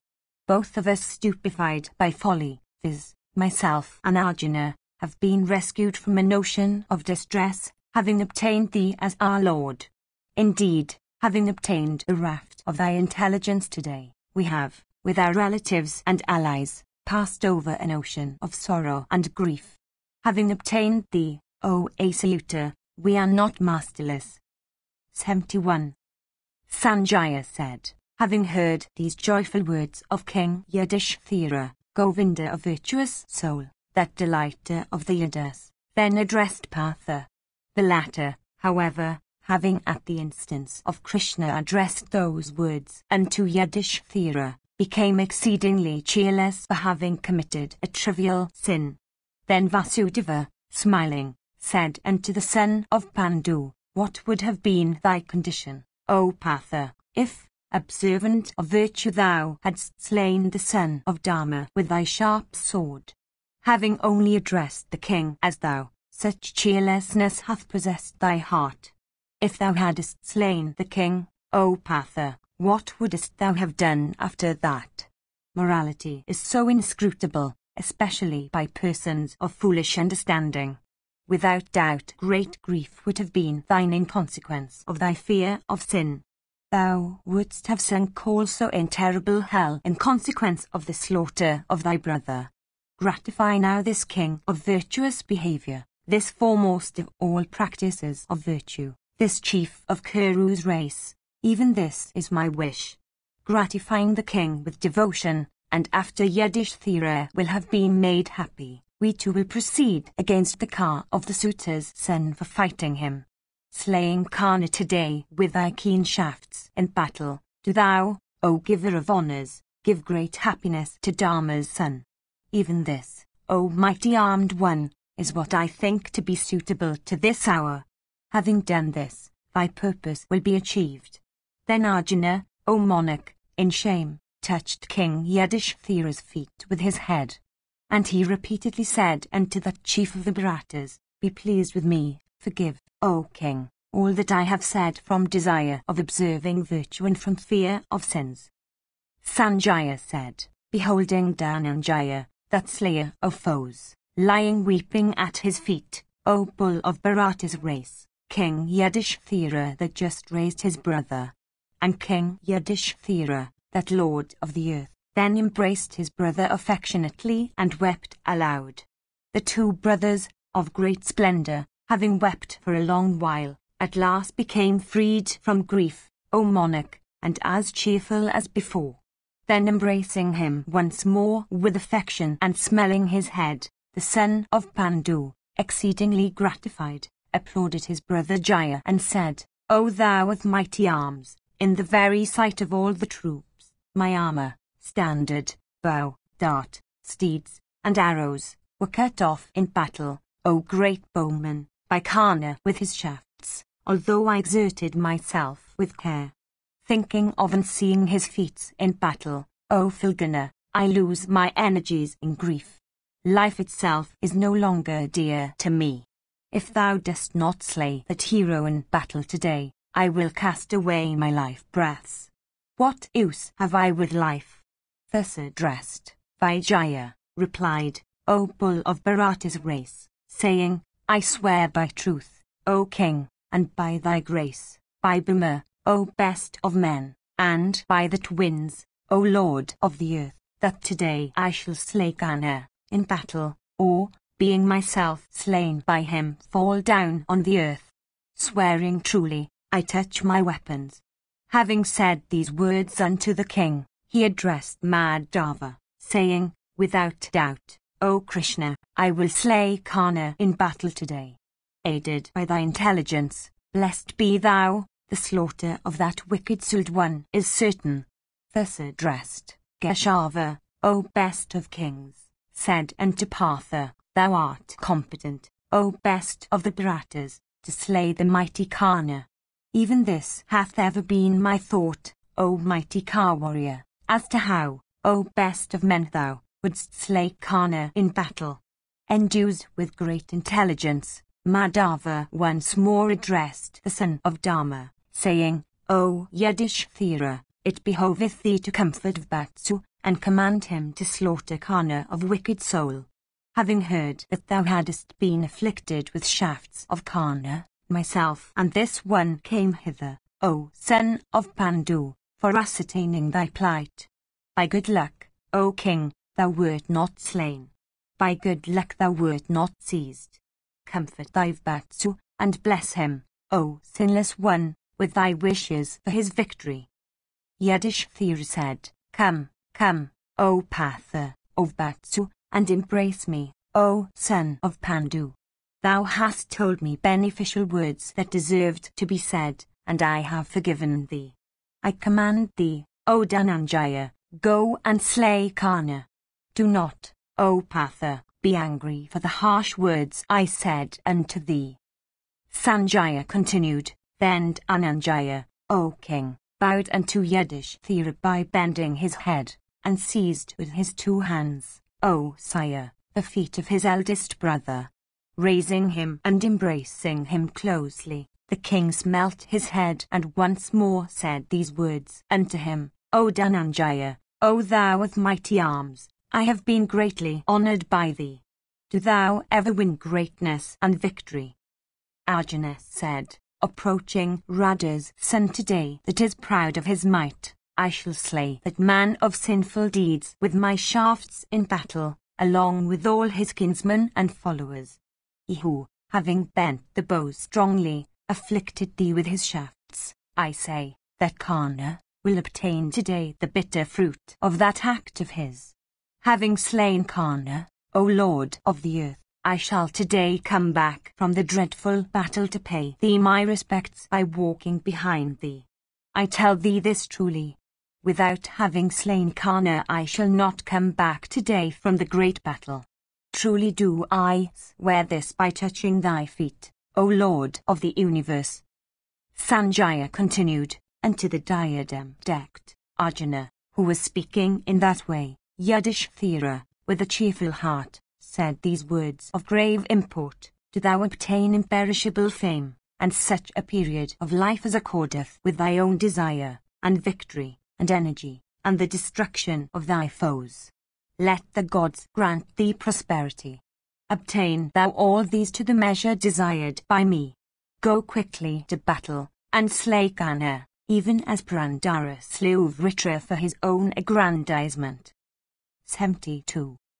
Sanjaya said, having with a cheerful heart gratified King Yudhishthira the just, Partha, prepared to slay their suitor's son, addressed Govinda, saying, Let my car be once more equipped, and let my foremost of steeds be yoked thereto. Let all kinds of weapon be placed upon that great vehicle. The steeds have rolled on the ground.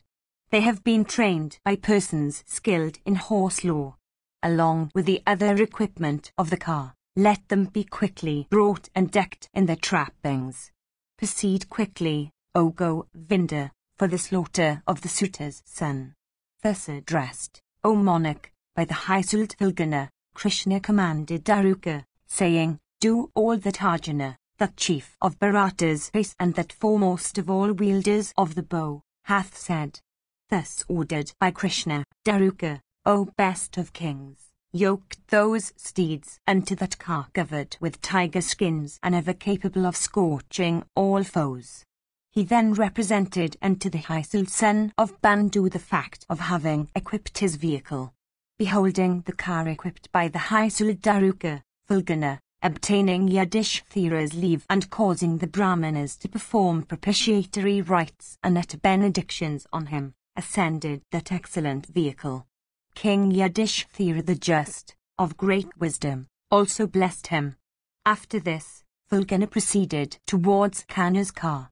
Beholding that great bowman thus proceeding, all creatures, O Bharata, regarded Kanna as already slain by the high-souled Pandava. All the points of the compass, O king, became serene. Kingfishers and parrots and herons, O king, wheeled round the son of Pandu. A large number of beautiful and auspicious birds, O king, called Pang, causing Arjuna, by their timely appearance, to put forth greater speed in battle, cheerfully uttered their cries around him. Terrible cankers and vultures, and cranes and hawks and ravens, O king, tempted by the prospect of food, proceeded in advance of his car, and indicated auspicious omens foreboding the destruction of the hostile host and the slaughter of Kanna. And while Partha proceeded, a copious perspiration covered his body. His anxiety also became very great as to how he would achieve his vow.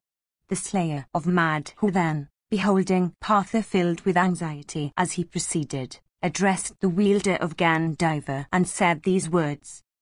Vasudeva said, O wielder of Gandiva, save thee there exists no other man that could vanquish those whom thou hast vanquished with this bow of thine. We have seen many heroes, who, endued with prowess like that Sakra, have attained to the highest regions, encountering thy heroic self in battle.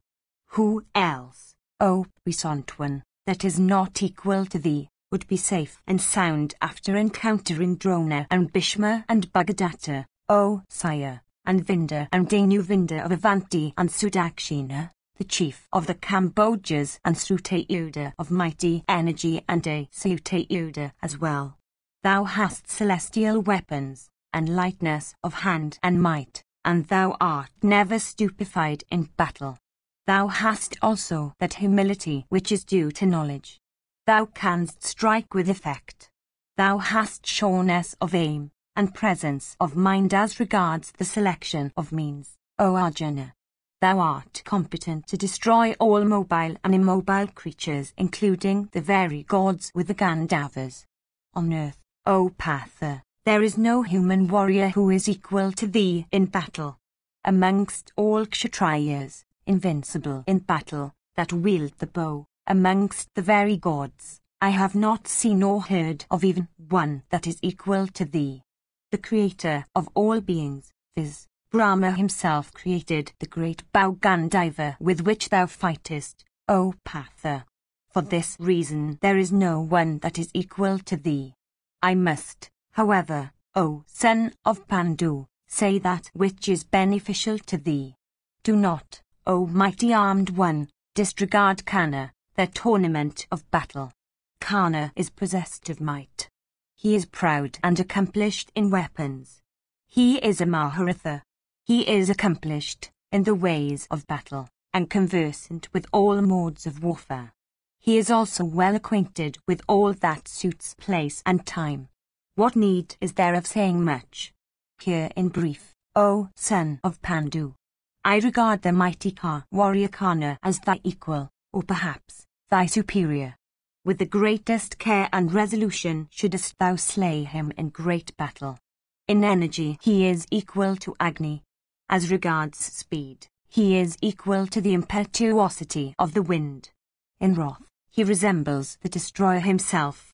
Endued with might, he resembles a lion in the formation of his body. He is a Tratnis in stature. His arms are large. His chest is broad. He is invincible. He is sensitive. He is a hero. He is, again, the foremost of heroes. He is exceedingly handsome.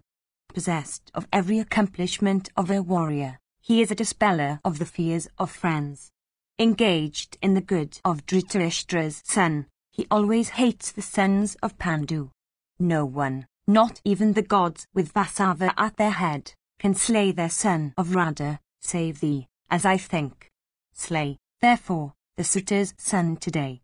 No one possessed of flesh and blood, not even the gods fighting with great care, not all the warriors of the three worlds, fighting together can vanquish that Ka warrior. Towards the Pandavas he is always of wicked soul and sinful behavior, and cruel, and of wicked intelligence. In his quarrel with the sons of Pandu, he is actuated by no consideration affecting his own interests. Slaying the Kana, therefore, fulfill thy purpose today. Dispatch today unto Yama's presence that suitor's son, that foremost of Ka warriors, whose death is near. Indeed, slaying that suitor's son, that first of Ka warriors, show thy love for Yudhishthira the just. I know thy prowess truly, O Patha, which is incapable of being resisted by the gods and Asuras. The suitor's son of wicked soul, from exceeding pride, always disregards the sons of Pandu. O Dhananjaya, slay that man today for whose sake the wretched Duryodhana regardeth himself a hero, that root of all those sinful persons, that son of a suitor.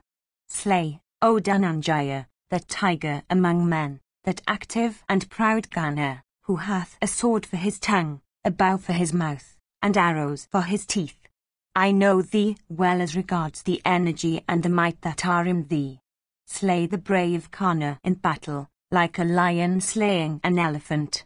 Slay in battle today, O Patha, that Kana, otherwise called Vaikatana, in consequence of whose energy Dhritarashtra's son disregards thine. 73. Sanjaya said, once more Keshava of immeasurable soul said these words unto Arjuna, who, O Bharata, was advancing to battle, firmly resolved upon slaying Kana. Today is the 17th day, O Bharata, of this terrible massacre of men and elephants and steeds. At the outset vast was the host that belonged to you. Encountering the foe in battle, that host has been very much reduced in numbers, O king. The Kauravas also, O Patha, were numerous at first, teeming with elephants and steeds. Encountering thee, however, as their foe, they have been nearly exterminated in the van of battle. These lords of earth and these Srinjayas, united together, and these Pandava troops also, obtaining thy invincible self as their leader, are maintaining their grounds on the field. Protected by thee, O slayer of foes, the Panchalas, the Matsyas, the Kaurushas, and the Siddhas, have caused a great destruction of thy foes. Who is there that can vanquish the assembled Kauravas in battle? On the other hand, who is there that can vanquish the mighty Ka warriors of the Pandavas protected by thee? Thou, however, art competent to vanquish in battle the three worlds consisting of the gods, the Asuras, and human beings, united together. What need I say, then, of the Kaurava host? Save thee, O tiger among men, who else is there, even if he resemble Vasava himself in prowess, that could vanquish King Bhagadatta? So also, O sinless one, all the lords of earth, united together, are incapable, O Patha, of even gazing at this vast force that is protected by thee. So also, O Patha, it is owing to their having been always protected by thee that Drishthadhyumna and Shikhandi succeeded in slaying Drona and Bhishma. Who, indeed, O Patha, could vanquish in battle those two mighty Ka warriors of the Bhratas, Bhishma and Drona, both of whom were endued with prowess equal to that of Sakra himself. Save thee, O tiger among men, what other man in this world is able to vanquish those fierce lords of Akshauhinis, those in returning and invincible heroes, all accomplished in weapons and united together, Shantanu's son Bhishma, and Drona, and Vaikatana, and Kripa, and Drona's son, and King Duryodhana himself. Innumerable divisions of soldiers have been destroyed by thee, their steeds and cars and elephants having been mangled with thy shafts. Numberless Kshatriyas also, wrathful and fierce, hailing from diverse provinces, have been destroyed by thee. Teeming with horses and elephants, large bodies of combatants of diverse Kshatriya clans, such as the Govasas, the Dasamayas, the Vasatis, Bharata, and the Easterners, the Vatadanas, and the Bhajas that are very sensitive of their honor, approaching thee and Bhima, Bharata, have met with destruction of terrible deeds and exceedingly fierce, the Tusharas, the Yavanas, the Karsas, the Davabaisaras, the Daridas, the Sakas, the Kamathkas, the Ramathkas, the Tanganas, the Andrakas, the Pulindas, the Kairatas of fierce prowess, the Malechas, the Mountaineers, and the races hailing from the seaside, all endued with great wrath and great might, delighting in battle and armed with maces, these all, united with a chorus and fighting wrathfully for Duryodhana's sake, were incapable of being vanquished in battle by anybody else save thee, O scorcher of foes. What man, unprotected by thee, could advance, beholding the mighty and swelling host of the Dhartarashtras arrayed in order of battle? Protected by thee, O puissant one, the Pandavas, filled with wrath, and penetrating into its midst, have destroyed that host shrouded with dust and resembling a swollen sea. 7 days have elapsed since the mighty Jayatsena, the ruler of the Magadhas, was slain in battle by Abhimanyu. After that, 10,000 elephants, of fierce feats, that used to follow that king, were slain by Bhimasena with his mace. After that, other elephants, and car warriors, by hundreds, have been destroyed by Bhima in that exercise of his might. Even thus, O Partha, during the progress of this awful battle, the Kauravas, with their steeds and car warriors and elephants, encountering Bhimasena and thee, O son of Pandu, have from hence repaired to the region of death. The van of the Kaurava army, O Partha, having been struck down by the Pandavas, Bhishma shot showers of fierce shafts, O sire. Conversant with the highest weapons, he shrouded the Siddhas, the Panchalas, the Kairashas, the Matsyas, and the Kayakayas with the shafts, and deprived them of life. The welkin became filled with gold-winged and straight-coursing shafts, capable of piercing the bodies of all foes, that issued out of his bow. He slew thousands of car warriors, shooting showers of shafts at a time. In all, he slew 100,000 men and elephants of great might, abandoning the diverse motions, each of a new kind, in which they careered. Those wicked kings and elephants, while perishing, destroyed many steeds and cars and elephants. Indeed, numberless were the shafts that Bhishma shot in battle. Slaughtering the Pandava host for 10 days together, Bhishma made the terraces of numberless cars empty and deprived innumerable elephants and steeds of life. Having assumed the form of Rudra or of a Pendra in battle, he afflicted the Pandava divisions and caused a great carnage amongst them. Desirous of rescuing the wicked Suryodhana, who was sinking in a raftless sea, he slaughtered many lords of earth among the Siddhas, the Panchalas, and the Kayakayas, and caused a great massacre of the Pandava army teeming with cars and steeds and elephants. Innumerable foot soldiers among the Srinjayas, all well armed, and other lords of earth, were incapable of even looking at the hero when he careered in battle like the sun himself of scorching splendor. At last the Pandavas, with all their resources, made a mighty effort, and rushed against that warrior who, inspired with a desire of victory, used to career in battle even in this way. Without availing himself of any aid, he routed, however, the Pandavas and the Srinjayas in battle, and came to be regarded as the one foremost hero in the world. Encountering him, Shikandi, protected by thee, slew that tiger among men with his straight shafts. Having obtained thee that hardy tiger among men, as his foe, that grandsire is now stretched on a bed of arrows, like Vritra when he obtained Vasava for his foe. The fierce Drona also slaughtered the hostile army for 5 days together.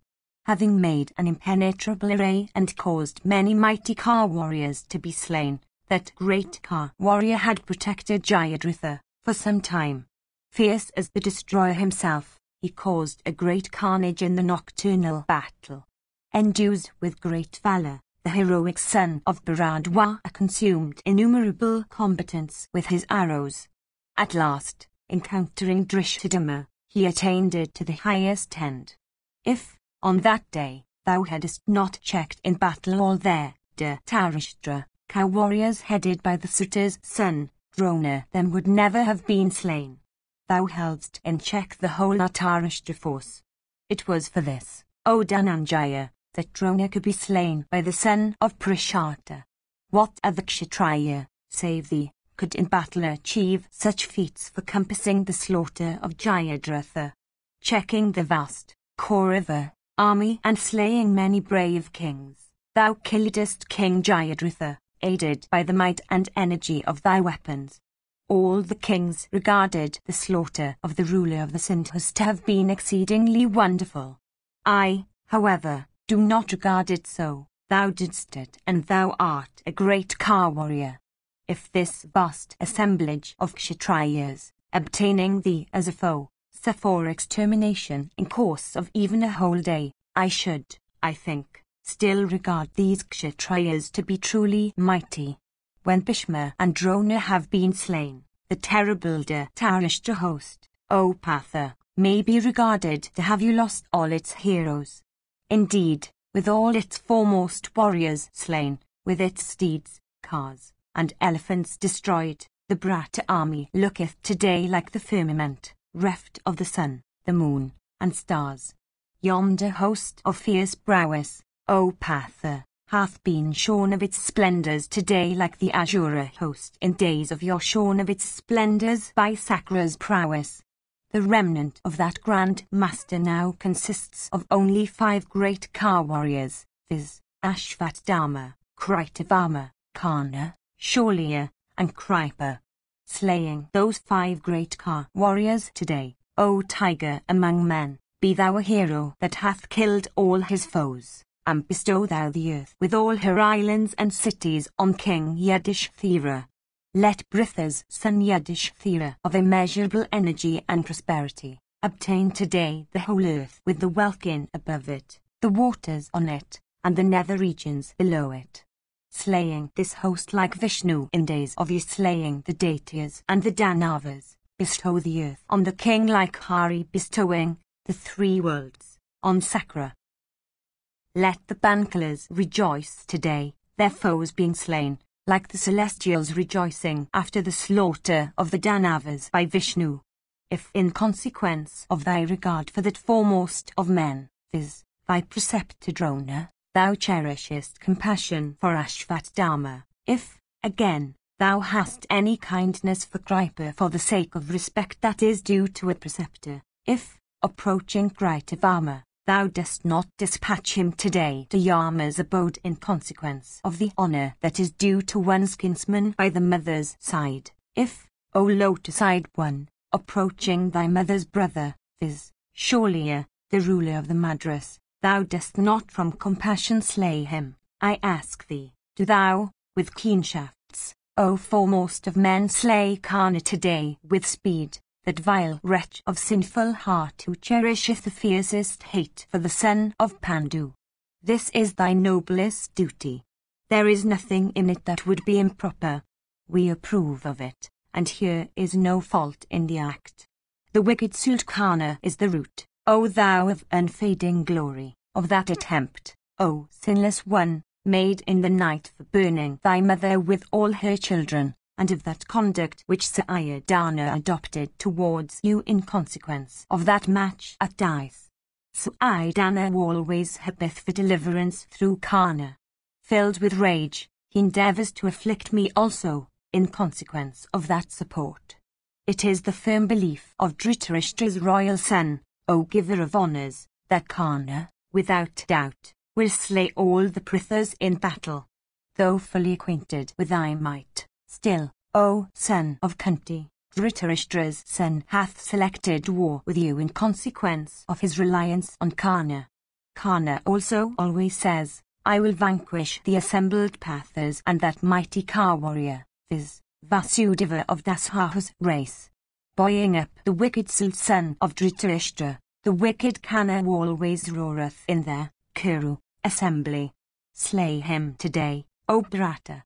In all the acts of injury, of which Dhritarashtra's son hath been guilty towards you, the wicked Kana of sinful understanding hath been the leader.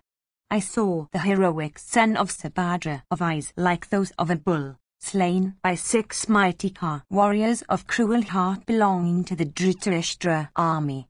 Grinding those bulls among men, viz. Drona's son, Kripa and other heroes, he deprived elephants of their riders and mighty Ka warriors of their cars. The bull-necked Abhimanyu, that spreader of the fame of both the Kurus and the Vrishnis, deprived steeds also of their riders and foot soldiers of weapons and life. Routing their Kaurava divisions and afflicting many mighty Ka warriors, he dispatched innumerable men and steeds and elephants to Yama's abode. I swear by truth to thee, O friend, that my limbs are burning at the thought that while the son of Subhadra was thus advancing, consuming the hostile army with his shafts, even on that occasion the wicked Kana was engaged in acts of hostility to that hero, O Lord. Unable, O Patha, to stay in that battle before Abhimanyu's face, mangled with the shafts of Subhadra's son, deprived of consciousness, and bathed in blood, Kana drew deep breaths, inflamed with rage. At last, afflicted with arrows, he was obliged to turn his back upon the field. Eagerly desirous of flying away and becoming hopeless of life, he stayed for some time in battle, perfectly stupefied and exhausted with the wounds he had received. At last, hearing those cruel words of Drona in battle, words that were suited to the hour, Kana cut off Abhimanyu's bow. Made bolus by him in that battle, 5 great Ka warriors then, well versed in the ways of foul warfare, slew that hero with showers of shafts. Upon the slaughter of that hero, grief entered the heart of everyone. Only the wicked Kana and Sayadana laughed in joy. Thou rememberest also the harsh and bitter words that Kana cruelly said unto Krishna in their Kuru assembly, in the presence of the Pandavas and Kurus. The Pandavas, O Krishna, are dead. They have sunk into eternal hell. O thou of large hips, choose other lords now. O thou of sweet speeches, enter now the abode of Dhritarashtra as a serving woman. For, O thou of curving eyelashes, thy husbands are no more. The Pandavas will not, O Krishna, be of any service to thee today. Thou art the wife of men that are slaves, O princess of Panchala, and thou art thyself, O beautiful lady, a slave. Today only Duryodhana is regarded as the one king on earth. All other kings of the world are worshipping the agency by which his administration is kept up. Behold now, O amiable one, how all the sons of Pandu have equally fallen. Overwhelmed by the energy of Dhritarashtra's son, they are now silently eyeing one another. It is evident that they are all sesame seeds without kernel, and have sunk into hell. They will have to serve the Kaurava, Duryodhana, that king of kings, as his slaves. Even these were the foul words that wretch, viz., the sinful Kana of exceedingly wicked heart, spoke on that occasion, in thy hearing, O Bharata. Let gold-decked shafts sweated on stone and capable of taking the life of him at whom they are sped, shot by thee, quench the fire of those words and all the other wrongs that wicked Sudwite did unto thee. Let thy shafts quench all those wrongs and the life also of that wicked wight. Feeling the touch of terrible arrows sped from Gandiva, let the wicked Kana recollect today the words of Bhishma and Drona. Let foe-killing cloth-yard shafts, equipped with the effulgence of lightning, shot by thee, pierce his vital limbs and drink his blood. Let fierce and mighty shafts, of great impetuosity, sped by thy arms, penetrate the vitals of Kana today and dispatch him to Yama's abode. Let all the kings of the earth, cheerless and filled with grief and uttering wails of woe, behold Kana fall down from his car today, afflicted with thy arrows. Let his kinsmen, with cheerless faces, behold Kana today, fallen down and stretched at his length on the earth, dipped in gore with his weapons loosened from his grasp. Let the lofty standard of Idrita's son, bearing the device of the elephant's rope, fall fluttering on the earth, cut off by thee with a broad-headed arrow. Let Shorlia fly away in terror, abandoning the gold-decked car he drives, upon seeing it deprived of its warrior and steeds and cut off into fragments with hundreds of shafts by thee. Let thy enemy Sir Iadana today, beholding Idrita's son slain by thee, despair of both his life and kingdom. Yonder, O Patha, Kana, equal unto Indra in energy, or, perhaps, Sankara himself, is slaughtering thy troops with his shafts. Though the Pankalas, though slaughtered by Kana with his whetted shafts, are yet, O chief of Bharata's race, rushing to battle, for serving the cause of the Pandavas. Know, O Patha, that is prevailing over the Pankalas, and their 5 sons of Draupadi, and Drishthadima and Shikandi, and the sons of Drishthadima, and Satnika, the son of Nakula, and Nakula himself, and Sahadeva, and Durmika, and Janimjaya, and Sadaman, and Satyaki. The loud uproar made by those allies of thine, viz., the Pankalas, O scorcher of foes, as they are being struck by Kana in dreadful battle, is heard. The Pankalas have not at all been inspired with fear, nor do they turn away their faces from the battle. Those mighty bowmen are utterly reckless of death in great battle. Encountering even that Bhishma who, single-handed, had encompassed the Pandava army with a cloud of shafts, the Pankalas did not turn away their faces from him. Then again, O chastiser of foes, they always strove with alacrity to vanquish forcibly in battle their great foe, viz., the invincible Drona, that preceptor of all wielders of the bow, that blazing fire of weapons, that hero who always burnt his foes in battle. They have never turned their faces from battle, afraid of Adurita's son.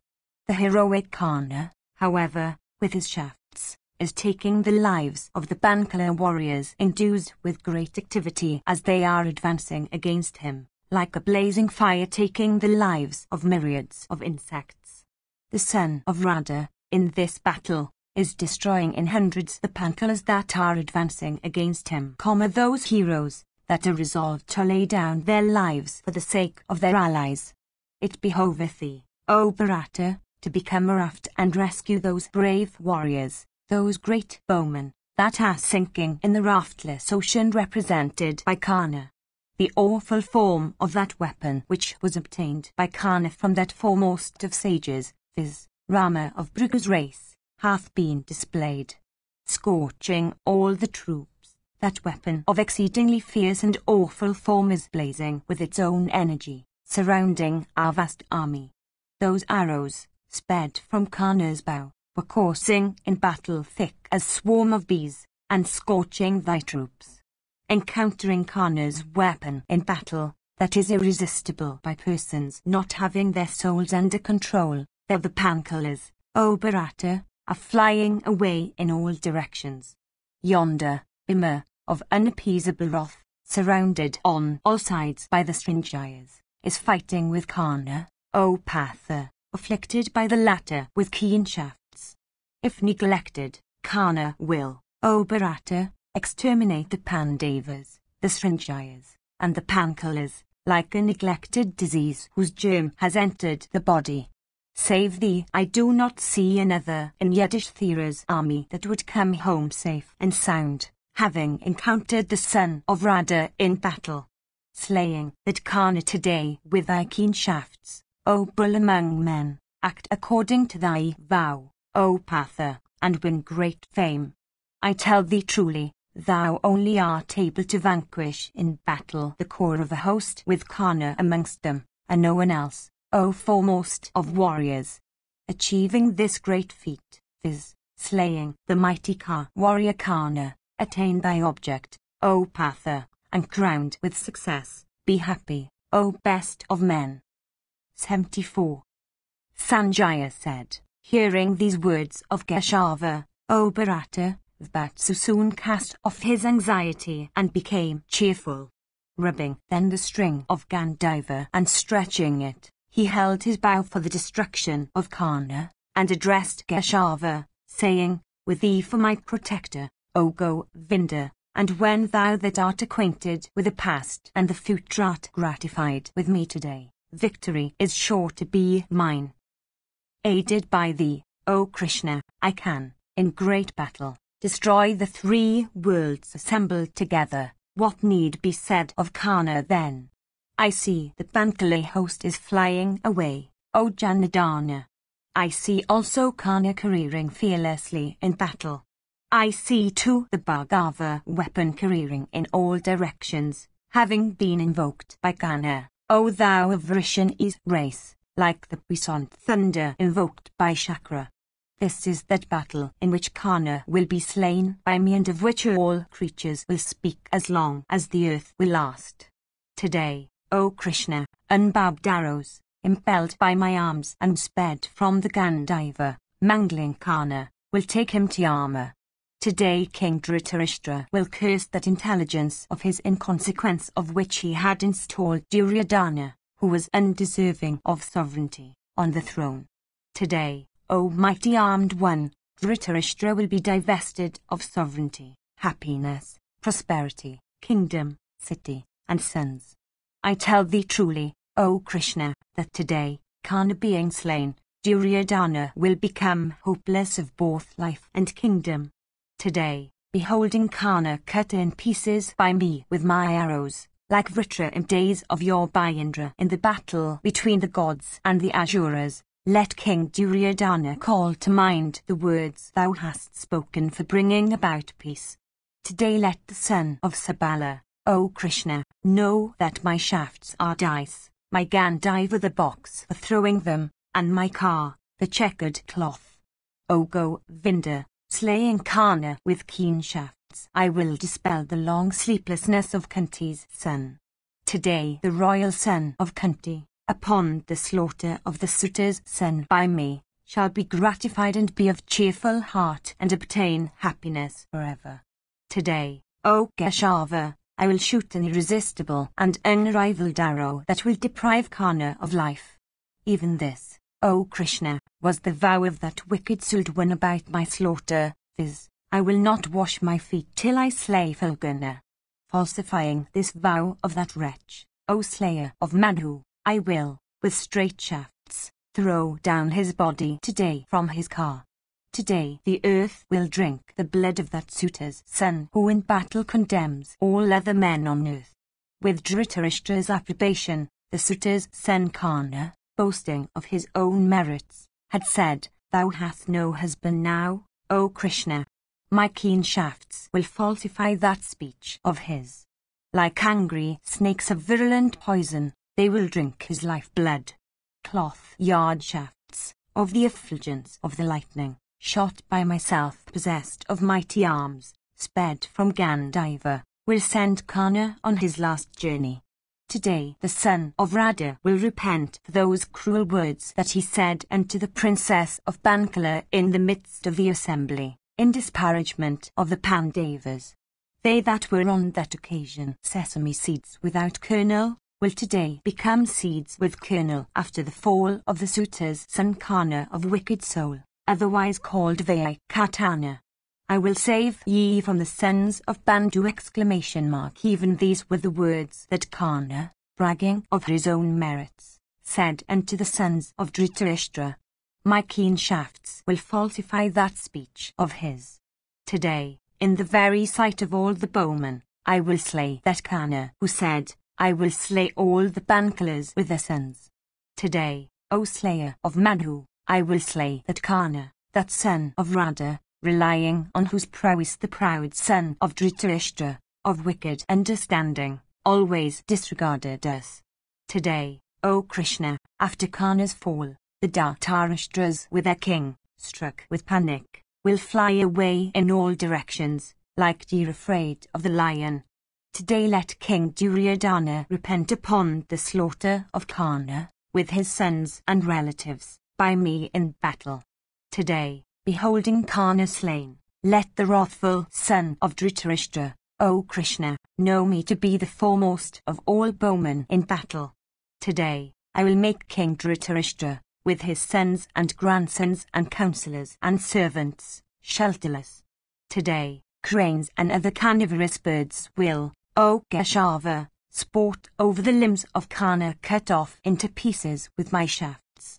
Today, O slayer of Madhu, I will cut off in battle the head of Radha's son Karna, in the very sight of all the bowmen. Today, O slayer of Madhu, I will cut off in battle the limbs of Radha's son of wicked soul with keen vipatas and razor-faced arrows.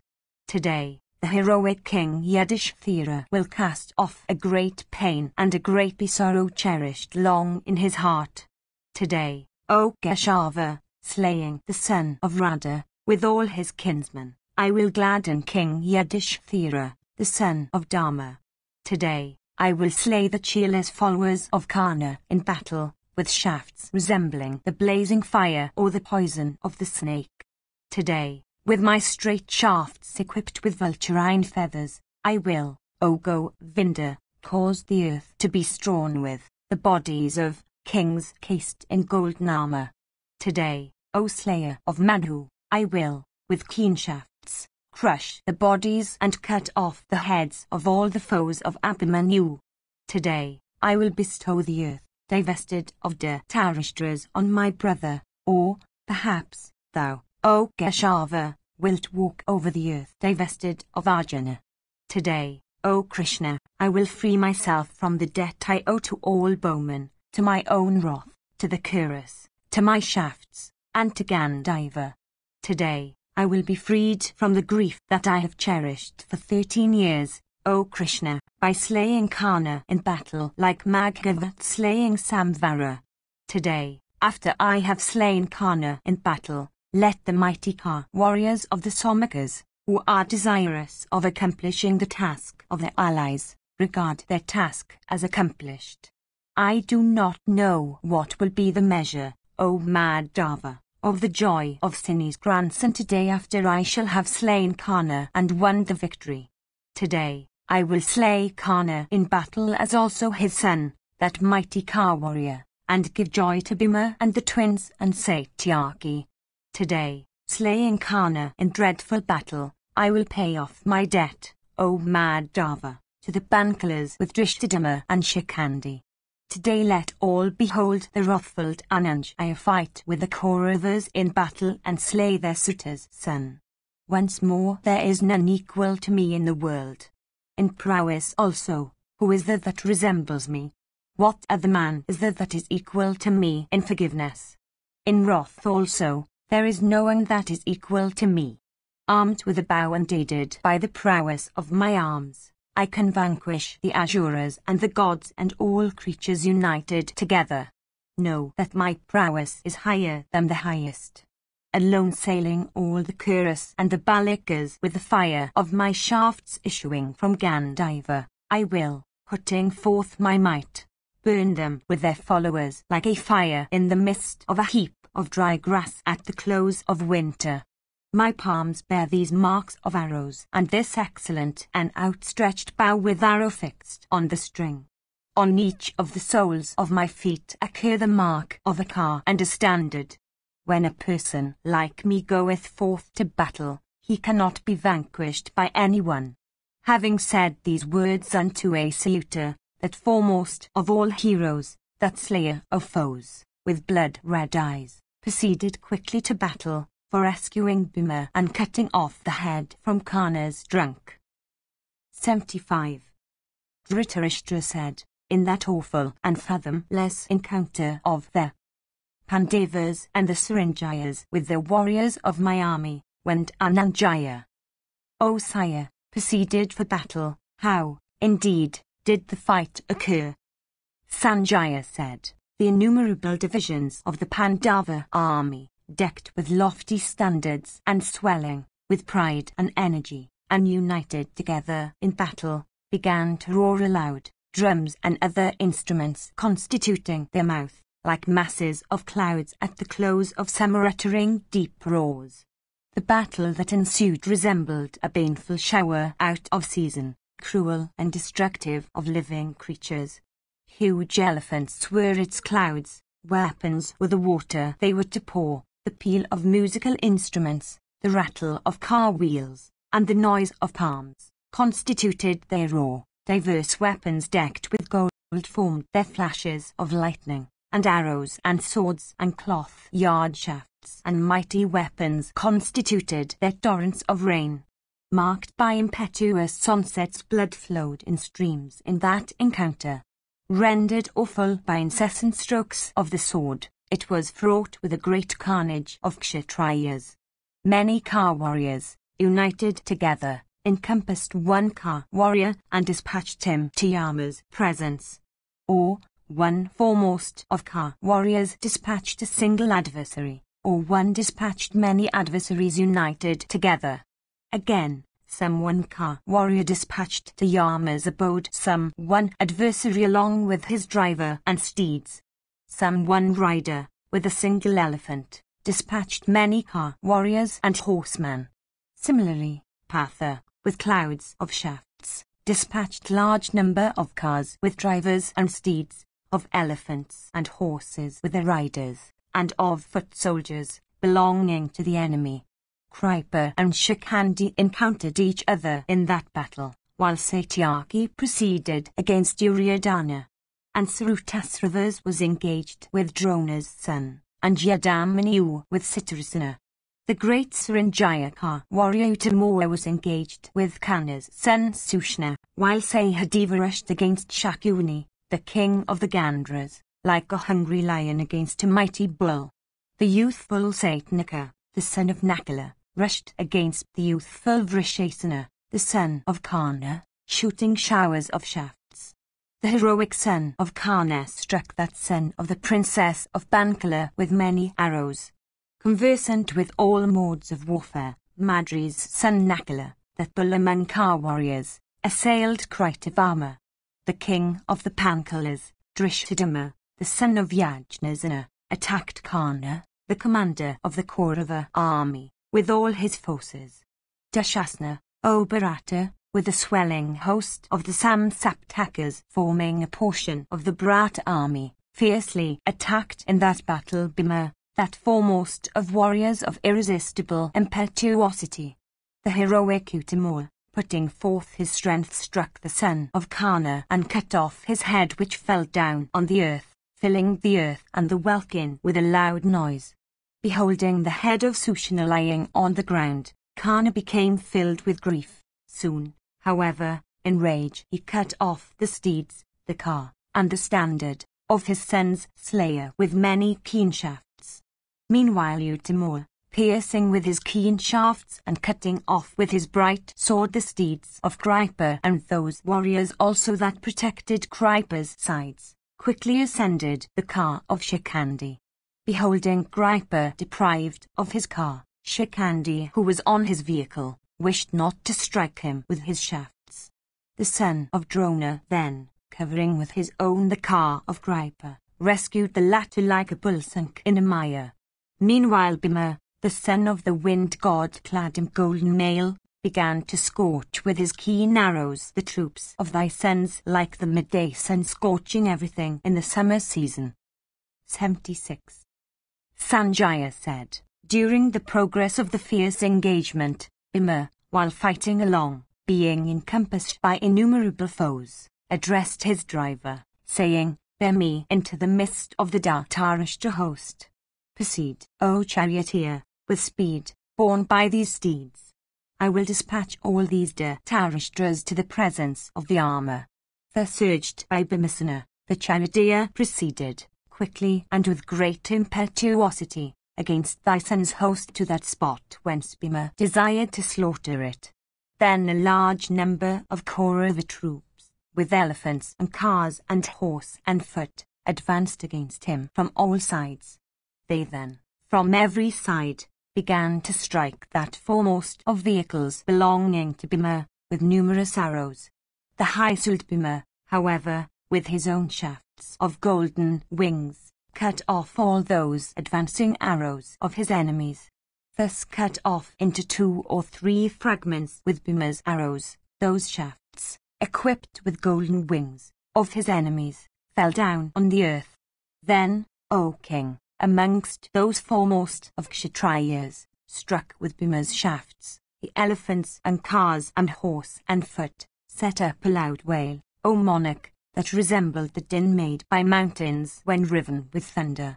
Thus struck by Bhima, those foremost of Kshatriyas, their limbs pierced with Bhima's powerful shafts, rushed against Bhima in that battle from every side, like new-fledged birds towards a tree. When thy troops thus rushed against him, Bhima of furious impetuosity displayed all his vim like destroyer himself armed with a mace when he burns and exterminates all creatures at the end of the Yuga. Thy soldiers were unable to resist in that battle that fierce forcible energy of Bhima endued with fierce impetuosity, like that of the destroyer himself of wide open mouth when he rusheth at the end of the Yuga for exterminating all creatures. Then, O Bharata, like masses of clouds scattered by the tempest, the Bharata host, thus mangled and burnt in that battle by the high-souled Bhima, broke and fled in fear in all directions. Then the mighty Bhimasena of great intelligence once more cheerfully said unto his charioteer, Ascertain, O Suta, whether those assembled cars and standards that are advancing towards me are ours or the enemy's. Absorbed in battle, I am unable to distinguish them. Let me not shroud our own troops with my shafts. O Vaizoka, beholding hostile warriors and cars and the tops of their standards on all sides, I am greatly afflicted. The king is in pain. The diadem-decked Arjuna also has not yet come. These things, O Suta, fill my heart with sorrow. Even this is my grief, O charioteer, that King Yudhishthira that just should have gone away, leaving me in the midst of the enemy. I do not know whether he, as also Vatsu, is alive or dead. This adds to my sorrow. I shall, however, though filled with great grief, destroy those hostile troops of great might. Thus slaughtering in the midst of battle my assembled foes, I shall rejoice with thee today. Examining all the quivers containing my arrows, tell me, O Suta, ascertaining the matter well, what quantity of arrows is still left on my car, that is, how much of what sort? Thus commanded, Vaizoka said, Of arrows, O hero, thou hast yet 60,000, while thy razor-headed shafts number 10,000, and broad-headed ones number as much. Of cloth-yard shafts thou hast still 2,000, O hero, and of pradaras thou hast still, O Patha, 3,000. Indeed, of the weapons, O son of Pandu, the portion that still remains is not capable of being borne, if placed on carts, by 6 bullocks. Shoot and hurl them, O learned one, for of maces and swords and other weapons used with the arms alone, thou hast thousands upon thousands, as also lances and scimitars and darts and spears. Never fear that thy weapons will be exhausted. Bhima said, Behold, O Suta, today this awful battle in which everything will be shrouded with my impetuous sorrows sped fiercely from my bow and, mangling all my foes, and in consequence of which the very sun will disappear from the field, making the latter resemble the domains of death. Today, even this will be known to all the Kshatriyas, including the very children, O Suta, that Bhimasena hath succumbed in battle, or that, alone, he hath subjugated all the Kuras.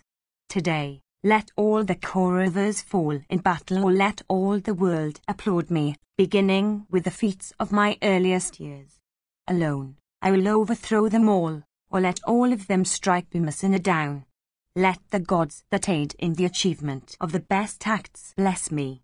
Let that slayer of foes Arjuna come here now like Sakra, duly invoked, quickly coming to a sacrifice.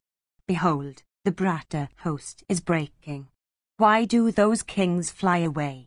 It is evident that save the Asi, that foremost of men, is quickly shrouding that host with his shafts. Behold, those standards, O Visoka, and elephants and steeds and bands of foot soldiers are flying away. Behold, these cars, assailed with shafts and darts, with those warriors riding on them, are being scattered, O Suta. Yonder, the core of the host, assailed with the shafts, equipped with wings of gold and feathers of peacocks, of Dhananjaya, and resembling thunderbolts in force, though slaughtered extensively, is repeatedly filling its gaps. There, cars and steeds and elephants are flying away, crushing down bands of foot soldiers. Indeed, all the Kauravas, having lost their sense, are flying away, like elephants filled with panic at a forest conflagration, and uttering cries of woe. These huge elephants, again, O Visoka, are uttering loud cries, assailed with shafts. Visoka said, How is it, O Bhima, that thou dost not hear the loud twang of the yawning Gandiva stretched by Patha in wrath? Are these 2 ears of thine gone? All thy wishes, O son of Pandu, have been fulfilled. Yonder the ape, on Arjuna's banner, is seen in the midst of the elephant force of the enemy. Behold, the string of Gandiva is flashing repeatedly like lightning amid blue clouds. Yonder the ape on Dhananjaya's standard top is everywhere seen to terrify hostile divisions in this dreadful battle. Even I, looking at it, am struck with fear. Though the beautiful diadem of Arjuna is shining brilliantly. There, the precious jewel on the diadem, endued with the splendor of the sun, looketh exceedingly resplendent. There, beside him, behold his conchtivadatta of loud blare and the hue of a white cloud. There, by the side of Janardana, reins in hand, as he penetrates into the hostile army, behold his discourse of solar refulgence, its nave hard as thunder, and its edge sharp as a razor. Behold, O hero, that discourse of Keshava, that enhancer of his fame, which is always worshipped by the Yidus. There, the trunks, resembling lofty trees perfectly straight, of huge elephants, cut off by Iritin, are falling upon the earth. Those huge creatures also, with their riders, pierced and split with shafts, are falling down, like hills riven with thunder. There, behold, O son of Kunti, the Panchajanya of Krishna, exceedingly beautiful and of the hue of the moon, as also the blazing Kaustuba on his breast and his triumphal garland. Without doubt, that first and foremost of all car warriors, Patha, is advancing, routing the hostile army as he comes, borne by his foremost of steeds, of the hue of white clouds, and urged by Krishna. Behold those cars and steeds and bands of foot soldiers, mangled by thy younger brother with the energy of the chief of the celestials. Behold, they are falling down like a forest uprooted by the tempest caused by Garuda's wings. Behold, 400 car warriors, with their steeds and drivers, and 700 elephants and innumerable foot soldiers and horsemen slain in this battle by Iritin with his mighty shafts. Slaughtering the Kuras, the mighty Arjuna is coming towards thy side even like the constellation Sitara. All thy wishes are fulfilled. Thy foes are being exterminated. Let thy might, as also the period of thy life, ever increase. Bhima said, Since, O Visoka, thou tellest me of Arjuna's arrival, I will give thee 4 and 10 populous villages and 100 female slaves and 20 cars, being pleased with thee, O Suta, for this agreeable intelligence imparted by thee. 77. Sanjaya said, hearing the roars of cars and the leonine shouts of the warriors in battle, Arjuna addressed Govinda, saying, Urge the steeds to greater speed. Hearing these words of Arjuna, Govinda said unto him, I am proceeding with great speed to the spot where Bhima is stationed. Then many lions among men, belonging to the Kaurava army, excited with wrath and accompanied by a large force of cars and horse and elephants and foot soldiers, and making the earth resound with the whiz of their arrows, the rattle of their car wheels, and the tread of their horses' hoofs, advanced against Jaya, Arjuna, as the latter proceeded for victory, borne by his steeds white as snow or conchs, and decked in trappings of gold and pearls and gems, like the chief of the celestials in great wrath proceeding, armed with a thunder, against the Asura, Jamba, for slaying him.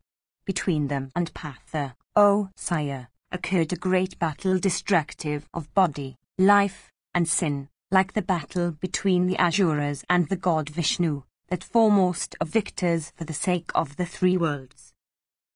Alone, Partha, decked with diadem and garlands, cut off the mighty weapons sped by them, as also their heads and arms in diverse ways, with his razor-faced and crescent-shaped and broad-headed arrows of great keenness, umbrellas, and yak-tails for fanning, and standards, and steeds, and cars, and bands of foot soldiers, and elephants, fell down on the earth, mutilated in diverse ways, like a forest broken down by a tempest.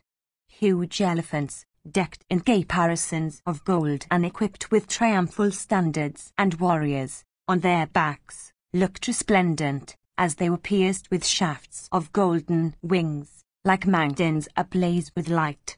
Piercing elephants and steeds and cars with excellent shafts resembling Vasava's thunder, Dhananjaya proceeded quickly for the slaughter of Karna, even as Indra in days of yore for riving, the Asura, Vala. Then that tiger among men, that mighty armed chastiser of foes, penetrated into thy host like a Makara into the ocean. Beholding the son of Pandu, thy warriors, O king, accompanied by cars and foot soldiers and a large number of elephants and steeds, rushed against him. Tremendous was the din made by them as they advanced against Partha, resembling that made by the waters of the ocean lashed into fury by the tempest. Those mighty car warriors, resembling tigers, in prowess, all rushed in that battle against that tiger among men, abandoning all fear of death. Arjuna, however, routed the troops of those leaders of the Kurus as they advanced, shooting at him showers of weapons, like a tempest driving off masses of congregated clouds. Those great bowmen, all skilled in smiting, united together and proceeded against Arjuna with a large number of cars and began to pierce him with keen shafts. Then Arjuna, with his shafts, dispatched to Yama's abode several thousands of cars and elephants and steeds. While those great car warriors in that battle were thus struck with shafts sped from Arjuna's bow, they were filled with fear and seemed to disappear one after another from their cars. In all, Arjuna, with his sharp arrows, slew 400 of those heroic car warriors exerting themselves vigorously in battle. Thus struck in that battle with sharp shafts of diverse kinds, they fled away on all sides, avoiding Arjuna. Tremendous was the uproar made at the van of the army by those warriors as they broke and fled, like that made by the surging sea when it breaks upon a rock. Having routed with his arrows that army struck with fright, Pritha's son Arjuna then proceeded, O sire, against the division of the suitor's son. Loud was the noise with which Arjuna faced his foes, like that made by Garuda in days of yore when swooping down for snakes. Hearing that sound, the mighty Bhimasena, desirous as he had been of obtaining a sight of Partha, became filled with joy. As soon as the valiant Bhimasena heard of Partha's arrival, he began, O monarch, to grind thy troops, reckless of his very life. Possessed of prowess equal to that of the wind, the valiant Bhima, the son of the wind god, began to career in that battle like the wind itself. Afflicted by him, O monarch, thy army, O king, began to reel like a wrecked vessel on the bosom of the sea. Displaying his lightness of hands, Bhima began to cut and mangle that host with his fierce arrows and dispatch large numbers to the abode of the armor. beholding on that occasion the superhuman might of Bhima, O Bharata, like that of the destroyer at the end of the Yuga, thy warriors became filled with fright. Seeing his mightiest soldiers thus afflicted by Bhimasena, O Bharata, King Duryodhana addressed all his troops and great bowmen, O bull of Bharata's race, commanding them to slay Bhima in that battle, since upon Bhima's fall he would regard the Pandava troops already exterminated. Accepting that command of thy son, all the kings shrouded Bhima with showers of shafts from every side. Innumerable elephants, O king, and men inspired with desire of victory, and cars, and horse, O monarch, encompassed Vrikadara. Thus encompassed by those brave warriors on all sides, O king, that hero, that chief of Bharata's race, looked resplendent like the moon surrounded by the stars. Indeed, as the moon at full within his corona looks beautiful, even so that best of men, exceedingly handsome, looked beautiful in that battle. All those kings, with cruel intent and eyes red in wrath, inflicted upon Vrikadara their arrowy downpours, moved by the desire of slaying him. Piercing that mighty host with straight shafts, Bhima came out of the press like a fish coming out of a net, having slain 10,000 and retreating elephants, 200,200 men, O Bharata, and 5,000 horses, and 100 cow warriors. Having slaughtered these, Bhima caused a river of blood to flow there. Blood constituted its water, and cars its eddies, and elephants were the alligators with which it teemed. Men were its fishes, and steeds its sharks, and the hair of animals formed its woods and moss. Arms lopped off from trunks formed its foremost of snakes. Innumerable jewels and gems were carried along by the current. Thighs constituted its gravels, and marrow its mire. And it was covered with heads forming its rocks. And bows and arrows constituted the rafts by which men sought to cross that terrible river, and maces and spiked bludgeons formed its snakes.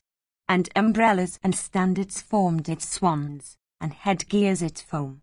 Necklaces constituted its lotuses, and the earthy dust that arose formed its waves. Those endued with noble qualities could cross it with ease, while those that were timid and affrighted found it exceedingly difficult to cross. Warriors constituting its crocodiles and alligators, it ran towards the region of Yama. Very soon, indeed, did that tiger among men cause that river to flow. Even as the terrible Vaitarani is difficult of being crossed by persons of unrefined souls, that bloody river, terrible and enhancing the fears of the timid, was difficult to cross.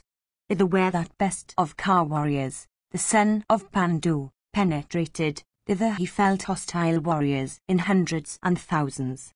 Seeing those feats achieved in battle by Bhimasena, Duryodhana, O monarch, addressing Shakuni, said, Vanquish, O uncle, the mighty Bhimasena in battle. Upon his defeat the mighty host of the Pandavas may be regarded as defeated. Thus addressed, O monarch, the valiant son of Sabala, competent to wage dreadful battle, proceeded, surrounded by his brothers. Approaching in that battle Bhima of terrible prowess, the heroic Shakuni checked him like the continent resisting the ocean. Though resisted with keen shafts, Bhima, disregarding them all, proceeded against the sons of Sabala. Then Shakuni, O monarch, sped a number of cloth-yard shafts equipped with wings of gold and whetted on stone, at the left side of Bhima's chest. Piercing through the armour of the high-souled son of Pandu, those fierce shafts, O monarch, equipped with feathers of kankars and peacocks, sunk deep into his body. Deeply pierced in that battle, Bhima, O Bharata, suddenly shot at Sabala's son a shaft decked with gold. The mighty Shakuni, however, that scorcher of foes, O king, endued with great lightness of hands, cut off into 7 fragments a terrible arrow as it coursed towards him. When his shaft fell down on the earth, Bhima, O king, became highly enraged, and cut off with a broad-headed arrow the bow of Sabala's son with the greatest ease. The valiant son of Sabala then, casting aside that broken bow, quickly took up another and 6 and 10 broad-headed arrows. With 2 of those straight and broad-headed arrows, O monarch, he struck Bhima himself. With 1 he cut off Bhima's standard, and with 2, his umbrella. With the remaining 4, the son of Sabala pierced the 4 steeds of his antagonist. Filled with rage at this, the valiant Bhima, O monarch, hurled in that battle a dart made of iron, with its staff adorned with gold. That dart, restless as the tongue of a snake, hurled from Bhima's arms, speedily fell upon the car of the high-souled son of Sabala. The latter then, filled with wrath, O monarch, shook up that same gold-decked dart and hurled it back at Bhimasena. Piercing through the left arm of the high-souled son of Pandu, it fell down on the earth like lightning flashed down from the sky. At this, the Dhartashtas, O monarch, set up a loud roar all around. Bhima, however, could not bear that leonine roar of his foes endued with great activity. The mighty son of Pandu then, quickly taking up another stringed bow, in a moment, O monarch, covered with shafts the soldiers of Sabala's son in that battle, who were fighting reckless of their very lives. Having slain his 4 steeds, and then his driver, O king, Bhima of great prowess next cut off his antagonist's standard with a broad-headed arrow without losing a moment. Abandoning with speed that steedless car, Shakuni, that foremost of men, stood on the ground, with his bow ready drawn in his hands, his eyes red like blood in rage, and himself breathing heavily. He then, O king, struck Bhima from every side with innumerable arrows. The valiant Bhima, baffling those shafts, cut off Shakuni's bow in rage and pierced Shakuni himself, with many keen arrows. Deeply pierced by his powerful antagonist, that scorcher of foes, O king, fell down on the earth almost lifeless. Then thy son, O monarch, seeing him stupefied, bore him away from battle on his car in the very sight of Bhimasena. When that tiger among men, Shakuni, was thus taken up on Duryodhana's car, the Dhartashta troops, turning their faces from battle, fled away on all sides, inspired with fear on that occasion of great terror due to Bhimasena.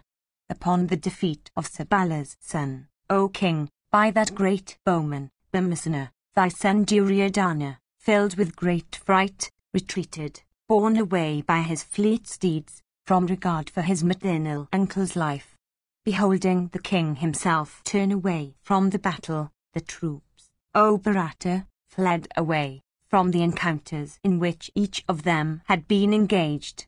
Seeing all the Dhartashtra troops turn away from battle and fly in all directions, Bhima, rushing impetuously, fell upon them, shooting many hundreds of shafts. Slaughtered by Bhima, the retreating Dhartashtras, O king, approaching the spot where Karna was, once more stood for battle, surrounding him. Endued with great might and great energy, Karna then became their refuge. Finding Karna, O bull of Bharata's race, thy troops became comforted and stood cheerfully, relying upon one another, like shipwrecked mariners, O tiger of men, in the distressful plight, when at last they reach an island. They then, once more, making death itself their goal, proceeded against their foes for battle. 78. Dhritarashtra said, when our troops were broken in battle by Bhimasena, what, O Sanjaya, did Duryodhana and Sabala's son say? Or, what did Karna, that foremost of victors, or the warriors of my army in that battle, or Kripa, or Kritavarma, or Drona's son Dushasana, say? Exceedingly wonderful, I think, is the prowess of Pandu's son, since, single-handed, he fought in battle with all the warriors of my army. Did the son of Radha act towards their hostile troops according to his vow? That slayer of foes, Karna, O Sanjaya, is the prosperity, the armor, the fame, and the very hope of life, of the Kuras. Beholding the army broken by Kunti's son of immeasurable energy, what did Kana, the son of Adrata and Radha, do in that battle? What also did my sons, difficult of defeat in battle, do, or the other kings and mighty Ka warriors of our army? Tell me all this, O Sanjaya, for thou art skilled in narration. Sanjaya said, in that afternoon, O monarch, the Suta's son of great valor began to smite all the Somakas in the very sight of Bhimasena. Bhima also of great strength began to destroy the Dharmashtra troops. Then Kana, addressing his driver, Sholya, said unto him, bear me to the Panchalas. Indeed, beholding his army in course of being routed by Bhimasena of great intelligence, Kana once more addressed his driver, saying, bear me to the Panchalas only. Thus urged, Sholya, the ruler of the Madras, endued with great might, urged those white steeds that were fleet as thought, towards the cities, the Panchalas and the Kaurushas. Penetrating then into that mighty host, Sholya, that grinder of hostile troops, cheerfully conducted those steeds into every spot that Kana, that foremost of warriors, desired to go to. Beholding that car cased in tiger skins and looking like a cloud, the Pandas and the Panchalas, O monarch, became terrified. The rattle then of that car, like unto the peal of thunder or the sound of a mountain splitting into fragments, became audible in that dreadful battle. With hundreds upon hundreds of keen arrows sped from the bowstring drawn to his ear, Kana then smote hundreds and thousands of warriors belonging to the Pandava army. While the unvanquished Kana was employed in achieving those feats, many mighty bowmen and great Ka warriors among the Pandavas encompassed him on all sides. Indeed, Shikhandi, and Bhima, and Drishthadhyumna, the son of Prashata, and Nakula, and Sahadeva, and their 5 sons of Draupadi, and Satyaki, surrounded the son of Radha, pouring showers of arrows upon him, from desire of dispatching him to the other world. The heroic Satyaki, that best of men, struck Kana in that engagement with 20 keen shafts in the shoulder joint. Shikhandi struck him with 25 shafts, and Drishthadhyumna struck him with 7, and the sons of Draupadi with 64, and Sahadeva with 7, and Nakula with 100, in that battle. The mighty Bhimasena, in that encounter, filled with rage, struck the son of Radha in the shoulder joint with 90 straight shafts. The son of Adrata, then, of great might laughing in scorn, and drawing his excellent bow let off many keen shafts, afflicting his foes. The son of Radha pierced each of them in return with 5 arrows, cutting off the bow of Satyaki, as also his standard, O bull of Bharata's race. Kana pierced Satyaki himself with 9 shafts in the centre of the chest. Filled with wrath, he then pierced Bhimasena with 30 shafts. With a board-headed arrow, O sire, he next cut off the standard of Sahadeva, and with 3 other arrows, that chastiser of foes afflicted Sahadeva's driver. Within the twinkling of an eye he then deprived their 5 sons of Draupadi of their cars, O bull of Bharata's race, which seemed exceedingly wonderful. Indeed, with his straight shafts causing those heroes to turn back from the fight, the heroic Kana began to slay the Panchalas and many mighty Ka warriors among the Siddhis. Thus struck in that battle, O monarch, the Siddhis and the Matsyas, rushing against Kana alone, poured upon him showers of shafts. The Suta's son, however, that mighty Ka warrior, began to smite them with his keen shafts. I beheld this exceedingly wonderful feat, O Bharata, viz., that the Suta's son of great prowess, alone and unsupported in that battle, fought with all those bowmen who contended with him to the utmost of their prowess, and checked all those Pandava warriors, O monarch, with his shafts. With the lightness of hand, O Bharata, of the high Sultana on that occasion, all the gods as also the Siddhas and the Charanas were gratified. all the great bowmen among the Dhritarashtras also, O best of men, applauded Karna, that foremost of great car warriors, that first of all bowmen. Then Karna, O monarch, burnt the hostile army like a mighty and blazing conflagration, consuming a heap of dry grass in the summer season. Thus slaughtered by Karna, the Pandava troops, struck with fear, fled in all directions, at the very sight of Karna. Loud wails arose there among the Panchalas in that great battle, while they were thus struck with the keen shafts sped from Karna's bow. Struck with fear at the noise, the vast host of the Pandavas, those enemies of Karna, regarded him as the one warrior in that battle. Then that crusher of foes, viz., the son of Radha, once more achieved an exceedingly wonderful feat, inasmuch as all the Pandavas, united together, were unable to even gaze at him. Like a swelling mass of water breaking when it comes in contact with a mountain, the Pandava army broke when it came in contact with Karna. Indeed, O king, the mighty armed Karna in that battle, burning the vast host of the Pandavas, stood there like a blazing fire without smoke. With great activity that hero, with his shafts, cut off the arms and the heads of his brave foes, O king, and their ears decked with earrings, swords with hilts of ivory, and standards, and darts, and steeds, and elephants, and cars of diverse kind, O king, and banners, and axles, and yokes, and wheels of many kinds, were cut off in various ways by Karna, observant of a warrior's vow. There, O Bharata, with elephants and steeds slain by Karna, the earth became impassable and miry with flesh and blood. The uneven and even spots also of the field, in consequence of slain horse and foot and broken cars and dead elephants, could no longer be distinguished. The combatants could not distinguish friends from foes in that thick darkness caused by shafts when Karna's celestial weapon was displayed. The mighty car warriors of the Pandavas, O monarch, were completely shrouded with shafts, decked with gold, that were sped from Karna's bow.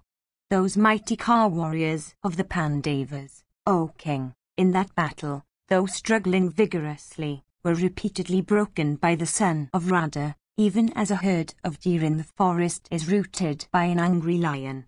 Rooting the foremost of Pankalaka warriors and other foes, Karna of great fame, in that battle, slew the Pandava warriors like a wolf slaying smaller animals. Beholding the Pandava army turn away from battle, the Dhritarashtra bowmen of great might rushed against the retreating host uttering terrible shouts. Then Duryodhana, O monarch, filled with great delight, caused diverse musical instruments to be beaten and blown in all parts of the army. The great bowmen amongst the Panchalas, those foremost of men, though broken, returned heroically to the fight, making death their goal.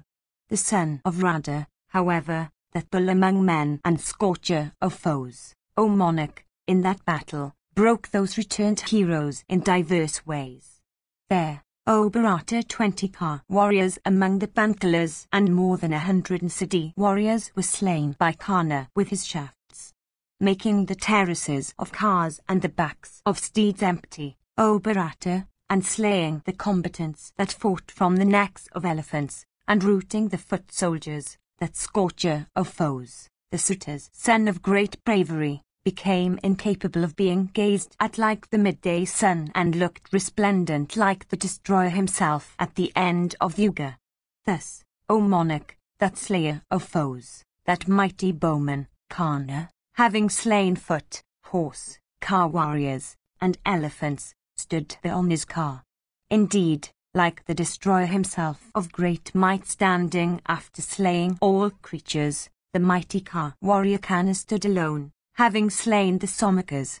The prowess that we then beheld of the Panchalas seemed to be exceedingly wonderful, for, though thus struck by Karna, they refused to fly away from that hero at the head of battle. At that time, the king, Duryodhana, and Dushasana, and Kripa, the son of Sharadvata, and Ashvatthama, and great of armor, and Shakuni also of great might, slaughtered the Pandava warriors in hundreds and thousands. The 2 sons also of Karna, O monarch, those 2 brothers of prowess incapable of being baffled, filled with rage, slaughtered the Pandava army in several parts of the field. The battle at that place was dreadful and cruel, and the carnage that occurred was very great. Similarly, the Pandava heroes, Drishthadama and Shikandi and their 5 sons of Draupadi, filled with rage, slaughtered thy host. Even thus a great destruction took place among the Pandavas everywhere on the field, and even thus thy army also suffered great loss at the hands of the mighty Bhima. 79. Sanjaya said, Meanwhile Arjuna, O monarch, having slain the 4 kinds of forces of the enemy, and having obtained a sight of the angry son of the Suta in that dreadful battle, caused a river of blood to flow there that was tawny with flesh and marrow and bones. Human heads constituted its rocks and stones. Elephants and steeds formed its banks. Full of the bones of heroic combatants, it resounded with the cries of ravens and vultures. Umbrellas were its swans or rafts. And that river ran, bearing away heroes like trees along its current. Even necklaces constituted its assemblage of lotuses, and headgears formed its excellent foam. Bows and shafts constituted its fishes, and the crowns of crushed men floated on its surface. Shields and armor were its eddies, and cars were the rafts with which it teemed. And it could be easily forded by persons desirous of victory, while to those that were cowards it was unfordable. Having caused that river to flow, Vatsu, that slayer of hostile heroes and bull among men, addressing Vasudeva said, Yonder, O Krishna, the standard of the Suta's son is visible. There, Bhimasena and others are fighting with that great car warrior. There, the Panchalas, afraid of Karna, are flying away, O Janardana. Yonder, King Duryodhana, with the white umbrella over his head, along with Kanna, looketh exceedingly resplendent as he is engaged in routing the Panchalas.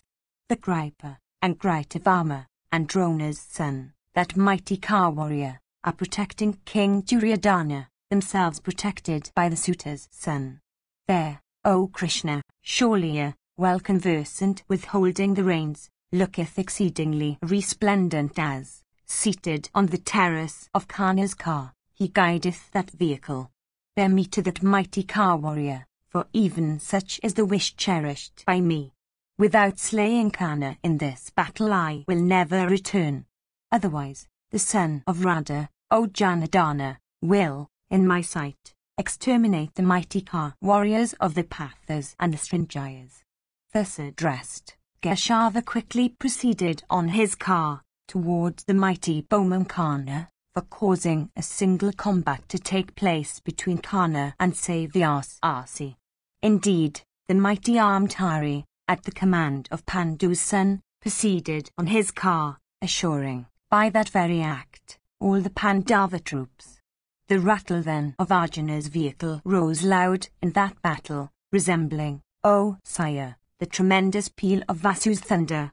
Beholding Arjuna of white steeds and having Krishna for his driver thus advance, and seeing the standard of that Hisuld one, the king of the Madras, addressing Karna, said, There cometh that car warrior having white steeds yoked unto his vehicle and having Krishna for his driver, slaying his foes in battle.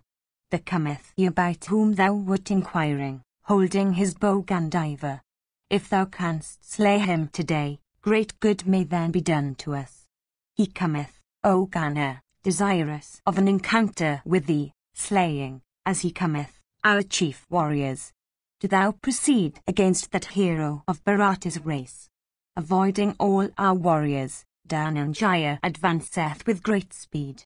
For, as I think, an encounter with thee, judging by his form swelling with rage and energy, blazing with wrath, Partha will not stop from desire of battle with anybody else save thee. especially when Vrikadara is being so much afflicted by thee.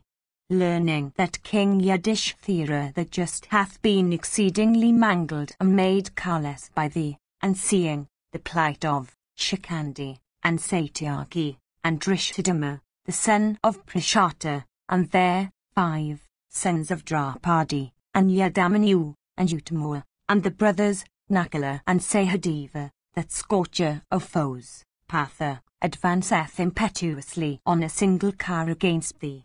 Without doubt, he is advancing with speed against us, avoiding other combatants. Do thou, O Gana, proceed against him, for there is no other bowman among us that can do so. I do not behold any arrangements made for his protection, either on his flanks or at his rear. He advanceth alone against thee. Look after thy success now. Thou alone art able to encounter the 2 Krishnas in battle. Proceed, therefore, against Ananjaya. Thou art the equal of Bhishma, of Drona, of Drona's son, of Gripa. Do thou resist in this great battle the advancing Savyasi. Indeed, O Gana, slay this Dhananjaya that resembles a snake frequently darting out its tongue, or a roaring bull, or a tiger in the forest.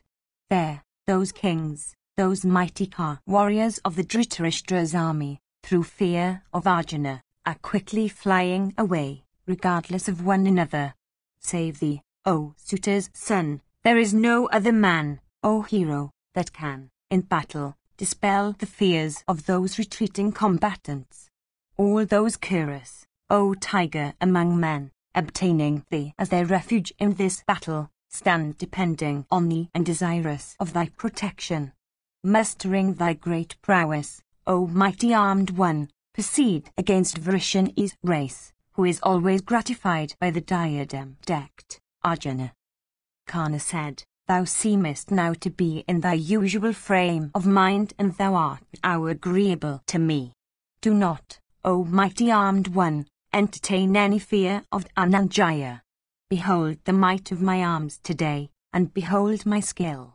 Single-handed, I will today destroy the mighty host of the Pandavas, as also those 2 lions among men, the 2 Krishnas.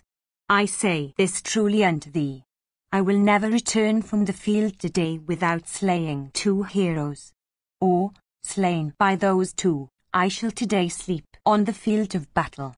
Victory is uncertain in battle. Slaying or slain, I shall today achieve my purpose. Surely said, all great car warriors, O Gana, say that this foremost of car warriors, Arjuna, even when alone, is invincible. When again, he is protected by Krishna, who will venture to vanquish him. Karna said, as far as I have heard, such a superior car warrior has never been born on earth. Behold my prowess, since I will contend in battle with even that Partha who is such. This prince of Kuru's line, this foremost of car warriors, careers in battle, borne by his steeds white in hue. Perhaps he will dispatch me to Yama's abode today. Know, however, that with Karna's death, these all will be exterminated. The 2 arms of this prince are never covered with sweat. They never tremble. They are massive and covered with cicatrices. Firm in the use of weapons, he is possessed of great skill and endued with great lightness of hands. Indeed, there is no warrior equal to the son of Pandu. He taketh a large number of arrows and shooteth them as if they were one. Quickly fixing them on the bowstring, he propelleth them to the distance of 2 miles. They always fall on the foe. What warrior is there on earth that is equal to him? That Atrita, endues with great activity, with Krishna as his ally, gratified the god Agni at Kandava. There, on that occasion, the high-souled Krishna obtained his discus, and Savyasi, the son of Pandu, obtained his bow Gandiva. There that mighty armed one, endues with might that knows no decay, also obtained his terrible car unto which are yoked those white steeds, as also his 2 great celestial and inexhaustible quivers, and many celestial weapons, from the god of fire. In the region of Indra he obtained his conch Devadatta and slew innumerable deities, and all the Kalakas. Who is there on earth that is superior to him? Possessed of greatness of soul, he gratified Mahadeva himself in fair fight, and obtained from him the terrible and mighty weapon Pasupata that is capable of destroying the three worlds.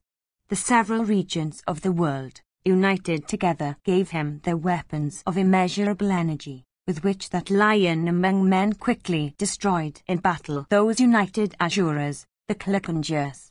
So also, in Virata's city, moving on a single car, he vanquished all of us, and snatched from us that wealth of kine, and took from all the foremost of car warriors portions of their garments, challenging that foremost of Kshatriyas, that hero having him of Rishane's race for his ally, that warrior who is endued with such energy and such attributes. I regard myself, O Shaurya, to be the foremost of persons in all the world in point of courage.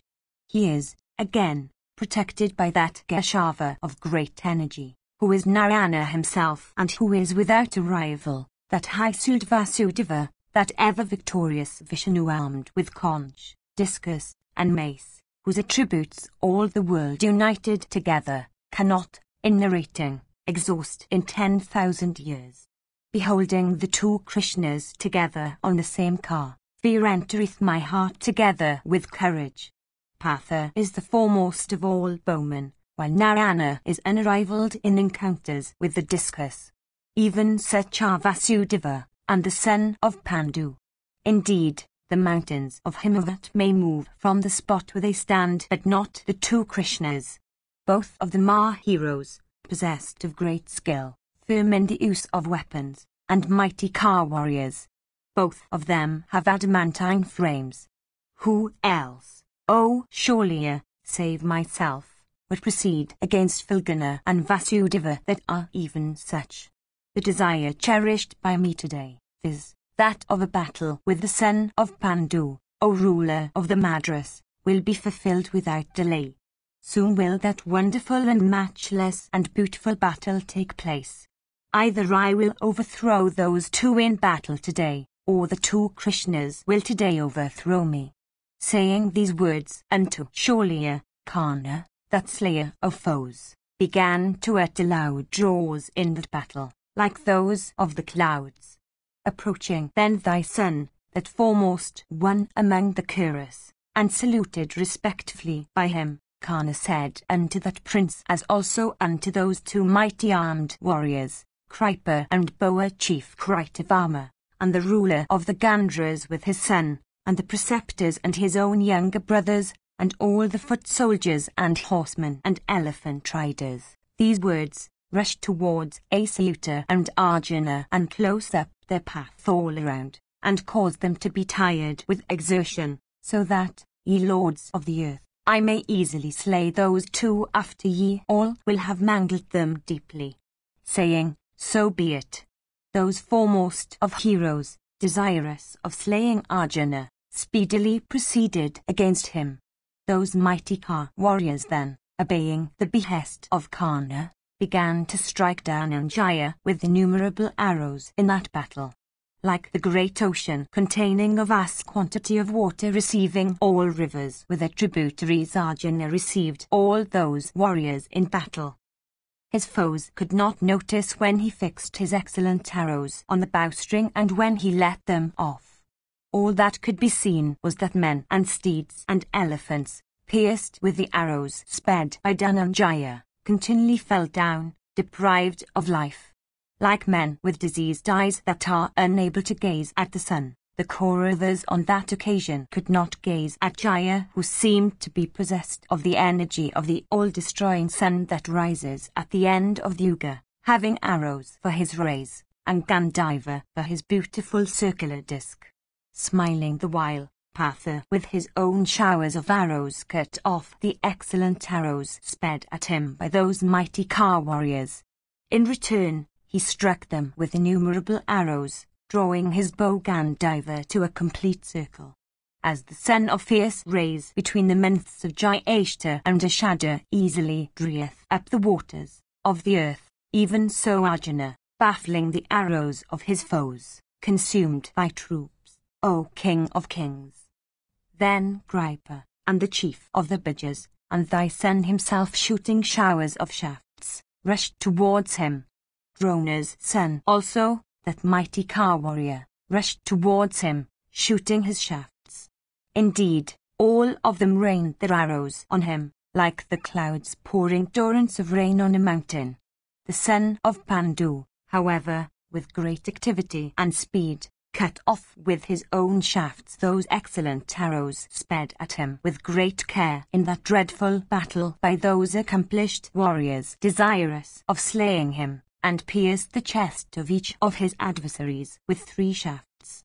Having arrows for his fierce rays, the Arjuna's son, with Gandiva drawn to its fullest stretch constituting his corona, looked resplendent, as he scorched his foes, like the sun himself between the months of Jyeshtha and Ashada, within his bright corona.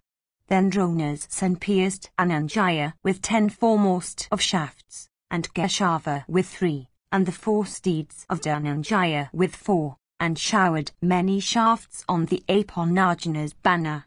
For all that, Dhananjaya cut off the full-drawn bow in his adversary's hand with 3 shafts, the head of his driver with a razor-faced arrow, and his 4 steeds with his 4 other shafts and his standard with 3 other arrows, and felled him from his car. The son of Drona then, filled with wrath, took up another costly bow, bright as the body of Takshaka, and decked with gems and diamonds and gold, and resembling a mighty snake caught from the foot of a mountain. Stringing that bow as he stood on the earth, and bringing out one after another shafts and weapons, Drona's son, that warrior who excelled in many accomplishments, began to afflict those 2 unvanquished and foremost of men, and pierce them from a near point with many shafts.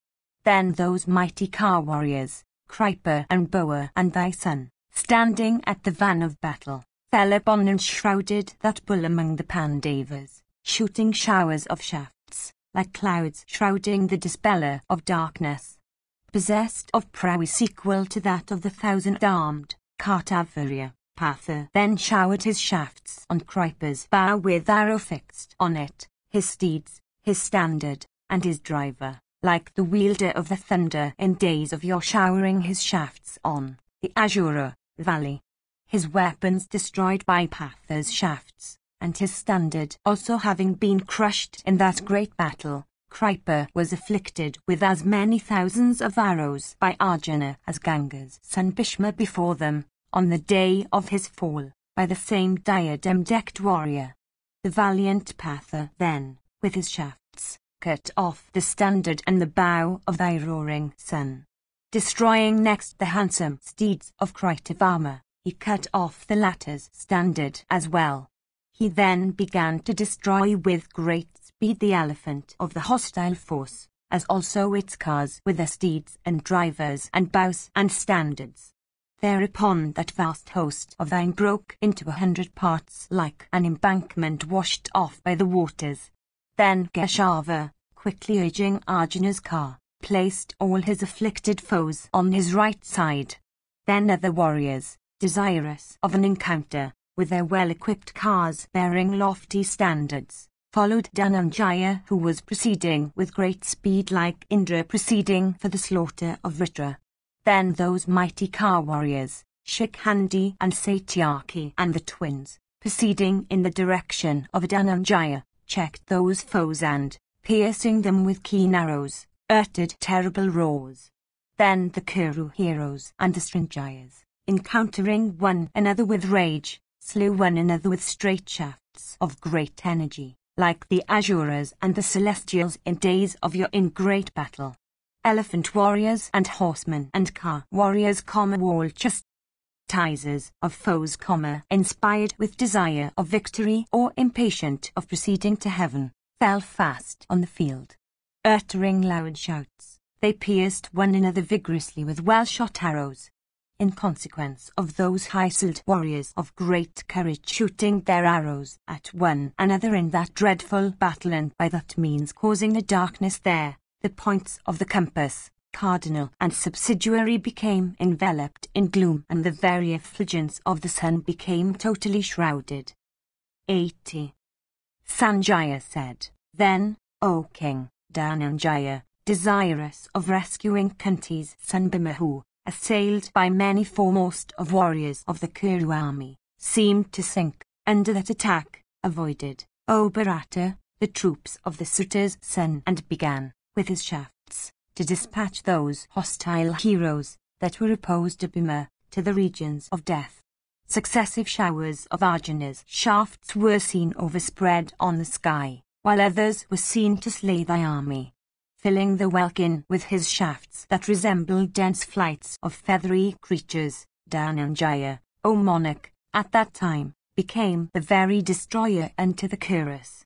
With his broad-headed arrows, and those equipped with heads flat and sharp as razors, and cloth-yard shafts of bright polish, Patha mangled the bodies of his foes and cut off their heads. The field of battle became strewn with falling warriors, some with bodies cut and mangled, some divested of armor, and some deprived of heads. Like the great Vaitarani, separating the regions of life from those of the dead, the field of battle, O king, became uneven and impassable and unsightly and terrible, in consequence of steeds and cars and elephants, which struck with Dhananjaya's shafts, were mangled and crushed and cut off in diverse ways. The earth was also covered with broken shafts and wheels and axles, and with cars that were steedless or that had their steeds, and others that were driverless or that had their drivers. Then 400 well-trained and ever-furious elephants, excited with wrath, and ridden by warriors cased in mail of golden hue and adorned with ornaments of gold, and urged by fear skites with pressure of heels and toes, fell down, struck by the diadem-decked Arjuna with his shafts, like lucent summits, peopled with living creatures of gigantic mountains. Indeed, the earth became covered with other huge elephants struck down by Dhananjaya with his arrows. Like the sun piercing through masses of clouds, Arjuna's car passed through dense bodies of elephants with juicy secretions flowing down their bodies and looking like masses of clouds. Fulgana caused his track to be heaped up with slain elephants and steeds, and with cars broken in diverse ways, and with lifeless heroes deprived of weapons and engines and of armor, as also with arms of diverse kinds loosened from hands that held them. The twang of Gandhiva became tremendously loud, like the peal of thunder in the welkin. The Dhritarashtra army then, smitten with the shafts of Dhananjaya, broke, like a large vessel on the bosom of the ocean violently lashed by the tempest. Diverse kinds of fatal shafts sped from Gandhiva, and resembling burning brands and meteors and thunderbolts, burnt thy army. That mighty host, thus afflicted with Dhananjaya's shafts, looked beautiful like a blazing forest of bamboos on a mountain in the night. Crushed and burnt and thrown into confusion, and mangled and massacred by the diadem-decked Arjuna with his arrows, that host of thine then fled away on all sides. Indeed, the Kauravas, burnt by Savyasasi, dispersed on all sides, like animals in the great forest frightened at a forest conflagration. The Kuru host then, that had assailed Bhimasena, abandoning that mighty armed hero, turned their faces from battle, filled with anxiety. After the Kurus had been routed, the unvanquished Vatsu, approaching Bhimasena, stayed there for a moment. Having met Bhima and held a consultation with him, Fulgana informed his brother that the arrows had been extracted from Yudhishthira's body and that the latter was perfectly well. With Bhimasena's leave, Dhananjaya then proceeded once more against his foes, causing the earth and the welkin, O Bharata, to resound with the rattle of his car. He was then surrounded by 10 heroic and foremost of warriors, viz., thy sons, all of whom were Dashasna's juniors in age, afflicting Arjuna with their shafts like hunters afflicting an elephant with burning brands. Those heroes, with outstretched bow, seemed to dance, O Bharata, on their cars. The slayer of Madhu then, guiding his car, placed all of them to his right. Indeed, he expected that Arjuna would very soon send all of them to Yama's presence. Beholding Arjuna's car proceeding in a different direction, those heroes rushed towards him. Soon, however, Partha, with a number of cloth-yard shafts and crescent-shaped arrows, cut off their standards and steeds and bows and arrows, causing them to fall down on the earth. Then with some broad-headed arrows he cut off and felled their heads decked with lips bit and eyes blood red in rage. Those faces looked beautiful like an assemblage of lotuses. Having slain those 10 Kauravas cased in golden mail, with 10 broad-headed shafts endued with great impetuosity and equipped with wings of gold, that slayer of foes, Arjuna, continued to proceed. 81.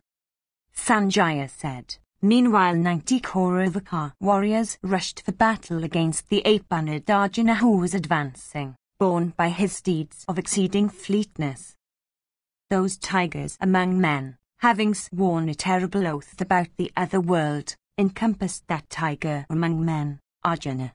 Krishna, however, without minding those warriors, urged the white steeds of Arjuna, endued with great speed and adorned with ornaments of gold and covered with networks of pearls, towards Kanna's car.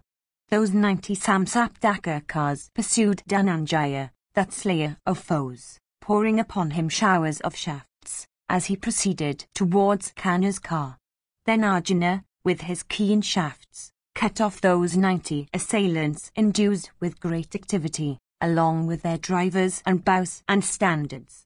Slain by the diadem-decked Arjuna with diverse kinds of shafts, they fell down like cedars falling down, with their cars, from heaven upon the exhaustion of their merits. After this, many Kauravas, with cars and elephants and steeds, fearlessly advanced against that foremost one of Kuru's race, that chief of the Bharatas, Fulgana. That large force of thy sons, teeming with struggling men and steeds, and swelling with foremost of elephants, then encompassed Dhananjaya, checking his further progress. The mighty Kaurava bowmen shrouded that descendant of Kuru's race with darts and swords and lances and spears and maces and scimitars and arrows. Like the sun destroying the darkness with his rays, the son of Pandu destroyed with his own shafts that shower of weapons overspread in the welkin. Then a force of mlechas riding 1,300 ever-infuriated elephants, at the command of thy son, assailed Partha in the flank. With barbed arrows and nalikas and cloth-yard shafts and lances and spears and darts and campanas and short arrows, they afflicted Partha on his car. That matchless shower of weapons, some of which were hurled by the elephants with their tusks, Fulgana cut off with his broad-headed shafts and crescent-shaped arrows of great keenness. With excellent arrows of diverse kinds, he struck all those elephants and their standards and banners and riders, like Indra striking mountains with thunderbolts. Afflicted with gold-winged shafts, those huge elephants decked with necklaces of gold fell down deprived of life, like mountains ablaze with volcanic fires. Amid the roaring and shouting and wailing red army of men and elephants and steeds, the twang of Gandhiva, O monarch, rose high. Elephants, O king, struck with shafts, fled away on all sides. Steeds also, their riders slain, wandered in all directions. Cars, O monarch, looking like the changeful forms of vapour in the sky, deprived of riders and steeds, were seen in thousands. Horsemen, O monarch, wandering hither and thither, were seen to fall down deprived of life by the shafts of Partha. At that time the might of Arjuna's arms was seen. So great was that might, that alone, in that battle, he vanquished horsemen and elephants and car warriors, that had been assailing him from every side. Then Bhimasena, beholding the diadem-decked Fulgana encompassed, O bull of Bharata's race, by a large Kaurava host consisting of 3 kinds of forces, abandoned the small onslaught to a remnant of the Kaurava warriors with whom he had been engaged, and rushed impetuously, O king, to the spot where Dhananjaya's car was. Meanwhile the Kaurava force that still remained after heavy slaughter, exceedingly weakened, fled away. Bhima, as already said, beholding Arjuna, proceeded towards his brother. The unfatigued Bhima, armed with a mace, destroyed, in that battle, the portion that still remained after the greater part had been slaughtered by Arjuna, of the Kaurava host possessed of great might. Fierce as the death knight, subsisting upon men and elephants and steeds as its food, and capable of crushing walls and mansions and gates of cities, that exceedingly terrible mace of Bhima incessantly descended on men and elephants and steeds around him. That mace, O sire, slew numberless steeds and riders. With that mace the son of Pandu crushed men and steeds cased in steel armor. Struck therewith, they fell down with great noise, biting the earth with their teeth, and bathed in blood. These, with the crowns of their heads and bows and lower limbs crushed, laid themselves down on the field, supplying all carnivorous creatures with food. Satiated with blood and flesh and marrow, and eating bones as well, that mace of Bhimasena became, like the death knight, difficult of being gazed at. Having slain 10,000 horses and numerous foot soldiers, Bhima ran hither and thither in rage, armed with his mace. Then, O Bharata, thy troops, beholding Bhima mace in hand, thought that Yama himself, armed with his fatal bludgeon, was in their midst. The son of Pandu then, excited with rage, and resembling an infuriated elephant, penetrated into the elephant division of the Kauravas, like a Makara entering the ocean. Having, with his formidable mace, penetrated into that elephant division, the enraged Bhima, within a very short time, dispatched it to Yama's abode. We then beheld those infuriated elephants with spiked plates on their bodies falling on every side, with their riders and standards, like winged mountains. Having destroyed that elephant division, the mighty Bhimasena, once more riding on his car, followed Arjuna at his rear. That great host, thus slaughtered, filled with cheerlessness and about to fly away, stood almost inactive, O monarch, assailed on all sides with weapons. Beholding that host looking humble and standing inactive and almost motionless, Arjuna covered it with life-scorching shafts. Men and steeds and elephants, pierced in that battle with showers of shafts by the wielder of Gandhaiva, looked beautiful like Kadamba flowers with their filaments. Thus struck with Arjuna's shafts that quickly slew men and steeds and cars and elephants, loud wails, O king, arose from the Kuru army. With cries of oh and alas, and exceedingly frightened, and huddling close to one another, thy army began to turn round with great speed. The battle, however, continued between the Kurus and the Pandavas of great might. There was not a single car warrior or horseman or elephant warrior or steed or elephant that was unwounded. Their coats of mail pierced with shafts and themselves bathed in blood, the troops looked blazing like a forest of flowering issachas. Beholding save the Arsasi putting forth his valour on that occasion, the Kauravas became hopeless of Karna's life. Regarding the touch of Arjuna's shafts to be unbearable, the Kauravas, vanquished by the wielder of Gandhaiva, fled from the field. Deserting Karna in that battle as they were being thus struck with Arjuna's shafts, they fled away in fear on all sides, loudly calling upon the suitor's son to rescue them. Partha, however, pursued them, shooting hundreds of shafts and gladdening the Pandava warriors headed by Bhimasena. Thy sons then, O monarch, proceeded towards the car of Karna. Sinking, as they seemed to be, in a fathomless ocean, Karna then became an island unto them. The Kauravas, O monarch, like snakes without poison, took Karna's shelter, moved by the fear of the wielder of Gandhaiva. Indeed, even as creatures, O sire, endued with actions, from fear of death, take the shelter of virtue, thy sons, O ruler of men, from fear of the high-souled son of Pandu, took shelter with the mighty bowman Karna. Then, Karna, uninspired with fear, addressed those distressed warriors afflicted with arrows and bathed in blood, saying, Do not fear.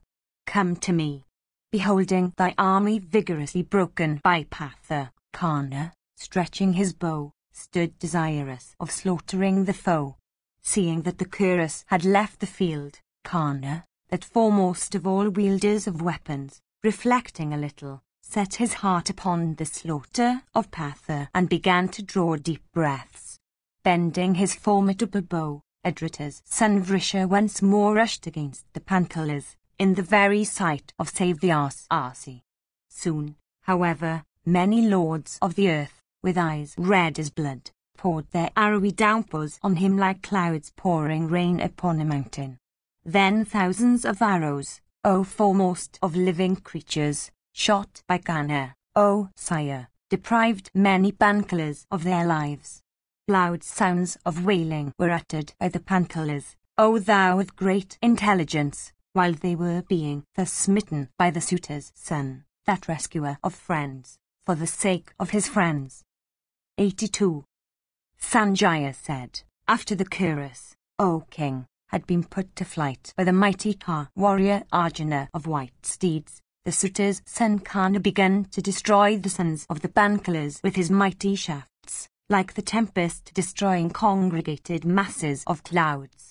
Felling Janamjaya's driver with broad-faced shafts called Angelikas, he next beslew the steeds of that Panchala warrior. With a number of broad-headed arrows he then pierced both Satnika and Sutasoma and then cut off the bows of both those heroes. Next he pierced Drishtadama with 6 arrows, and then, without the loss of a moment, he slew in that encounter the steeds of that prince. Having slain next the steeds of Satyaki, the suitor's son then slew Vaisoka, the son of the ruler of the Kayakayas. Upon the slaughter of the Kayakaya prince, the commander of the Kayakaya division, Ugrakarman, rushed with speed and striking Prasanna, the son of Karna, with many shafts of fierce impetuosity caused him to tremble. Then Karna, with 3 crescent-shaped arrows, cut off the arms and the head of his son's assailant, whereupon the latter, deprived of life, fell down upon the ground from his car, like a sallow tree with its branches lopped off with an axe. Then Prasanna, with many keen arrows of straight course, covered the steedless grandson of Sunny, and seemed to dance upon his car. Soon, however, the son of Karna, struck by the grandson of Sunny, fell down.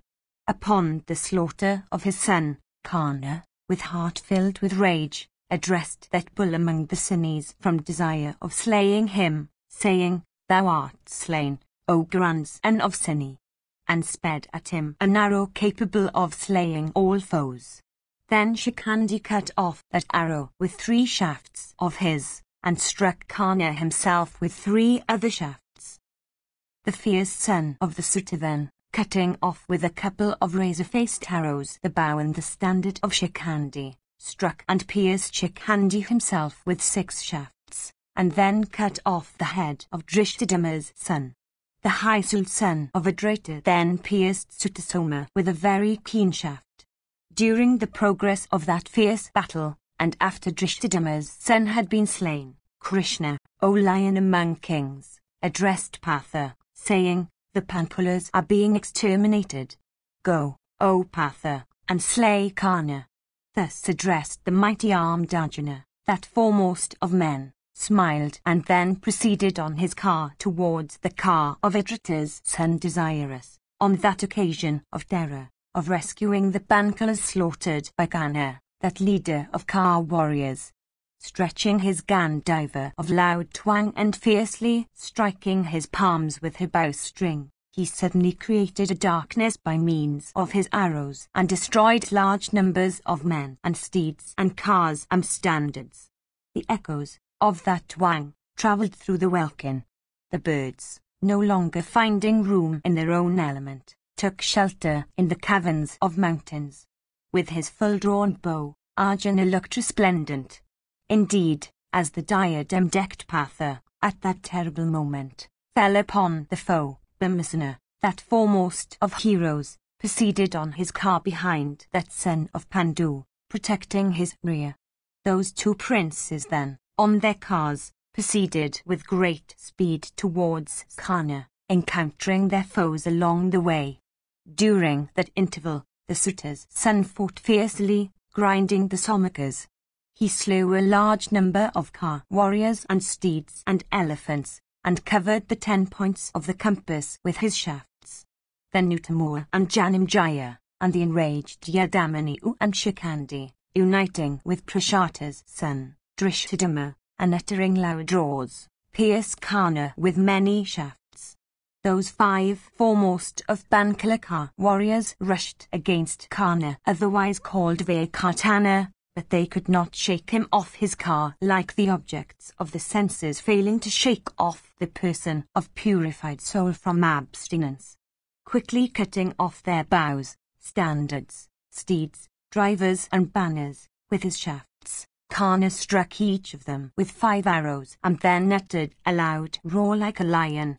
People then became exceedingly cheerless, thinking that the very earth, with her mountains and trees, might split at the twang of Karna's bow, while that hero, with shafts in hand touching the bowstring, was employed in shooting at his assailants and slaying his foes. Shooting his shafts with that large and extended bow of his that resembled the bow of Sakra himself, the son of Adrata looked resplendent like the sun, with his multitude of blazing rays, within his corona. The Suta's son then pierced Shikandi with 12 keen shafts, and Uttamura with 6, and Yadamanu with 3, and then each of the other 2, viz., Somaka, Janamejaya, and Prashata's son, Drishtadyumna, with 3 shafts. Vanquished in dreadful battle by the Suta's son, O sire, those 5 mighty car warriors then stood inactive, gladdening their foes, even as the objects of the senses are vanquished by a person of purified soul. The 5 sons of Draupadi then, with other well-equipped cars, rescued those maternal uncles of theirs that were sinking in the Karna ocean, like persons rescuing from the depths of the ocean shipwrecked merchants in the sea by means of other vessels. Then that bull among the Sinis, cutting off with his own keen shafts the innumerable arrows sped by Karna, and piercing Karna himself with many keen arrows made entirely of iron, pierced thy eldest son with 8 shafts. Then Gripa, and Boa chief, Kritavarma, and thy son, and Karna himself, assailed Satyaki in return with keen shafts. That foremost one, however, of Yadu's race fought with those 4 warriors like the chief of the Daityas fighting with the regents of the 4 quarters, with his twanging bow stretched to its fullest limits, and from which shafts flowed incessantly. Satyaki became exceedingly irresistible like the meridian sun in the autumnal sky. Those scorchers of foes then, viz., the mighty car warriors among the Pankalas, once more riding on their cars and clad in mail and united together, protected that foremost one among the Sinis, like the Maruts protecting Saksa while engaged in afflicting his foes in battle. The battle fraught with the slaughter of men and steeds and elephants that then ensued between thy foes and the warriors of thy army, became so fierce that it resembled the encounter in days of old between the gods and the Asuras. Cow warriors and elephants and steeds and foot soldiers, covered with showers of diverse weapons, began to move from one point to another. Struck by one another, they reeled or uttered wails of woe in affliction or fell down deprived of life. When such was the state of affairs, thy son Dushasana, the younger brother of the king, fearlessly advanced against him, shooting showers of shafts. Vrikadara also rushed impetuously against him, like a lion springing towards a large uru deer. The encounter then that took place between those two heroes incensed with each other and who engaged in battles sport making life itself the stake, became exceedingly fierce, resembled that between Samvara and Sakra in days of old. They struck each other deeply with shafts possessed of great energy and capable of piercing each other's body, like two mighty elephants excited with lust and with juicy secretions incessantly trickling down their bodies, fighting with each other in the vicinity of a she-elephant in her season. Vrikadara, with great speed, cut off, with a couple of razor-headed arrows, the bow and the standard of thy son. With another winged arrow he pierced his antagonist's forehead and then, with a fourth, cut off from his trunk the head of the latter's driver. Prince Dushasna, taking up another bow, pierced Vrikadara with 12 shafts. Himself holding the reins of his steeds, he once more poured over Bhima a shower of straight arrows.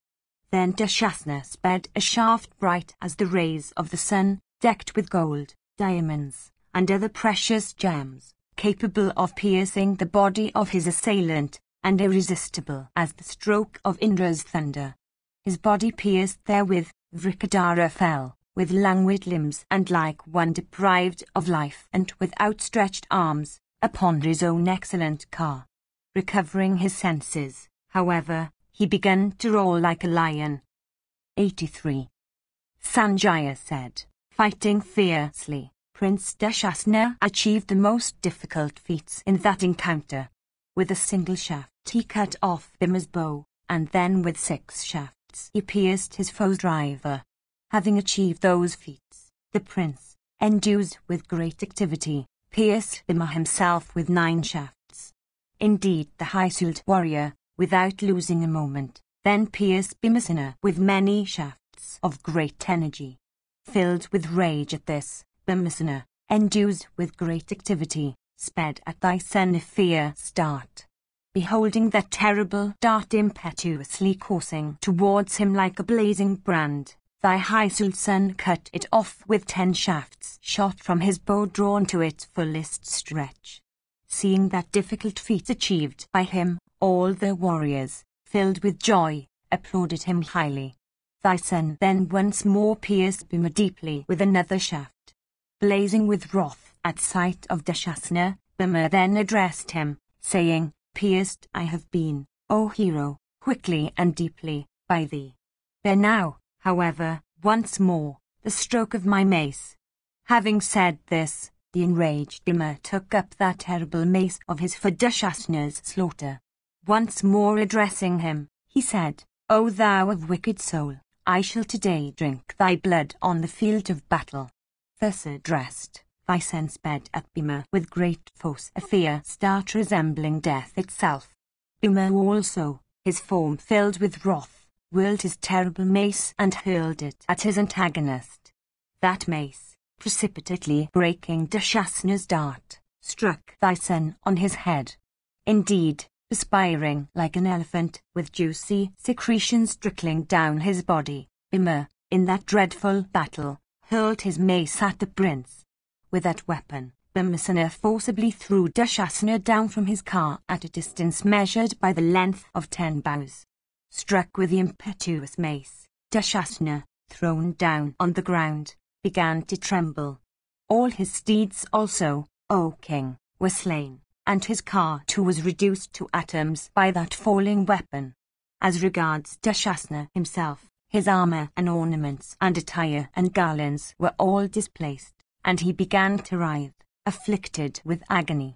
Endued with great activity, Bhimasena then recollected, in the midst of that terrible battle and standing as he did amid many foremost warriors of the Kuru army, all the acts of hostility done towards the Pandavas by thy sons. The mighty armed Bhima of inconceivable feats, O king, beholding Dushasna in that plight, and recollecting the seizure of Draupadi's dresses and her disrobing while she was ill-comely indeed, the innocent Bhima, reflecting also upon the diverse other wrongs inflicted on that princess while her husbands sat with faces turned away from the scene, blazed up, in wrath like fire fed with libations of clarified butter. Addressing Karna and Suayodhana and Kripa and Drona's son and Kritavama, he said, "Today I shall slay the wretched Dushasana. Let all the warriors protect him, if they can."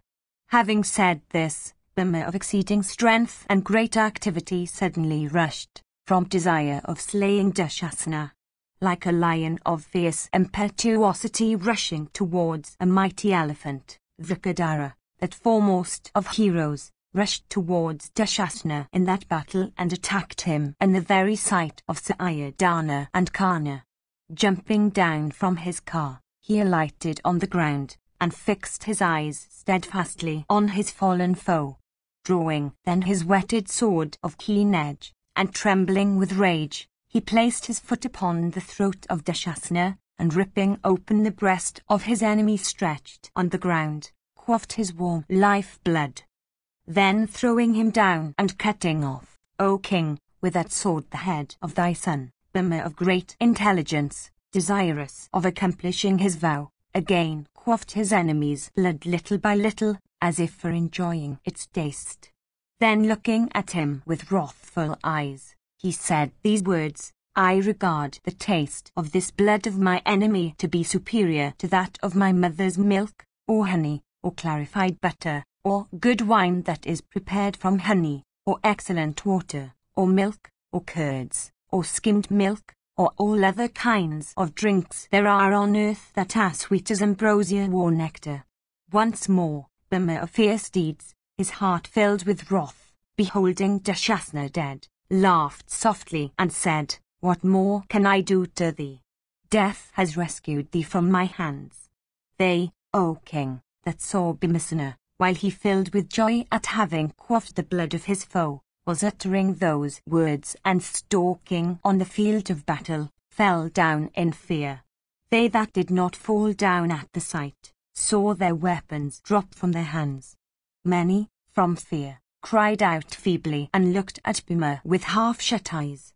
Indeed, all those that stood round Bhima and beheld him drink the blood of Dushasana, fled away, overwhelmed with fear, and saying unto one another, "This one is no human being." When Bhima had assumed that form, people, beholding him quaff his enemy's blood, fled away with Citrasana, saying unto one another, "This Bhima must be a Rakshasa." Then there, Panchala, Prince Yadamanu, at the head of his troops, fearlessly pursued the retreating Citrasana and pierced him with 7 keen shafts, quickly sped one after another. At this, like a trampled snake of great energy repeatedly darting out its tongue and desirous of vomiting its poison, Citrasana turned back and pierced the Panchala prince with 3 shafts and his driver with 6. The brave Yadamanu then struck off his enemy's head with a shaft equipped with goodly wings and an exceedingly keen point, and sped with great care from his bow drawn to its fullest stretch. Upon the fall of his brother Citrasana, Karna, filled with wrath and displaying his prowess, put the Pandava host to flight, at which Nakula rushed against that warrior of immeasurable energy.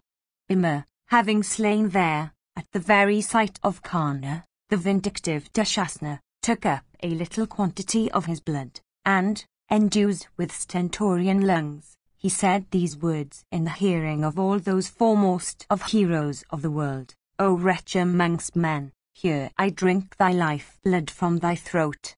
Filled with joy, abuse us once more, saying, "Beast, beast," as thou didst before.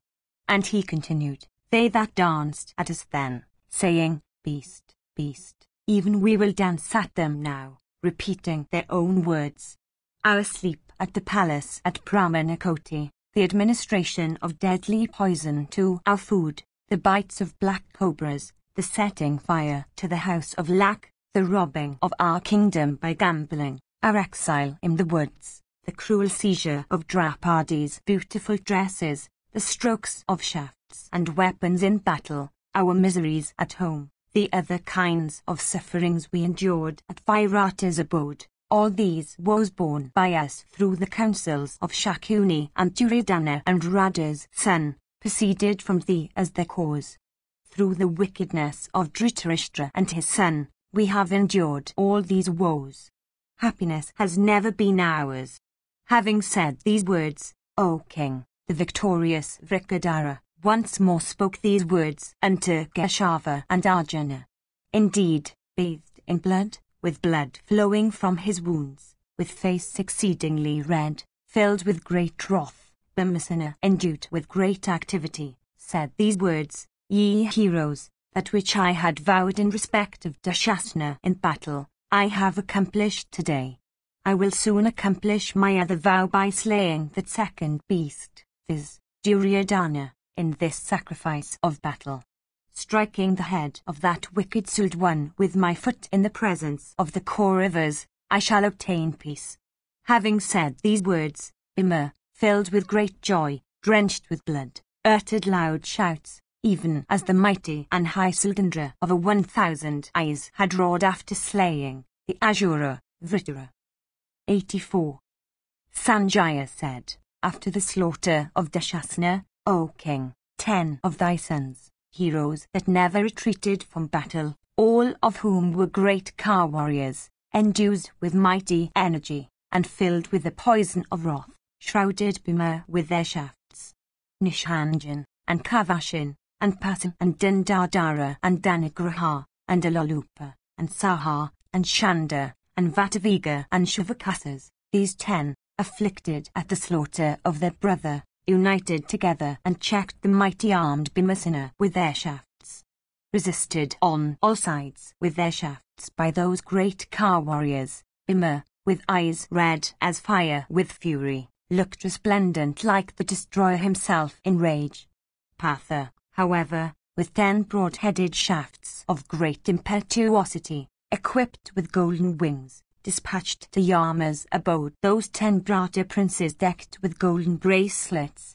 Upon the fall of those 10 heroes, thy army fled away in the very sight of the suitor's son, overwhelmed with the fear of the Pandavas. Then, O king, great fear entered the heart of Karna at sight of Bhima's prowess, which resembled that of the destroyer himself unto living creatures. Then Shaulya, their tournament of assemblies, understanding the state of Karna's mind from a survey of his features, addressed that chastiser of foes in words suited to the hour, Do not be grieved, O son of Radha. This deed does not become thee. Afflicted with the fear of Bhimasena, these kings are all flying away. Exceedingly pained by the calamity that has befallen his brother Dushasana in consequence of his blood having been quaffed by the high-souled Bhima, Duryodhana is stupefied. Kripa and others, and those of the king's brothers that are still alive, with afflicted hearts, their rage quelled by sorrow, are tending Duryodhana, sitting around him. Those heroes, the Pandavas of sure aim, headed by Dhananjaya, are advancing against thee for battle. For these reasons, O tiger among men, mustering all thy prowess and keeping the duties of a Kshatriya before thy eyes, proceed against Dhananjaya. The entire burthen of this battle has been placed upon thee by the son of Dhritarashtra. O thou of mighty arms, bear that burthen to the best of thy power and might. In victory there will be great fame. In defeat, heaven is certain. There, O son of Radha, thy son, Vrishasana, filled with wrath at sight of the stupefaction that has overwhelmed thee, is rushing towards the Pandavas. Hearing these words of Shaulya of immeasurable energy, Karna, reflecting, concluded unalterably that fighting had become unavoidable. Then Vrishasana, filled with wrath, and riding upon his own car, rushed towards that son of Pandu, viz., Vrikadara, who, armed with his mace, resembled the destroyer himself with his fatal rod and was employed in slaughtering thy troops. That foremost of heroes, Nakula, filled with wrath, rushed at that enemy of theirs, Karna's son, striking him with arrows, like the victorious Maghavat with joyous heart rushing against the Asura, Jamba. Then the brave Nakula, with a razor-headed shaft, cut off his enemy's standard decked with gems. With a broad-headed arrow, He next cut off the bow also of Karna's son, with a golden belt attached to it. Possessed of mighty weapons, Karna's son then, desirous of showing his regard for Dushasana, quickly took up another bow, and pierced Nakula, the son of Pandu, with many mighty celestial weapons. The high-souled Nakula, then, filled with rage, pierced his antagonist with shafts that resembled large blazing brands. At this Karna's son also, accomplished in weapons, showered celestial weapon upon Nakula. From rage engendered by the strokes of his enemy's weapon, as also from his own resplendence and the energy of his weapons, the son of Karna blazed up like a fire with libations of clarified butter. Indeed, O king, Karna's son then slew with his excellent weapons the beautiful steeds of the delicate Nakula, that were of the Vanayu breed, white in hue, and decked with trappings of gold. Alighting then from his steedless vehicle, and taking up a bright shield decked with golden moons, and armed also with a sword that was blue as the sky, Nakula, frequently jumping up, careered like a bird. Performing diverse beautiful evolutions in the air, the son of Pandu cut off many foremost of men and steeds and elephants. Cut off with that sword, they fell down on the earth like animals cut off in a horse sacrifice by the person appointed to that duty. 2,000 well-trained heroes, delighting in battle, hailing from diverse realms, well-paid, of sure aim, and their limbs smeared with excellent sandal paste, were quickly cut off by the single-handed Nakula, inspired with desire of victory. Then Karna's son, suddenly advancing with great speed against the rushing Nakula in that battle, pierced him from every side with many keen arrows from desire of slaying him. Thus struck with shafts by Vrishasana, Nakula struck his brave antagonist in return. Pierced by the son of Pandu, Vrishasana became filled with wrath. Protected, however, in that dreadful battle, by his brother Bhima, the high-souled Nakula achieved such terrible feats on that occasion. Filled with rage, the son of Karna then pierced with 18 shafts the heroic Nakula, who seemed to sport in that battle, while employed, unaided, in destroying the foremost of men and steeds and elephants. Deeply pierced by Vrishasana in that battle, O king, Pandu's son Nakula, that foremost of men, endued with great activity, became filled with rage and rushed in that encounter against the son of Karna from desire of slaying him. Then Vrishasana poured showers of keen shafts upon Nakula of great energy as the latter precipitately advanced against him in that battle like a hawk with outstretched wings from desire of meat. Baffling, however, his antagonist's showers of shafts, Nakula careered in diverse beautiful motions. Then Karna's son, O king, in that dreadful battle, cut off, with his mighty shafts, the shield, decked with the 1,000 stars, of Nakula, while he was careering with great activity in those beautiful motions.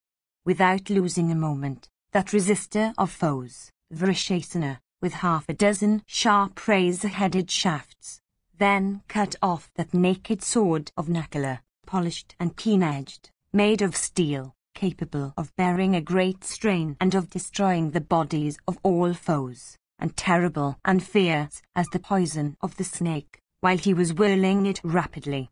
After this, Vrishasana deeply pierced his antagonist in the center of his chest with some well-tempered and keen shafts.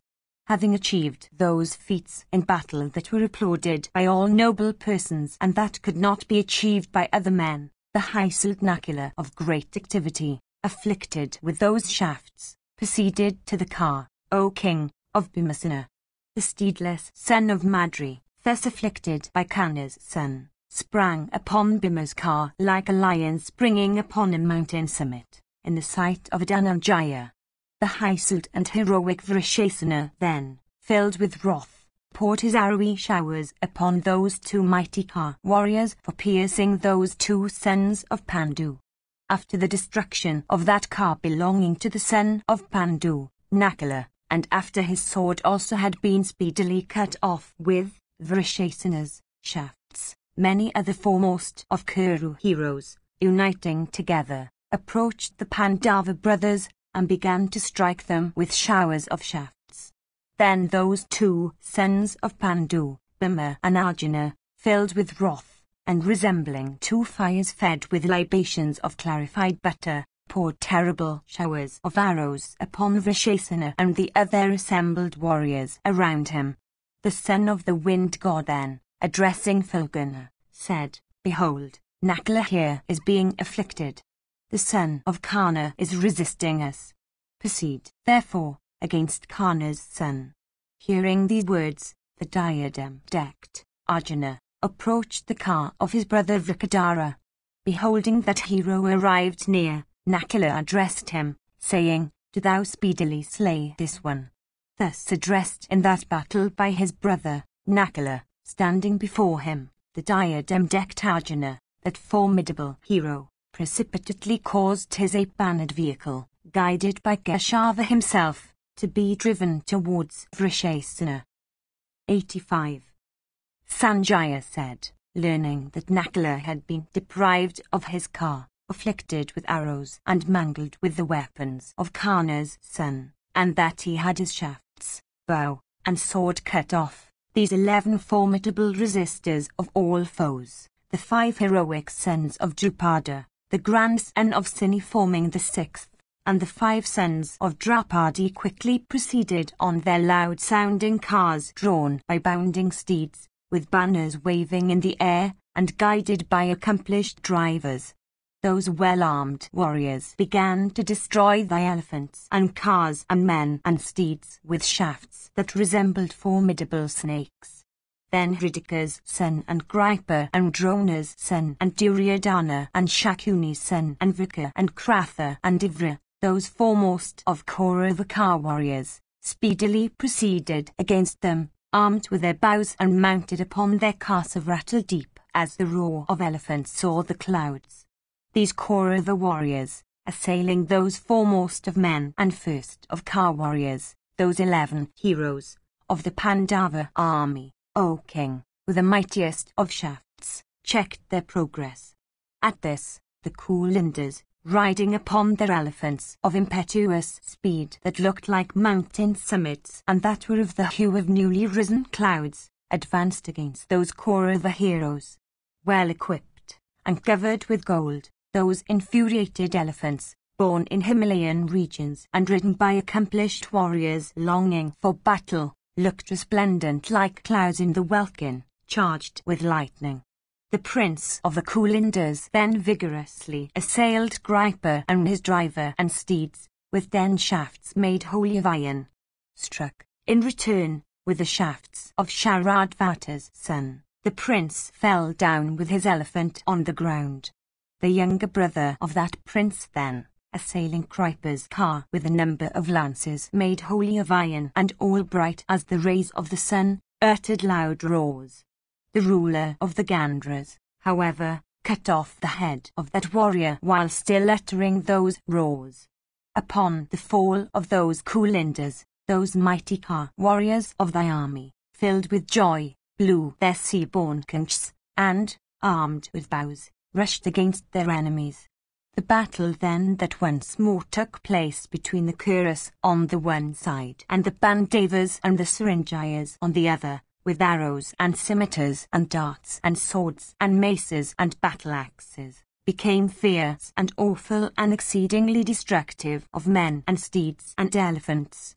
Cow warriors and steeds and elephants and foot soldiers, striking one another, fell down on the ground, making the field of battle look like the welkin when congregated masses of clouds charged with lightning and producing incessant peals of thunder are assailed by fierce winds from all sides.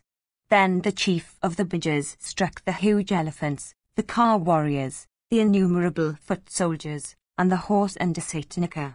Struck with Gritavamar's shafts, these soon fell down on the ground. About this time, struck with Ashvatthama's shafts, 3 huge elephants equipped with all kinds of weapons, ridden by accomplished warriors, and adorned with lofty standards, fell down lifeless on the ground like gigantic cliffs riven by thunder.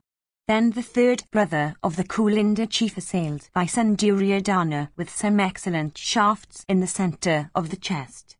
Thy son, however, pierced him as also his elephant with many whetted shafts. That prince of elephants then, with the prince on his back, fell down, with streams of blood issuing from every part of his body, like a mountain of red chalk in the season of rains, with red streams running down its breast, tumbling down when riven by the thunder of Sakhi's lord. The Kulinda prince, however, having saved himself in time, rode another elephant. Urged by the prince, that animal assailed Kratha with his driver and steeds and car. Pierced, however, with Kratha's shafts, that elephant, with its rider, fell down like a thunder-riven hill. The ruler of the Krathas, that invincible car warrior, however, struck with shafts by the prince born on the mountains from the back of another elephant, fell down with his steeds, driver, bow, and standard, like a mighty tree uprooted by the tempest. Then Vrika deeply pierced with a dozen shafts that prince having his abode on the hem of it as he stood on his elephant. The huge beast quickly crushed with his forelegs the Kaurava warrior, Vrika with his steeds and car. That prince of elephants then, with its rider, deeply pierced by the son of Babru, advanced impetuously against the latter. Babru's son, however, that prince of the Magadhas, afflicted with arrows by Sahadeva's son, fell down. The prince of the Kulindas then, with that elephant of his which was capable of slaying the foremost of warriors with its tusks and body, rushed impetuously towards Shakuni for slaying him. The mountaineer succeeded in afflicting Shakuni greatly. Soon, however, the chief of the Gandhras cut off his head. About this time huge elephants and steeds and car warriors and large bands of foot, struck by Satnika, fell down on the earth, paralyzed and crushed like snakes beaten by the tempest caused by Garuda's wings. Then a Kulinda warrior, on the Kaurava side, smiling the while, pierced Satnika, the son of Nakula, with many whetted arrows. Nakula's son, however, with a razor-headed arrow, cut off from his antagonist struck his head resembling a lotus. Then Karna's son pierced Satnika with 3 arrows, made wholly of iron, and Arjuna also with as many. And he pierced Bhima with 3 arrows and Nakula with 7 and Janardana with a dozen. Beholding that feat of Vrishesana, that achiever of superhuman feats, the Kauravas became filled with joy and applauded him greatly. They, however, that were conversant with Ananjaya's prowess, regarded Vrishesana as a libation already poured on the fire.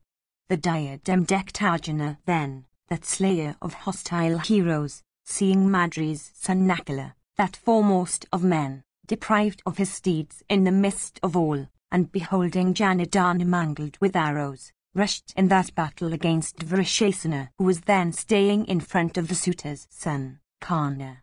Like Namusi rushing against Indra, Karna's son, that great car warrior, also rushed, in that battle, against that fierce and foremost of men, Arjuna, that warrior possessing thousands of arrows, as the latter advanced towards him. Unsupported by any one, the Haisul son of Karna, quickly piercing Partha with a shaft in that battle, uttered a loud shout, like Namusi in days of old after having pierced Indra. Once more Vrishesana pierced Partha in the left armpit with many formidable shafts. Piercing Krishna next with 9 arrows, he struck Partha again with 10 shafts. The white-steeded Arjuna, having before been pierced by Vrishesana with those formidable arrows, became slightly enraged and set his heart on the slaughter of Karna's son. The high-suit and diadem-decked Arjuna then, his brow furrowed from wrath with 3 lines, quickly sped from the van of battle a number of shafts for the destruction of Vrishesana in that encounter. With eyes red in wrath, that hero capable of slaying Yama himself if the latter fought with him, then laughed terribly and said unto Karna and all the other Kaurava heroes headed by Duryodhana and Drona's son, these words, "Today, O Karna, in thy very sight in this battle, I will dispatch the fierce Vrishesanu unto Yama's abode with my keen arrows. People say that all of you, united together, slew my son, endued with great activity, in my absence, and while he was alone and unsupported on his car. I, however, will slay thy son in the very sight of you all. Let all the Kaurava warriors protect him. I will slay the fierce Vrishesana. After that, I will slay thee, O fool, even I, Arjuna, in the midst of battle. Today I will, in battle, slay thee that art the root of this quarrel and that hast become so proud in consequence of Duryodhana's patronage. Putting forth my strength, I will certainly slay thee in this battle, and Bhimasena will slay this Duryodhana, this wretch among men, through whose evil policy this quarrel born of dice hath arisen." Having said these words, Arjuna rubbed the string of his bow and took aim at Vrishesana in that battle, and sped, O king, a number of shafts for the slaughter of Karna's son. The diadem-decked Arjuna then, fearlessly and with great force, pierced Vrishesana with 10 shafts in all his vital limbs. With 4 fierce razor-headed arrows he cut off Vrishesana's bow and 2 arms and head. Struck with Partha's shafts, the son of Karna, deprived of arms and head, fell down on the earth from his car, like a gigantic shala adorned with flowers falling down from a mountain summit. Beholding his son, thus struck with arrows, fall down from his vehicle, the suitor's son Karna, endued with great activity and scorched with grief on account of the death of his son, quickly proceeded on his car, inspired with wrath against the car of the diadem-decked Partha. Indeed, beholding his son slain in his sight by the white-steeded Arjuna in battle, the high-souled Karna, filled with great wrath, rushed against Krishna and Arjuna. 86. Sanjaya said, beholding the gigantic and roaring Karna, incapable of being resisted by the very gods, advancing like the surging sea, that bull amongst men, viz., he of Dasaha's race, addressed Arjuna, saying, "That Ka warrior having white steeds and owning Sholya for his driver cometh hither with whom thou art to contend in battle. Therefore, O Dhananjaya, summon all thy coolness. Behold then, O son of Pandu, the well-equipped car of Karna. White steeds are yoked unto it, and Radha's son himself is their warrior that stands upon it. Teeming with banners and decked with rows of bells, it looks like a celestial car borne along the welkin by steeds white in hue. Behold also the standard of the high-souled Karna, bearing the device of the elephant's rope, and looking like the bow of Indra himself that divides the firmament by a clear line. Behold Karna as he advanceth from desire of doing what is agreeable to Dhritarashtra's son, shooting showers of shafts like a cloud's pouring torrents of rain. Though the royal chief of the Madras, stationed on the forepart of the car, guideth the steeds of Radha's son of immeasurable energy. Hear the peal of their drums and the fierce blare of their conchs. Hear, O son of Pandu, the diverse leonine roars coming from every side. Hear the terrible twang, silencing all other loud sounds, of the bow, Vijaya, stretched by Karna of immeasurable energy. Though the mighty Ka warriors among the Panchalas, with their followers, are breaking like a herd of deer in the great forest at the sight of an angry lion. It behoveth thee, O son of Kunti, to slay their suitor's son with every care. No other person save thee can venture to bear the shafts of Karna. It is well known to me that thou art competent to vanquish in battle the 3 worlds with all their mobile and immobile creatures, including the very gods and the Gandharvas. What need be said about battling with that puissant one, when people are incapable of even gazing at him, viz., the fierce and terrible Isana, that great god, the 3-eyed Sava, otherwise called Kapardin. Thou, however, Thou hadst, by battle, gratified that God of gods himself, that Shiva who is the source of bliss and to all creatures, that deity called Tanu. The other deities also have all given thee boons. Through the grace, O Patha, of that God of gods, that deity armed with a trident, slay Kana, O mighty armed one, like Indra slaying the Asura Namusi. Let prosperity be ever with thee, O Patha, and do thou obtain victory in battle. Arjuna said, My victory, O Krishna, is certain. There is no doubt in this, since thou, O slayer of Manu, that art the master of all the worlds, art pleased with me. Urge the steeds, O Hrishikesh, and my car, O great car warrior. Today Falguna will not return from battle without slaying Kana. Behold Kana slain today and cut in pieces with my shafts. Or, O Govinda, thou wilt today behold me slain with Kana's arrows. That terrible battle, capable of stupefying the three worlds, is at hand. As long as the earth will last, people will speak of it. Saying these words unto Krishna, who is never tired with exertion, Patha quickly proceeded on his car against Kana like an elephant against a rival elephant. Once more Patha of great energy said unto Krishna, that chastiser of foes, these words, urge the steeds, O Hrishikesh, for time passeth. Thus addressed by the high-souled son of Pandu, Keshava wished him victory and urged steeds as fleet as thought. Then that car of Pandu's son, possessed of great speed, soon reached the front of Kana's car. 87. Sanjaya said, beholding Vrishasena slain, Kana, filled with grief and rage, shed tears from his eyes for the death of his son. Endued with great energy, with eyes red as copper from rage, Kana proceeded in the face of his foe, having summoned Dhananjaya to battle. Then those two cars, both possessed of solar refulgence and covered with tiger skins, when they came together, looked like two suns close to each other. Both having white steeds and both crushers of foes, those two great bowmen, those two warriors possessed of solar refulgence, looked resplendent like the sun and the moon in the firmament. Beholding those two warriors that resembled Indra and Virachana's son, Vali, carefully preparing for battle from the conquest of the three worlds, all creatures were filled with wonder.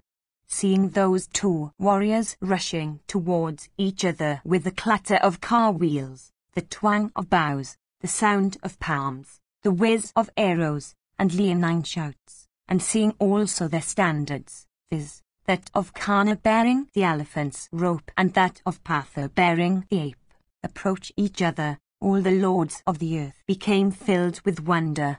Seeing those two car warriors engaged with each other, O Bharata, all the kings uttered leonine shouts and cheered them repeatedly with applause. Beholding that single combat between Patha and Kana, thousands of combatants slapped their rampants and waved their garments in the air. The Kauravas beat their musical instruments and blew their numerous conchs for gladdening Kana. Similarly, all the Pandavas, for gladdening Dhananjaya, caused every point of the compass to resound with the blasts of their trumpets and conchs. With those leonine shouts and slaps on armpits and other loud cries and roars of brave warriors, tremendous became the noise there on the occasion of that encounter between Kana and Arjuna. People beheld those two tigers among men, those two foremost of car warriors, stationed on their cars, each armed with his formidable bow, each equipped with arrows and darts, and each owning a lofty standard. Both were clad in mail, both had scimitars tied to their belts, both had white steeds, and both were adorned with excellent conchs. One had Krishna for driver on his car, and the other had Sholya. Both of them were great car warriors and both looked alike. Both possessed of leonine necks and long arms, the eyes of both were red, and both were adorned with garlands of gold. Both were armed with bows that seemed to flash like lightning, and both were adorned with wealth of weapons. both had yak tails for being fanned therewith, and both were decked with white umbrellas held over them. Both had excellent quivers, and both looked exceedingly handsome. The limbs of both were smeared with red sandal paste, and both looked like infuriated bulls. Both were broad-necked like the lion, both were broad-chested, and both endued with great strength. Challenging each other, O king, each desired to slay the other. And they rushed against each other like two mighty bulls in a cow-pen.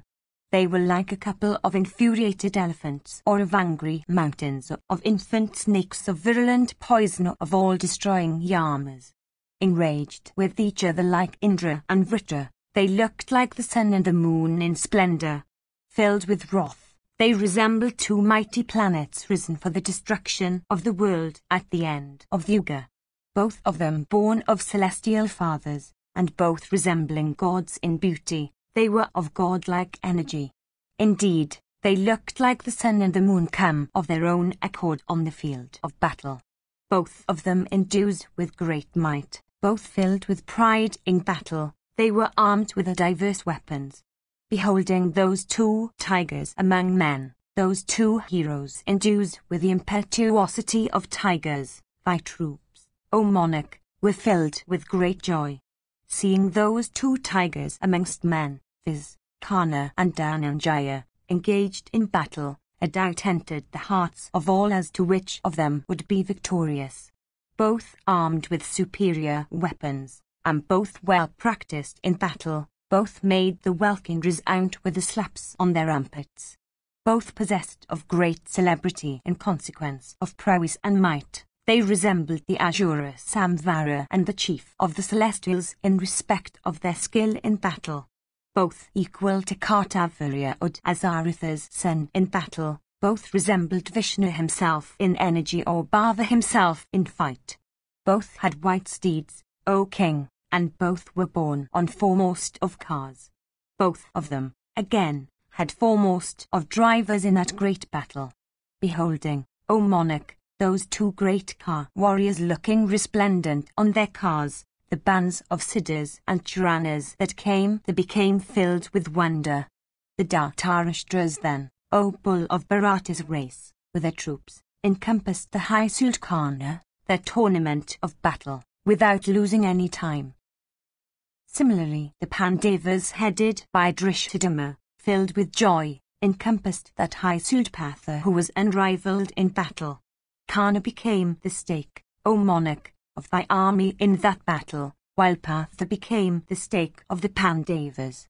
The soldiers of both sides were as members of that assembly and became the spectators of that game. Indeed, as regards the parties engaged in that game of battle, either victory or defeat was certain. Those two then, Karna and Arjuna, for victory or the reverse, began the match between ourselves and the Pandavas, both standing on the field of battle. Skilled in fight, the two heroes, O monarch, in that encounter, became highly enraged with each other and wished to slay each other, desiring to take each other's life, like Indra and Vritra, O Lord, they faced each other like two mighty comets of terrible form. Then in the sky, differences and disputes, accompanied with revilings, arose among the creatures there, O bull of Bharata's race, on the subject of Karna and Arjuna. All the inhabitants of the world, O sire, were heard to differ amongst themselves. The gods, the Danavas, the Gandhavas, the Bishaka, the snakes, the Rakshasas, adopted opposite sides in that encounter between Karna and Arjuna. The welkin, O monarch, with all the stars, became anxious on Karna's account, while the wide earth became so on Partha's account, like the mother for her son. The rivers, the seas, the mountains, O best of men, the trees, the deciduous plants and herbs, took the side of the diadem-decked Arjuna. The Asuras, Yatudanas, the Gaikas, O scorcher of foes, and ravens and other rangers of the sky, sided with Karna. All the gems and precious jewels, the four Vedas with the histories as the fifth, the Upavdas, the Upanishads, with all their mysteries, and the compilations, and Vasuki, and Citarasana, and Takshaka, and Upatakshaka, and all the mountains, and all the offspring of Kadru with their children, all the great snakes endued with poison, and the Nagas, took the side of Arjuna. Airavata and his children, the offspring of Zorabi, the offspring of Vasili, and Bojans sided with Arjuna. The smaller snakes all sided with Karna. Wolves and wild stags and all kinds of auspicious animals and birds were, O king, for victory to Patha. The Vasas, the Maruts, the Sadayas, the Rudras, the Vishvadevas and the Ashvinis, and Agni and Indra and Soma and Pavana, and the 10 points of the compass, became the partisans of Dhananjaya, while all the Adityas sided with Karna. The Vishyas, the Shudras, the Sutas, and those castes that were of a mixed origin, all, O king, adopted the side of Radha's son. The Celestials, however, with the Pitris, and with all that were numbered with them as also with their followers, and Yama and Shravana and Varuna were on the side of Arjuna. The Brahmanas, the Kshatriyas, the sacrifices, and those gifts called Dakshinas, were for Arjuna. The Pretas, and Pishaka, many carnivorous animals and birds, the Rakshasas with all the monsters of the sea, the dogs, and the jackals were for Karna. The diverse tribes of celestial and regenerate and royal rishis were for the son of Pandu. The Gandharvas headed by Tamvaru, O king, were on the side of Arjuna. With the offspring of Prada and Moni, the several classes of Gandharvas and Apsaras, and many wise sages, having for their vehicles wolves and stags and elephants and steeds and cars and foot, and clouds and the wind, came for witnessing the encounter between Karna and Arjuna. The gods, the Danavas, the Gandharvas, the Nagas, the Yakshas, the birds, the great rishis versed in the Vedas, the Pitris that subsist upon the gifts called Sphada, and asceticism and the sciences, and their celestial herbs with the diverse virtues, came, O monarch, and took up their stations in the welkin, making a great noise. Brahman, with the regenerate rishis and the lords of creatures, and Bhava himself on his car, came to that part of the welkin. Beholding those two high-souled ones, Karna and Dhananjaya, about to encounter each other, Shakra himself said, "Let Arjuna vanquish Karna." Surya, however, said, "Let Karna vanquish Arjuna." Indeed, let my son Karna, slaying Arjuna, gain the victory in this battle. Let my son, slaying Karna, win victory.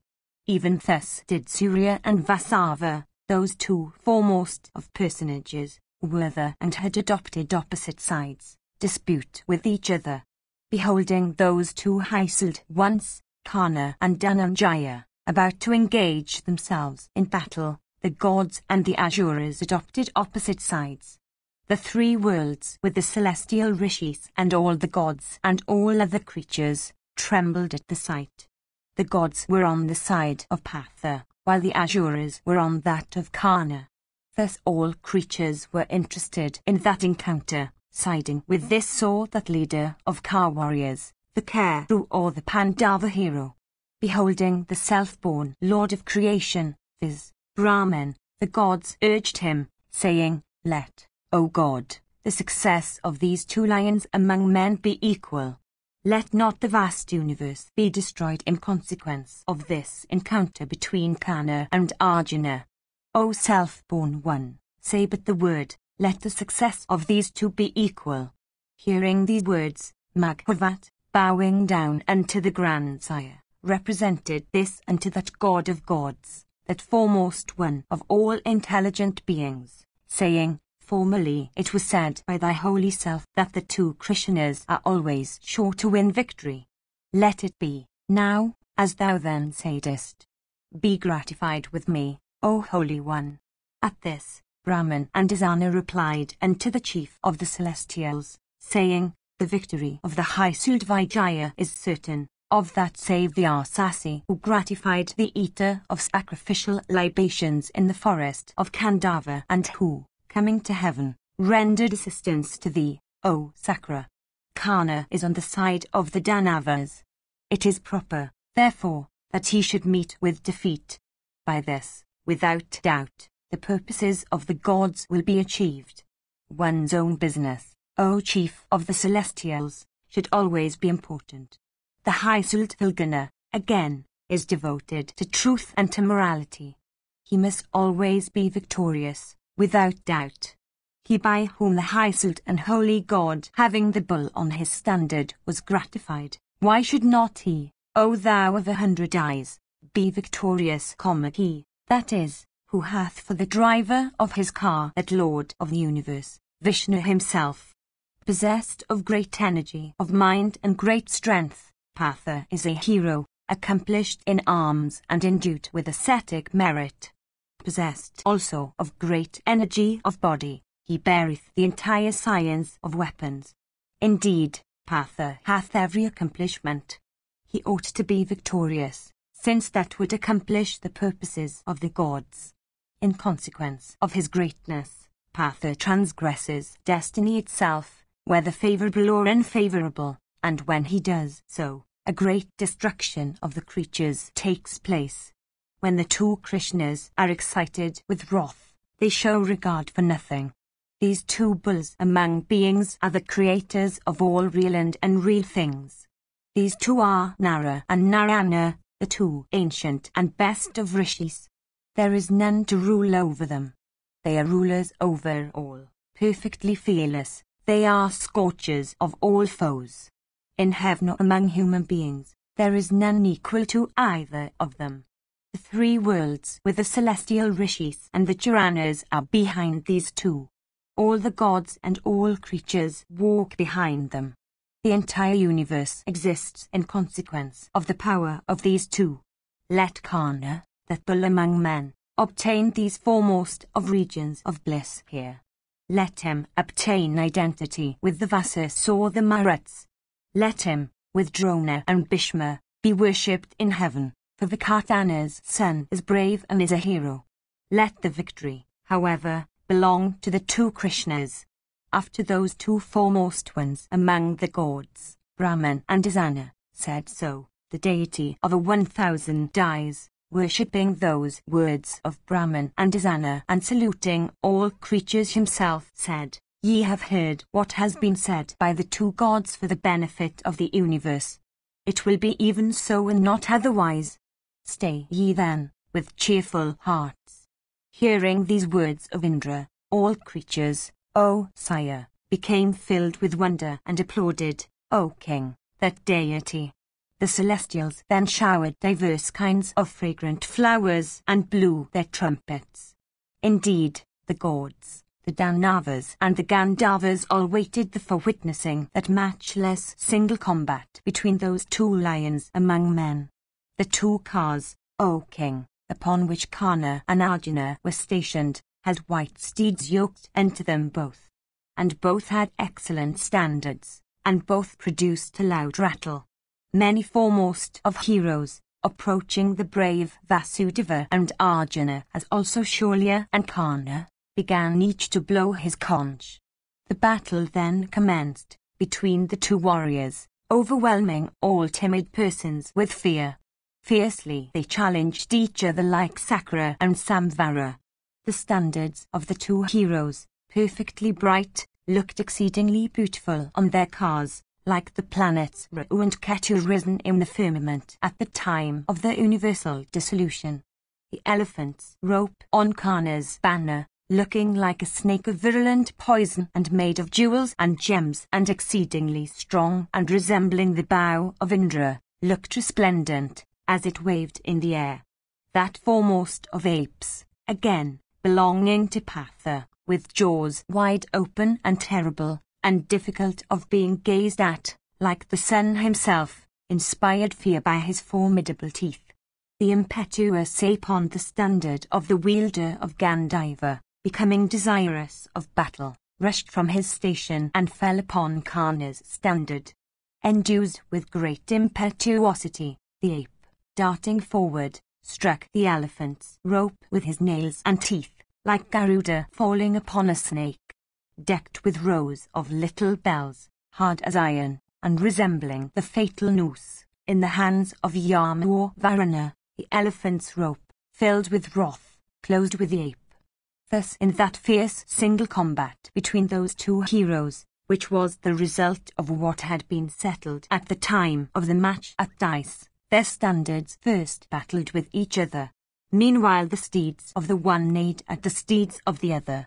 The lotus-eyed Geshava pierced Shaulya with his keen glances. The latter also cast similar glances at the former. Vasudeva, however, vanquished Shaulya with those glances of his, while Ananjaya, the son of Kunti, vanquished Karna with his glances. Then the suitor's son, smilingly addressing Shaulya, said, "If Partha by any means slays me in battle today, tell me truly, O friend, what thou wilt do after that."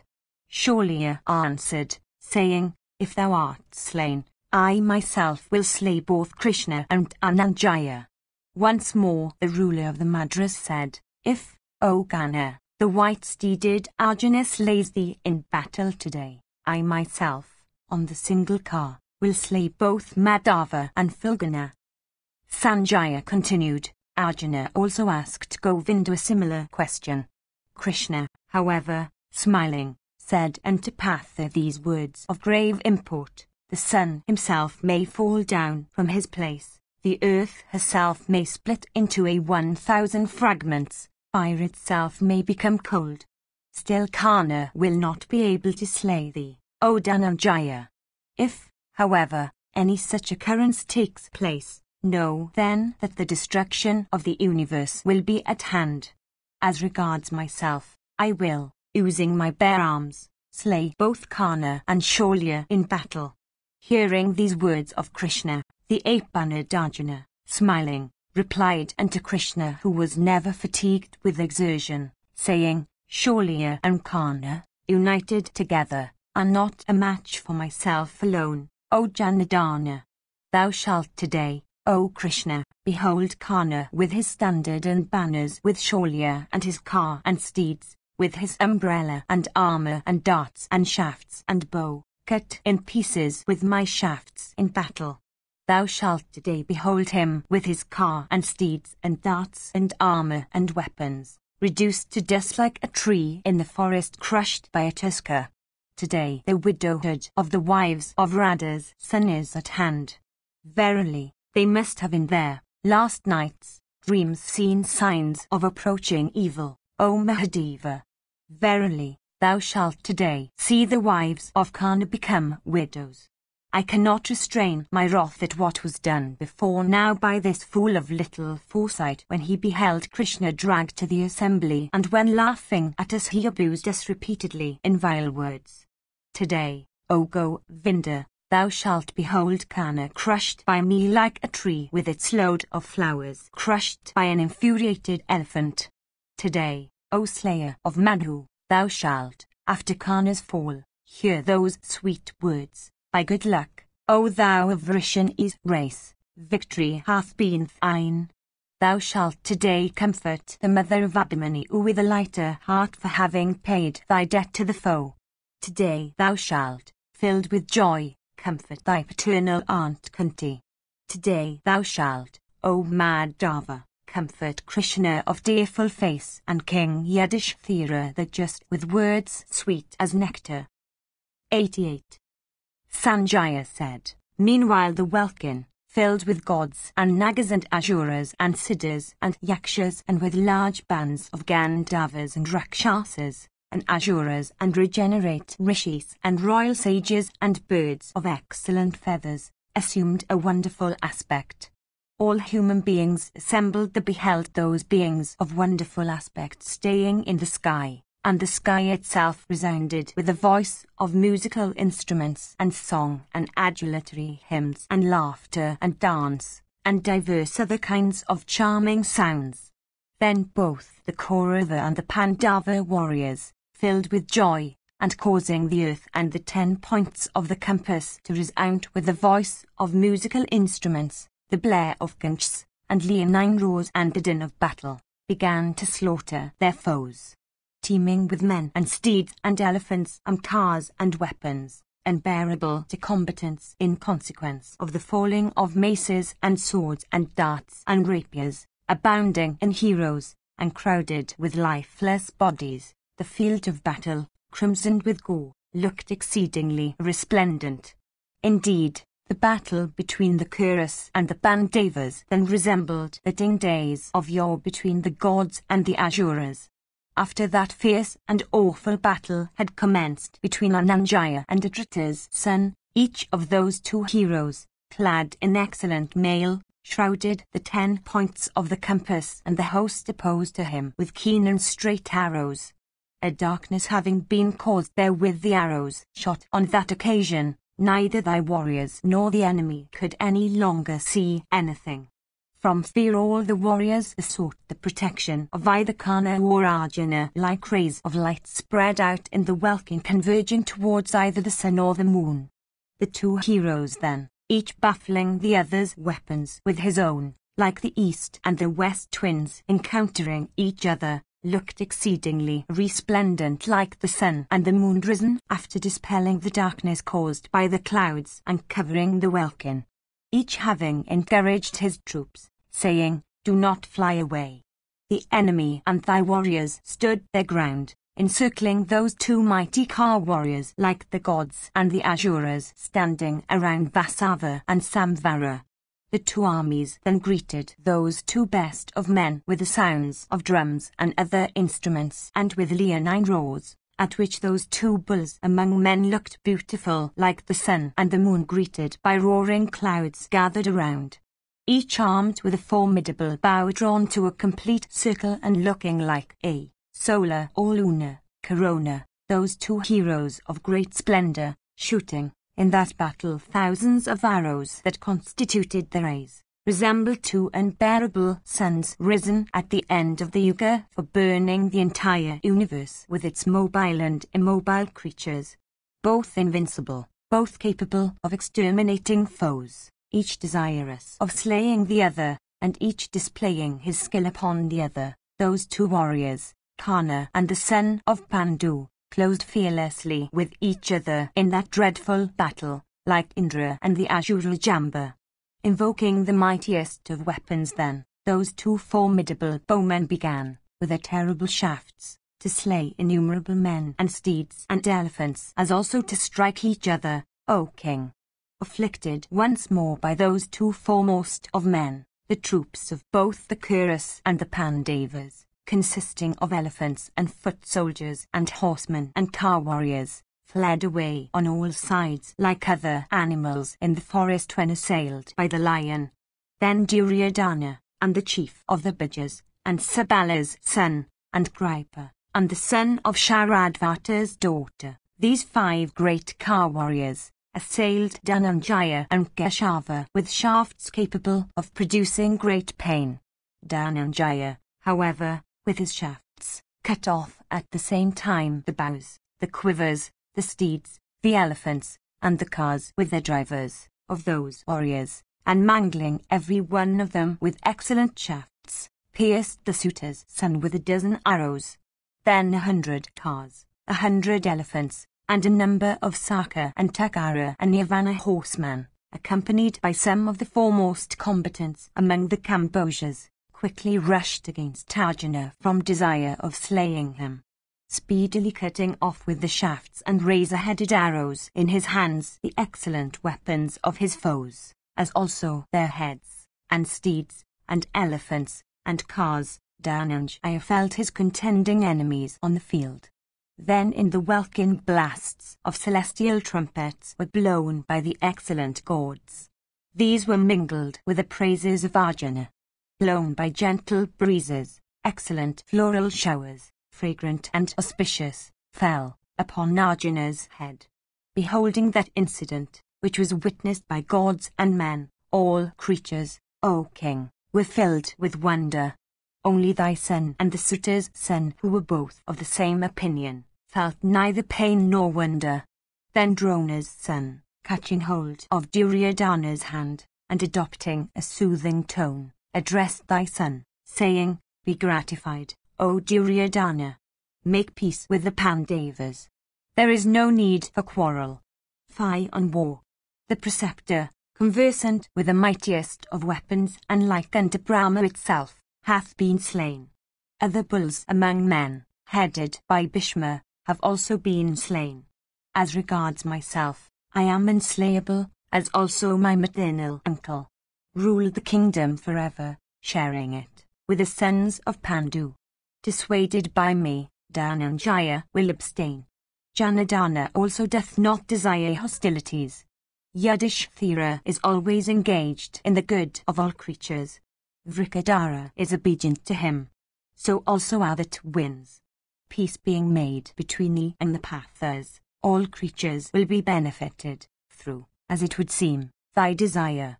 Let the kings that are still alive go back to their homes.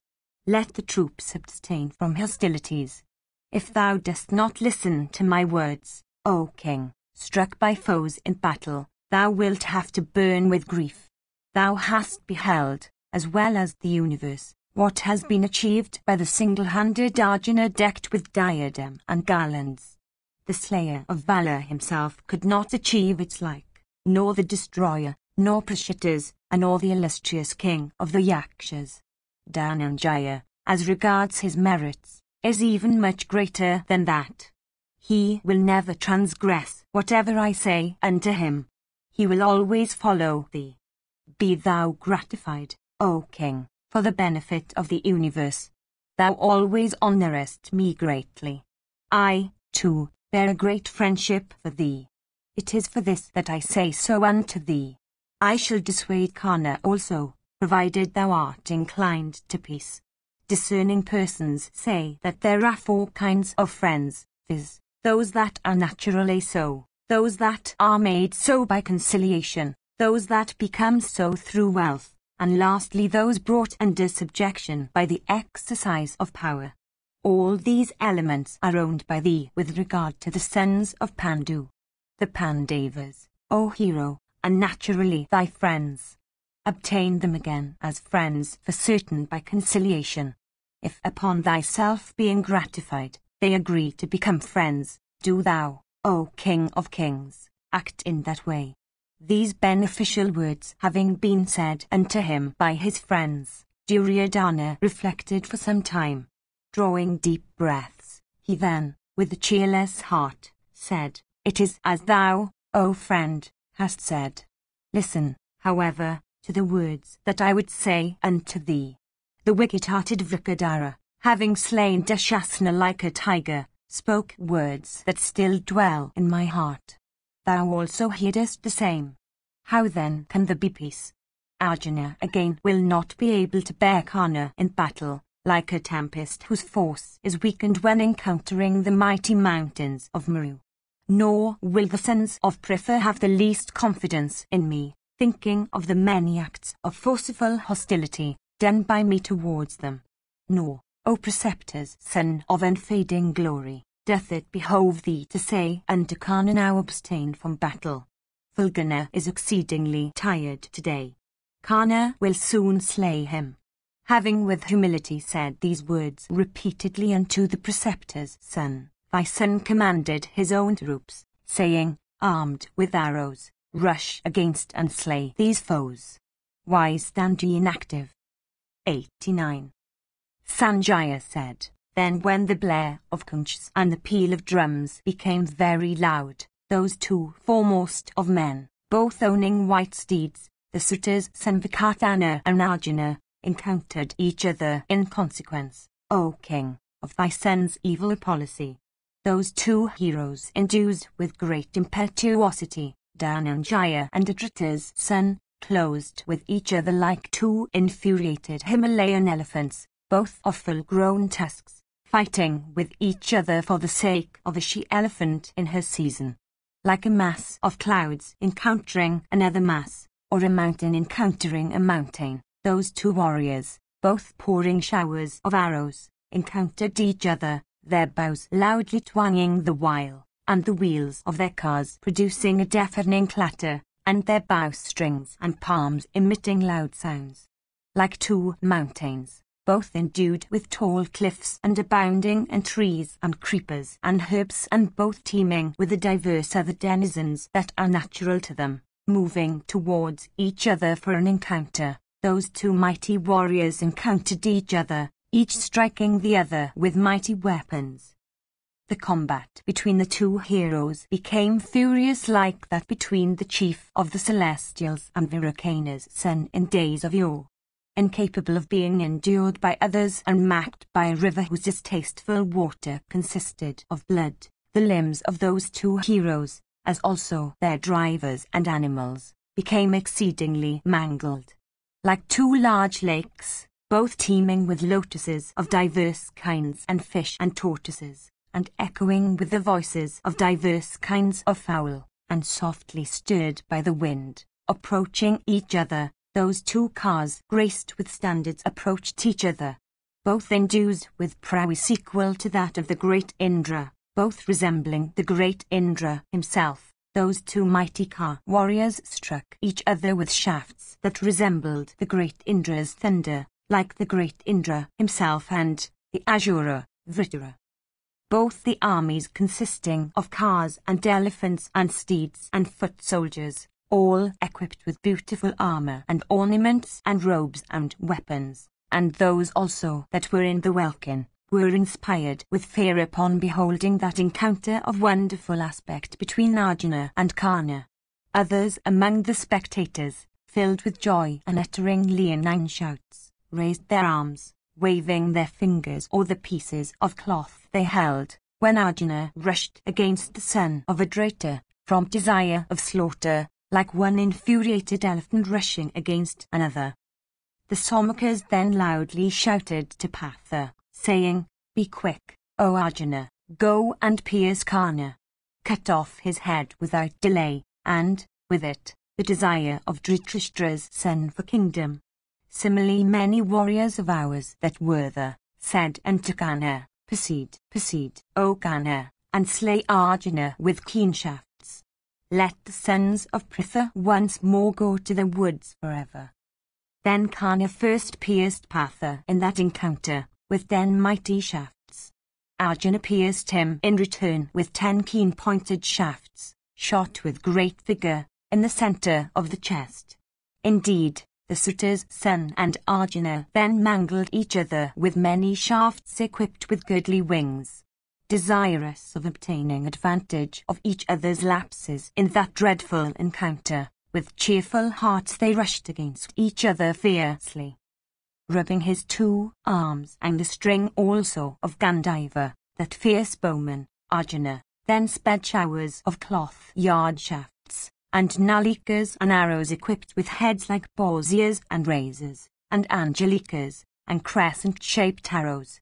Those arrows of Partha, O king, spread over the welkin, penetrated into Karna's car like flights of birds, with heads bent down, penetrating in the evening into a tree roosting there in the night.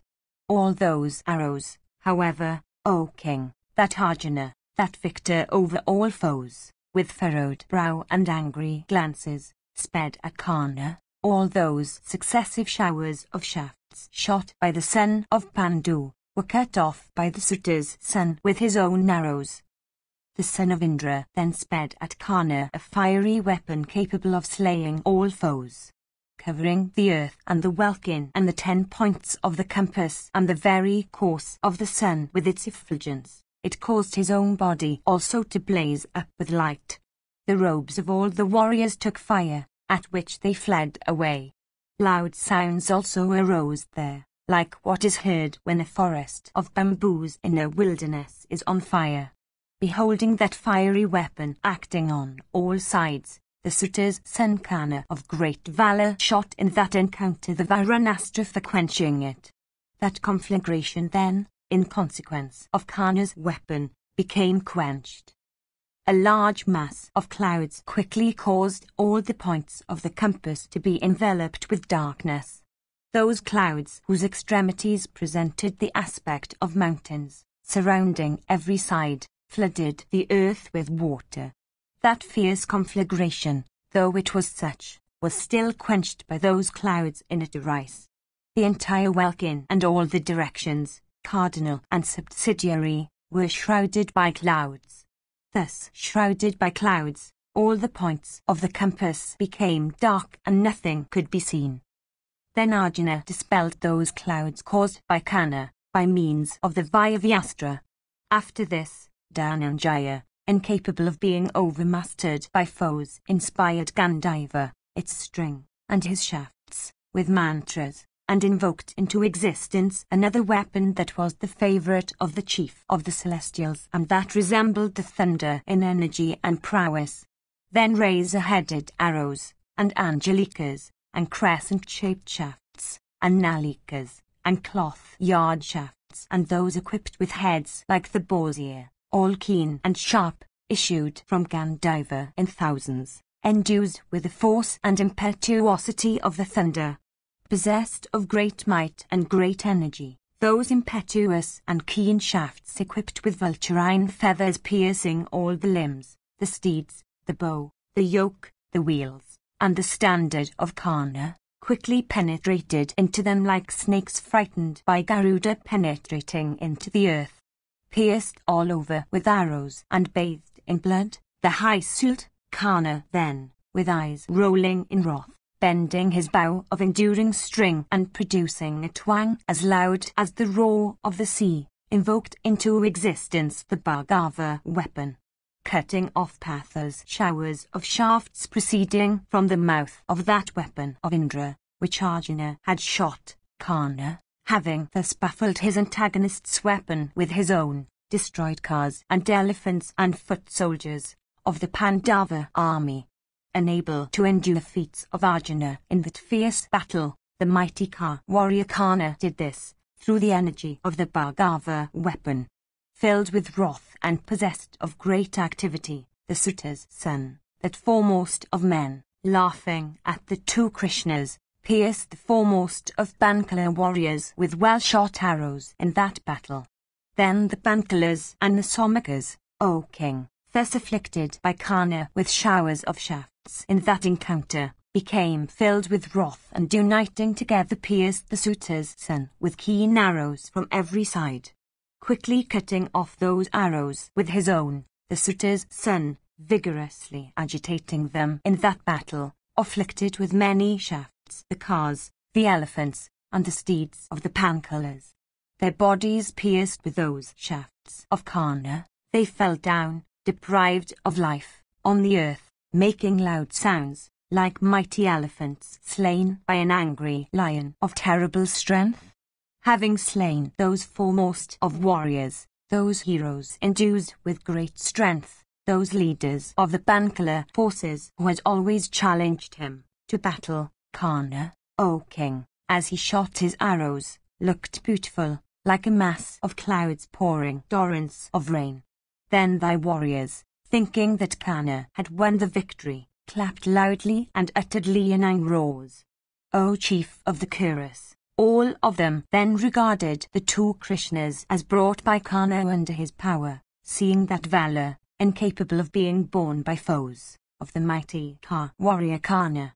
Beholding that weapon of Dhananjaya frustrated by Kana in the midst of battle, the angry son of the wind god, with eyes blazing with wrath, began to squeeze his hands.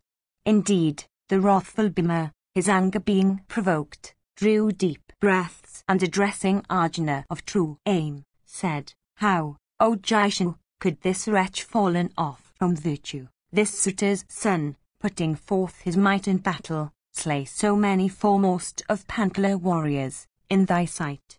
Before now thou couldst not be conquered by the very gods or the Kalekas. Thou receivedst the touch of the arms of Stana himself.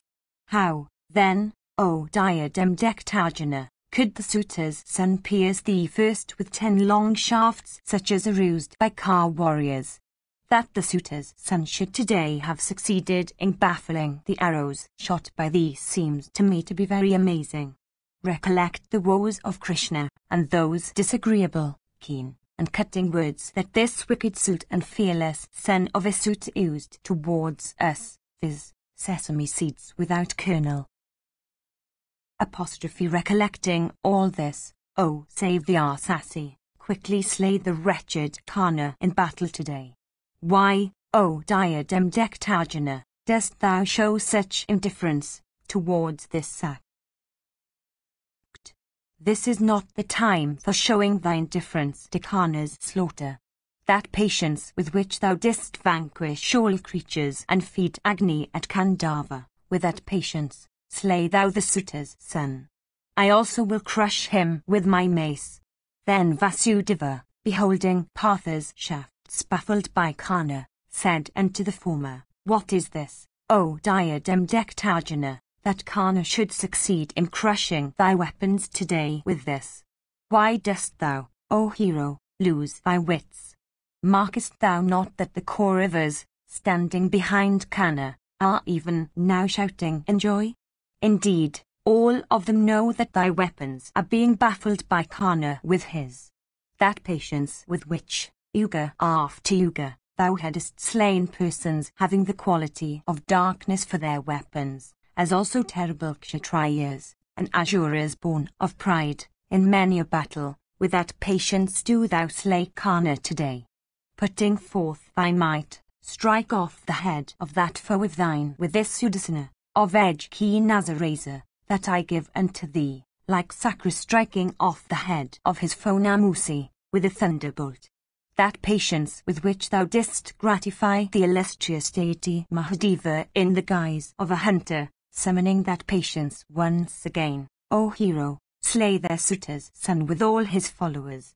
After that, bestow upon King Yudhishthira the earth with her belt of seas, her towns and villages, and wealth, and from off whose surface all foes will have been removed. By that act, O Partha, do thou also win unrivalled fame. Thus addressed, by Krishna, the high Sudpatha of exceeding might set his heart upon the slaughter of the Suta's son. Indeed, urged by Bhima and Janardana, and recollecting his woes, and taking an internal survey of himself, and calling to mind the object for which he had come to this world, he addressed Keshava, saying, I will now invoke into existence a mighty and fierce weapon for the good of the world and the destruction of the Suta's son.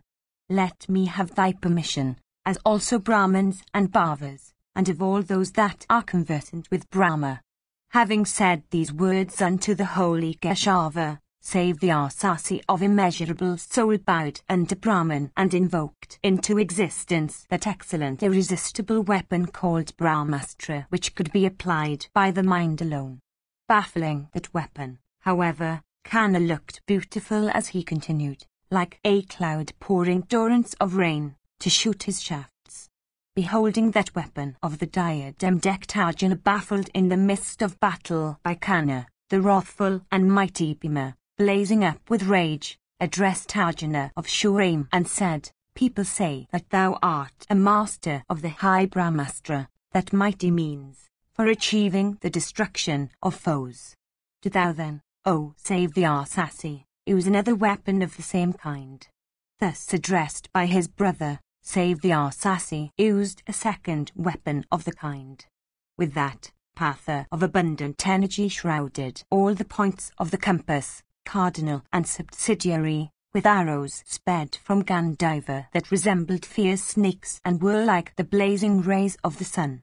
Created by that bull of Bharata's race, those arrows of golden wings, in hundreds upon hundreds, endued with the effulgence of the yuga fire or the sun, in a moment shrouded the car of Kana. Thence also issued long darts and battle axes and discs and cloth yard shafts in hundreds, all of awful forms, at which hostile warriors all around began to be deprived of life. The head of some hostile warrior, severed from his trunk, fell down on the field of battle. Another, beholding his fallen comrade, fell down dead on the earth, through fear. The right arm of a third, large and massive as the trunk of an elephant, cut off by Partha, fell down with a sword in grasp. The left arm of a fourth, cut off with a razor-headed arrow, fell down with a shield in it. Even thus, Partha, decked with diadem and garlands, wounded and slew all the foremost warriors of Duryodhana's army with his terrible and death-dealing shafts. Vyakatana also, in the midst of that battle, shot thousands of arrows. These, with a loud whiz, fell upon the son of Bandu like torrents of rain poured from the clouds. Then piercing Bhimasena and Janardana and the diadem-decked Arjuna of superhuman feats, each with 3 arrows. Karna of terrible might uttered a loud awful roar. Struck with Karna's shafts, the diadem-decked Arjuna, beholding Bhima and Janardana, became unable to endure the feats of his antagonist. Once more, therefore, Partha shot 8 and 10 arrows. Piercing the beautiful standard of Karna with one of those arrows, he pierced Sholya with 4 and Karna himself with 3. With 10 other well-shot shafts he then struck the Kaurava warrior Sabapati, clad in golden mail. Thereupon that prince, deprived of head and arms and steeds and driver and bow and standard, fell down, wounded and dead, from his foremost of cars, like a salad tree cut down with an axe. Once more piercing Karna with 3, 8, 12, 4, and 10 arrows, Partha slew 400 elephants equipped with many weapons, and 8,000 car warriors, and 1,000 steeds with riders, and 8,000 brave foot soldiers. And soon Partha made Karna with his driver and car and steeds and standard invisible with straightly coursing shafts. Then the Kauravas, thus slaughtered by Dhananjaya, loudly addressed Aditratha's son, saying, "Shoot thy arrows and slay the son of Pandu. Already, he has begun to exterminate the Kuras with his shafts." Thus urged, Karna, with his best endeavours, incessantly shot many arrows, capable of cutting the very vitals. Those blood-drinking shafts, well sped by Karna, slew large numbers of the Pandavas and the Panchalas. Thus those 2 foremost of all bowmen, those 2 warriors of great strength that were capable of bearing all foes, those 2 heroes acquainted with weapons, struck the warriors opposed to them, as also each other, with mighty weapons. Then Yudhishthira, clad in golden mail, his arrows having been extracted and himself made sound with mantras and drugs by foremost of surgeons well disposed towards him, quickly came to that spot for witnessing the encounter between Arjuna and Karna. Beholding King Yudhishthira that just arrived there like the resplendent full moon freed from the jaws of Rahu and risen in the firmament, all creatures became filled with delight. Beholding those 2 foremost of warriors, those 2 first of heroes and slayers of foes, viz., Karna and Partha, engaged in fight, the spectators, both celestial and terrestrial, restraining the animals they rode or that were yoked into their vehicles, stood motionless. As the 2 heroes, O king, struck each other with many foremost of arrows, O king, the sounds caused by the bows, bowstrings, and palms, of both Dhananjaya and Adritha's son, became tremendous, and their well-sped arrows also caused a deafening whiz. Then the bowstring of the son of Pandu, stretched with force, broke with a loud noise. During the interval thus offered, the Suta's son pierced Partha with 100 small arrows, keen and steeped in oil, winged with the feathers of birds, and resembling snakes freed from their sloughs. He then quickly pierced Vasudeva with 60 shafts, and then Phalguna again with 8. Surya's son then pierced Bhima with thousands upon thousands of mighty arrows. Having pierced Krishna and Partha's standard, Karna felled many amongst the Somakas that followed Partha. These, however, in return shrouded Karna with showers of straight shafts like masses of clouds shrouding the sun in the welkin. Accomplished in the use of weapons, the Suta's son, stupefying those advancing warriors with his shafts and baffling all the weapons shot by them, destroyed their cars and steeds and elephants. And the Suta's son, O king, also afflicted with his arrows many foremost of warriors among them. Their bodies pierced with Karna's shafts, they fell down on the ground, deprived of life and making a loud noise as they fell. Indeed, those mighty combatants, afflicted by Kana of terrible strength, perished like a pack of dogs afflicted by an angry lion. And once more many foremost of combatants among the Bankalas and many such, among the Kauravas, fell down after this, slain by Kana and Ananjaya. Deprived of life by the mighty Kana with well-aimed arrows shot with great force, many fell down, purging the contents of their stomachs. Then thy troops, regarding the victory to be already theirs, clapped furiously and uttered loud leonine roars. Indeed, in that dreadful encounter, all of them regarded the two Krishnas to have been brought by Kana under his power. Then quickly bending his bowstring and baffling all those shafts of Adrita's son, Partha, filled with rage in consequence of his limbs having been mangled with Kana's arrows, assailed the Kauravas. Rubbing his bowstring, he clapped his palms and suddenly caused a darkness there with the showers of shafts he shot. The diadem-decked Arjuna pierced Kana and Sholya and all the Kuras with those arrows. The welkin having been darkened by means of that mighty weapon, the very birds were unable to range in their element. A delicious wind then blew, bearing fragrant odours. Laughing the while, Partha forcibly struck Sholya's armour with 10 arrows. Piercing Kana next with a dozen shafts, he struck him once more with 7. Deeply struck with those winged arrows of fierce energy shot with great force from Partha's bow, Kana, with mangled limbs and body bathed in blood, looked resplendent like Rudra at the universal destruction, sporting in the midst of crematorium at noon or eve, his body dyed with blood. The son of Adrita then pierced Ananjaya, who resembled the chief of the Celestials himself, in energy and might, with 3 arrows, and he caused 5 other blazing arrows resembling 5 snakes to penetrate the body of Krishna. Shot with great force, those arrows, decked with gold, pierced through the armour of that foremost of beings and passing out of his body fell upon the earth. Endued with great energy, they entered the earth with great force and having bathed in the waters of the Bhagavati in the nether region, coursed back towards Kana.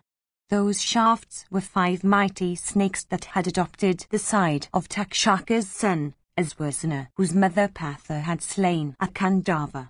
With 10 broad-headed arrows shot with great force, Arjuna cut off each of those 5 snakes into 3 fragments, whereupon they fell down on the earth. Beholding Krishna's limbs thus mangled with those snakes transformed into arrows sped from Kana's arms, Arjuna, decked with diadem and garlands, blazed up with wrath like a fire engaged in burning a heap of dry grass.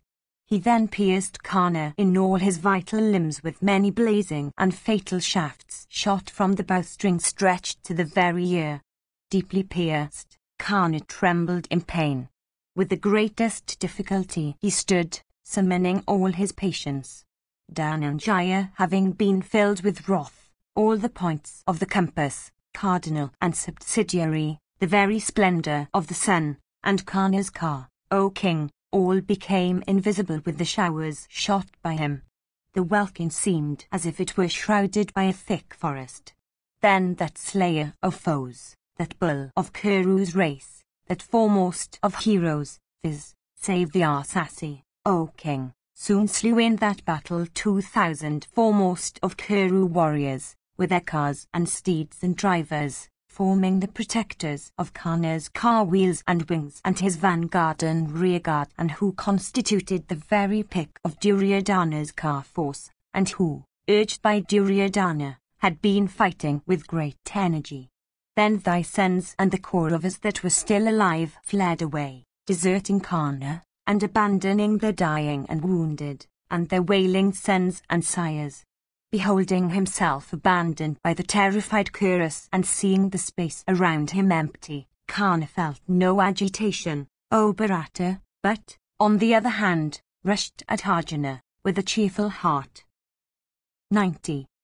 Sanjaya said, flying away in consequence of the falling of Arjuna's arrows. The broken divisions of the Kauravas, staying at a distance, continued to gaze at Arjuna's weapon swelling with energy and careering around with the effulgence of lightning.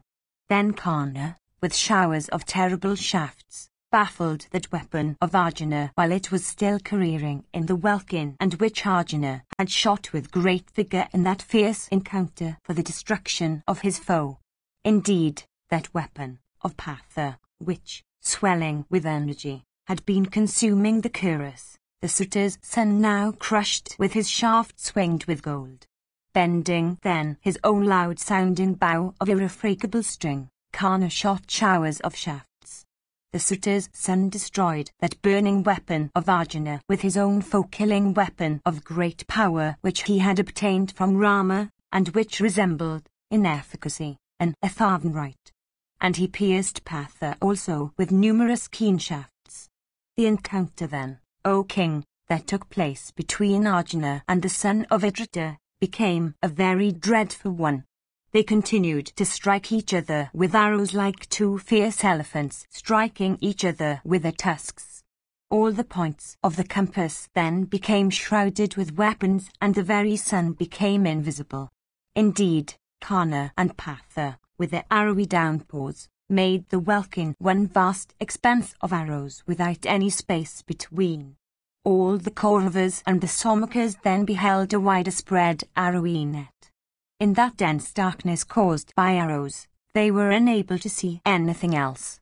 Those two foremost of men, both accomplished in weapons, as they incessantly aimed and shot innumerable arrows, O king, displayed diverse kinds of beautiful manoeuvres.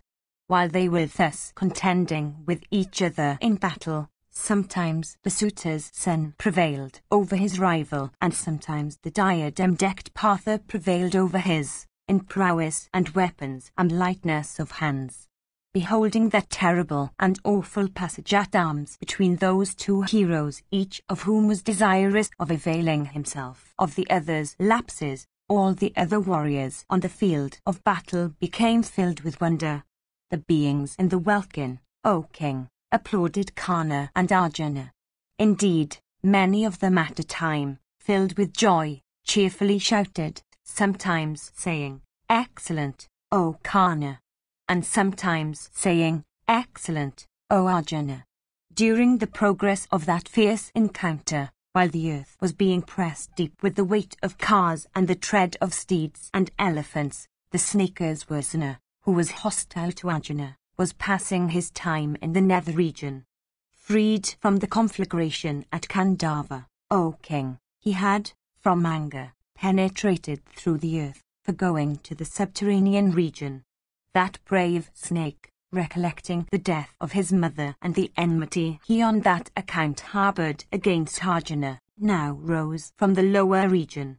Endued with the power of ascending the skies, he soared up with great speed upon beholding that fight between Karna and Arjuna. Thinking that that was the time for gratifying his animosity towards, as he thought, the wicked Sulpatha, he quickly entered into Karna's quiver, O king, in the form of an arrow. At that time a net of arrows was seen, shedding its bright arrows around. Karna and Partha made the welkin one dense mass of arrows by means of their arrowy downpours. Beholding that wider spread expanse of arrows, all the Kauravas and the Somakas became filled with fear. In that thick and awful darkness caused by arrows, they were unable to see anything else. Then those two tigers among men, those two foremost of all bowmen in the world, those two heroes, fatigued with their exertions in battle, looked at each other.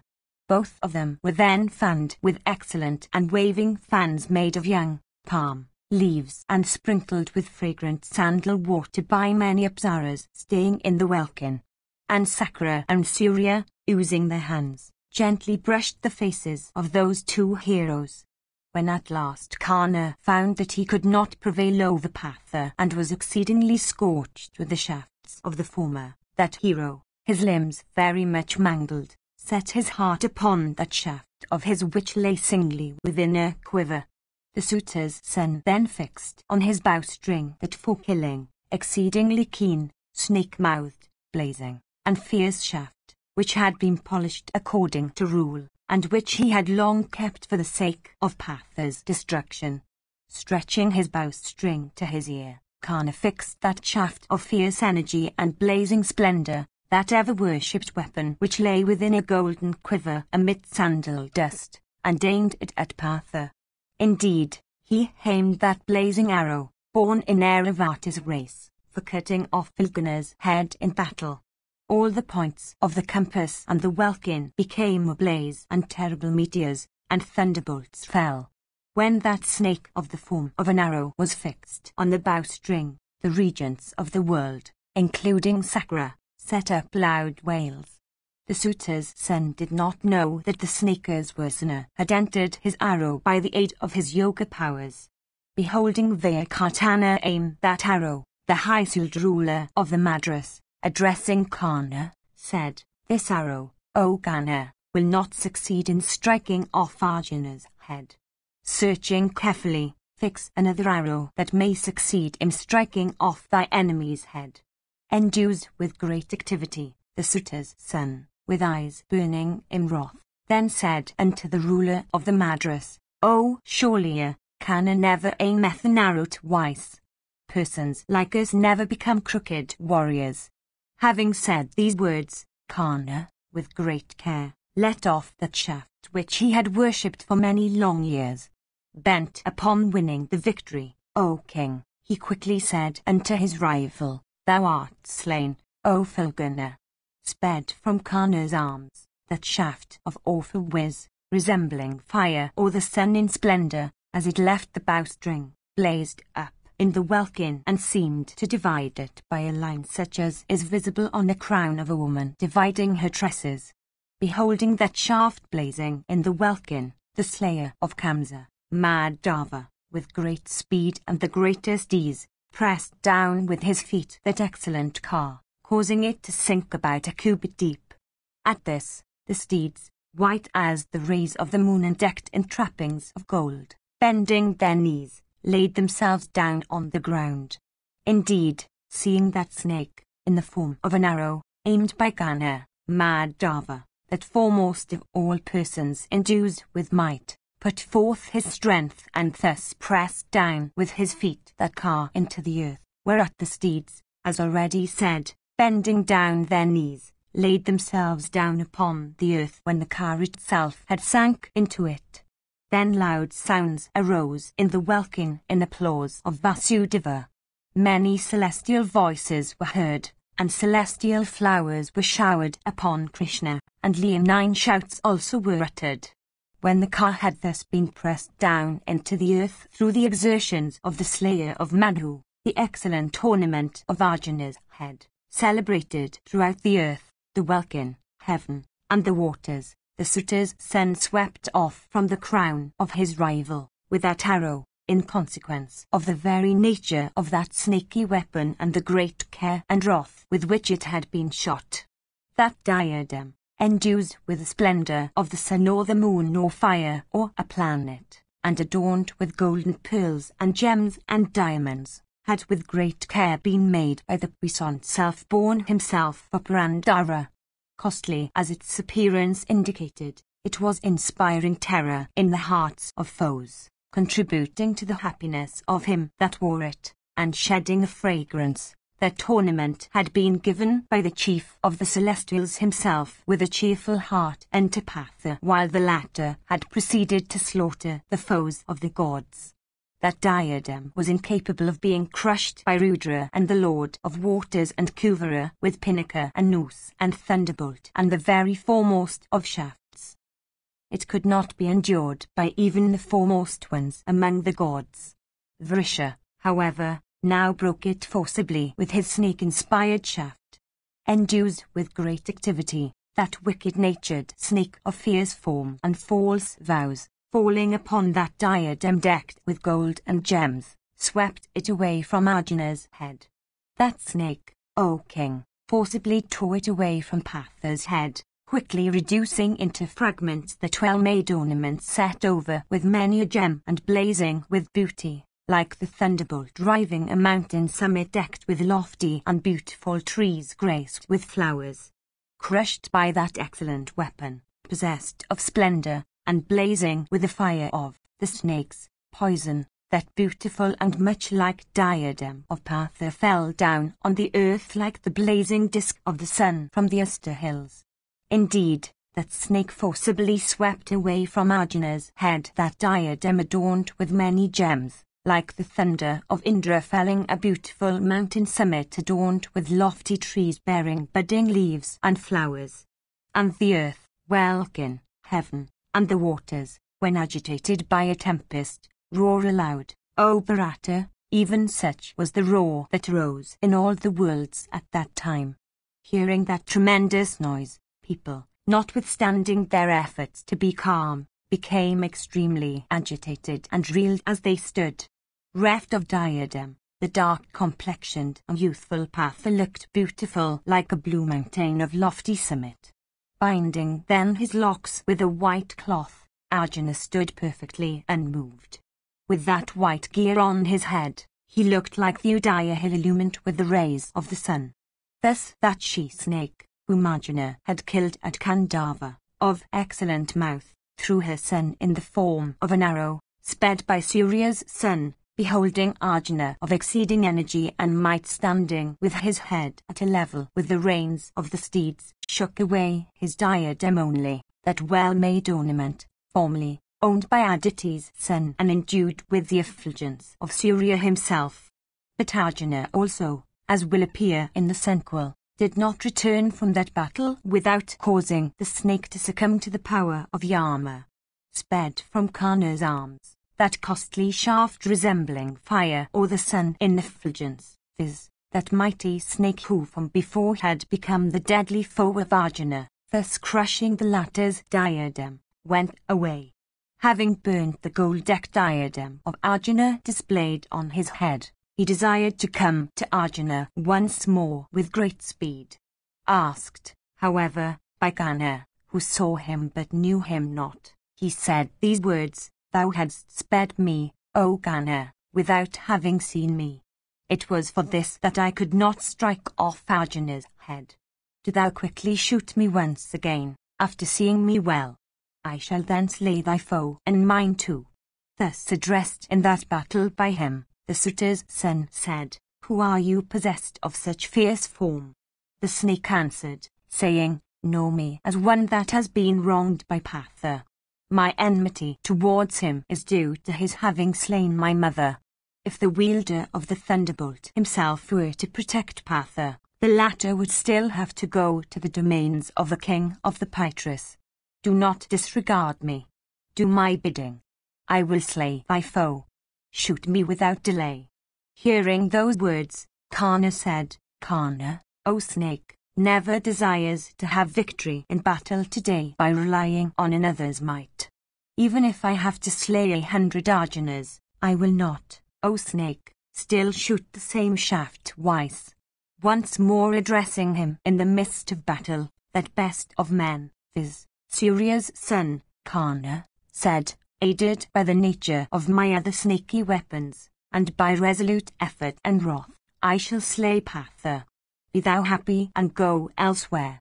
Thus addressed, in battle, by Kana, that prince of snakes, unable from rage to bear the words, himself proceeded, O king, for the slaughter of Partha, having assumed the form of an arrow. Of fierce form, the desire he ardently cherished was the destruction of his enemy. Then Krishna, addressing Partha in that encounter, said unto him, Slay that great snake inimical to thee. Thus addressed by the slayer of Madhu, the wielder of Gandhiva, that bowman who was always fierce unto foes, inquired of him, saying, Who is that snake that advanceth of his own accord against me, as if, indeed he advanceth right against the mouth of Garuda? Krishna replied, Whilst thou, armed with bow, wert engaged at Khandava in gratifying the god Agni, this snake was then in the sky, his body ensconced within his mother's. thinking that it was only a single snake that was so staying in the sky, thou killedest the mother. Remembering that act of hostility done by thee, he cometh towards thee today for thy destruction. O resister of foes, behold him coming like a blazing meteor, falling from the firmament. Sanjaya continued, then Jishu, turning his face in rage, cut off, with 6 keen shafts, that snake in the welkin as the latter was coursing in a slanting direction. His body thus cut off, he fell down on the earth. After that snake had been cut off by Arjuna, the Lord Geshava himself, O king, of massive arms, that foremost of beings, raised up with his arms that carve from the earth.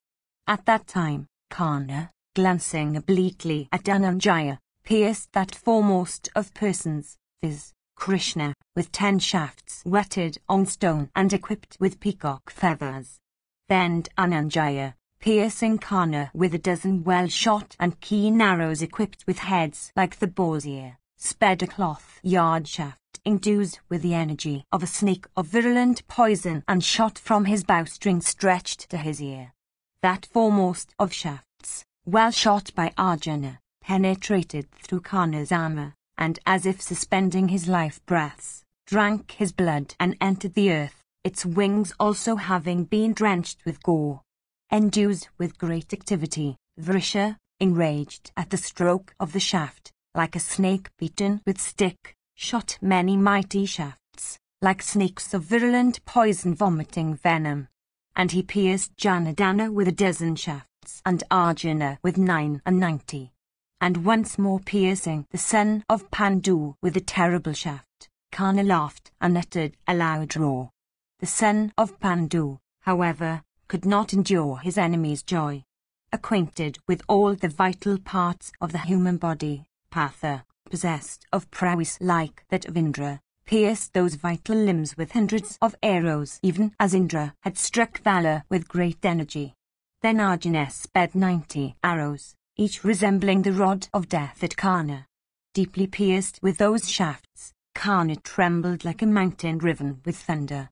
The headgear of Karna, adorned with costly gems and precious diamonds and pure gold, as also his earrings, cut off by Dhananjaya with his winged arrows, fell down on the earth. The costly and bright armor also of the suitor's son that had been forged with great care by many foremost of artists working for a long time, the son of Pandu cut off within a moment in many fragments. After thus divesting him of his armor, Partha then, in rage, pierced Karna with 4 whetted shafts of great energy. Struck forcibly by his foe, Karna suffered great pain like a diseased person afflicted by bile, phlegm, wind, and fever. Once more Arjuna, with great speed, mangled Karna, piercing his very vitals, with numerous excellent shafts, of great keenness, and sped from his circling bow with much force and speed and care. Deeply struck by Partha with those diverse arrows of keen points and fierce energy, Karna, covered with blood, looked resplendent like a mountain of red chalk with streams of red water running down its breast. Once more Arjuna pierced Karna in the center of the chest with many straight coursing and strong shafts made entirely of iron and equipped with wings of gold and each resembling the fiery rod of the destroyer, like the son of Agni piercing the Crownshire mountains. Then the suitor's son, casting aside his bow that resembled the very bow of Sakra, as also his quiver, felt great pain, and stood inactive, stupefied, and reeling, his grasp loosened and himself in great anguish. The virtuous Arjuna, observant of the duty of manliness, wished not to slay his enemy while fallen into such distress. The younger brother of Indra then, with great excitement, addressed him, saying, "Why, O son of Pandu, dost thou become so forgetful?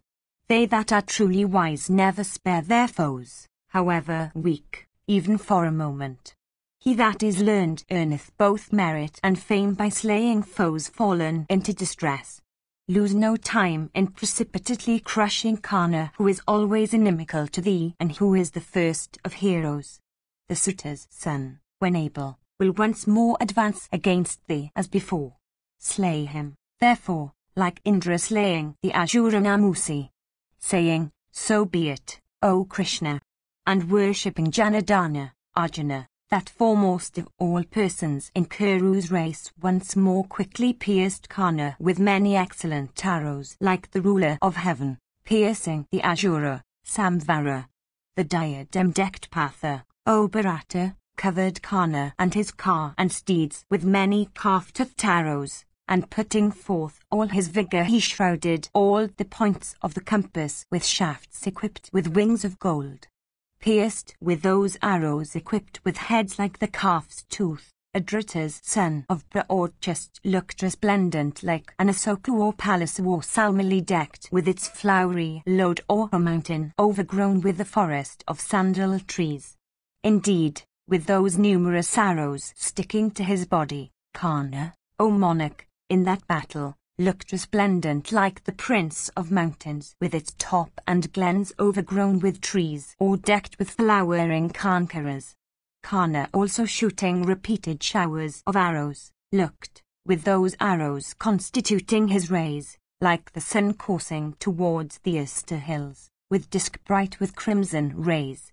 Shafts, however, of keen points, sped from Arjuna's arms, encountering in the welkin the blazing arrows, resembling mighty snakes, sped from the arms of Adrita's son, destroyed them all. Recovering his coolness, and shooting many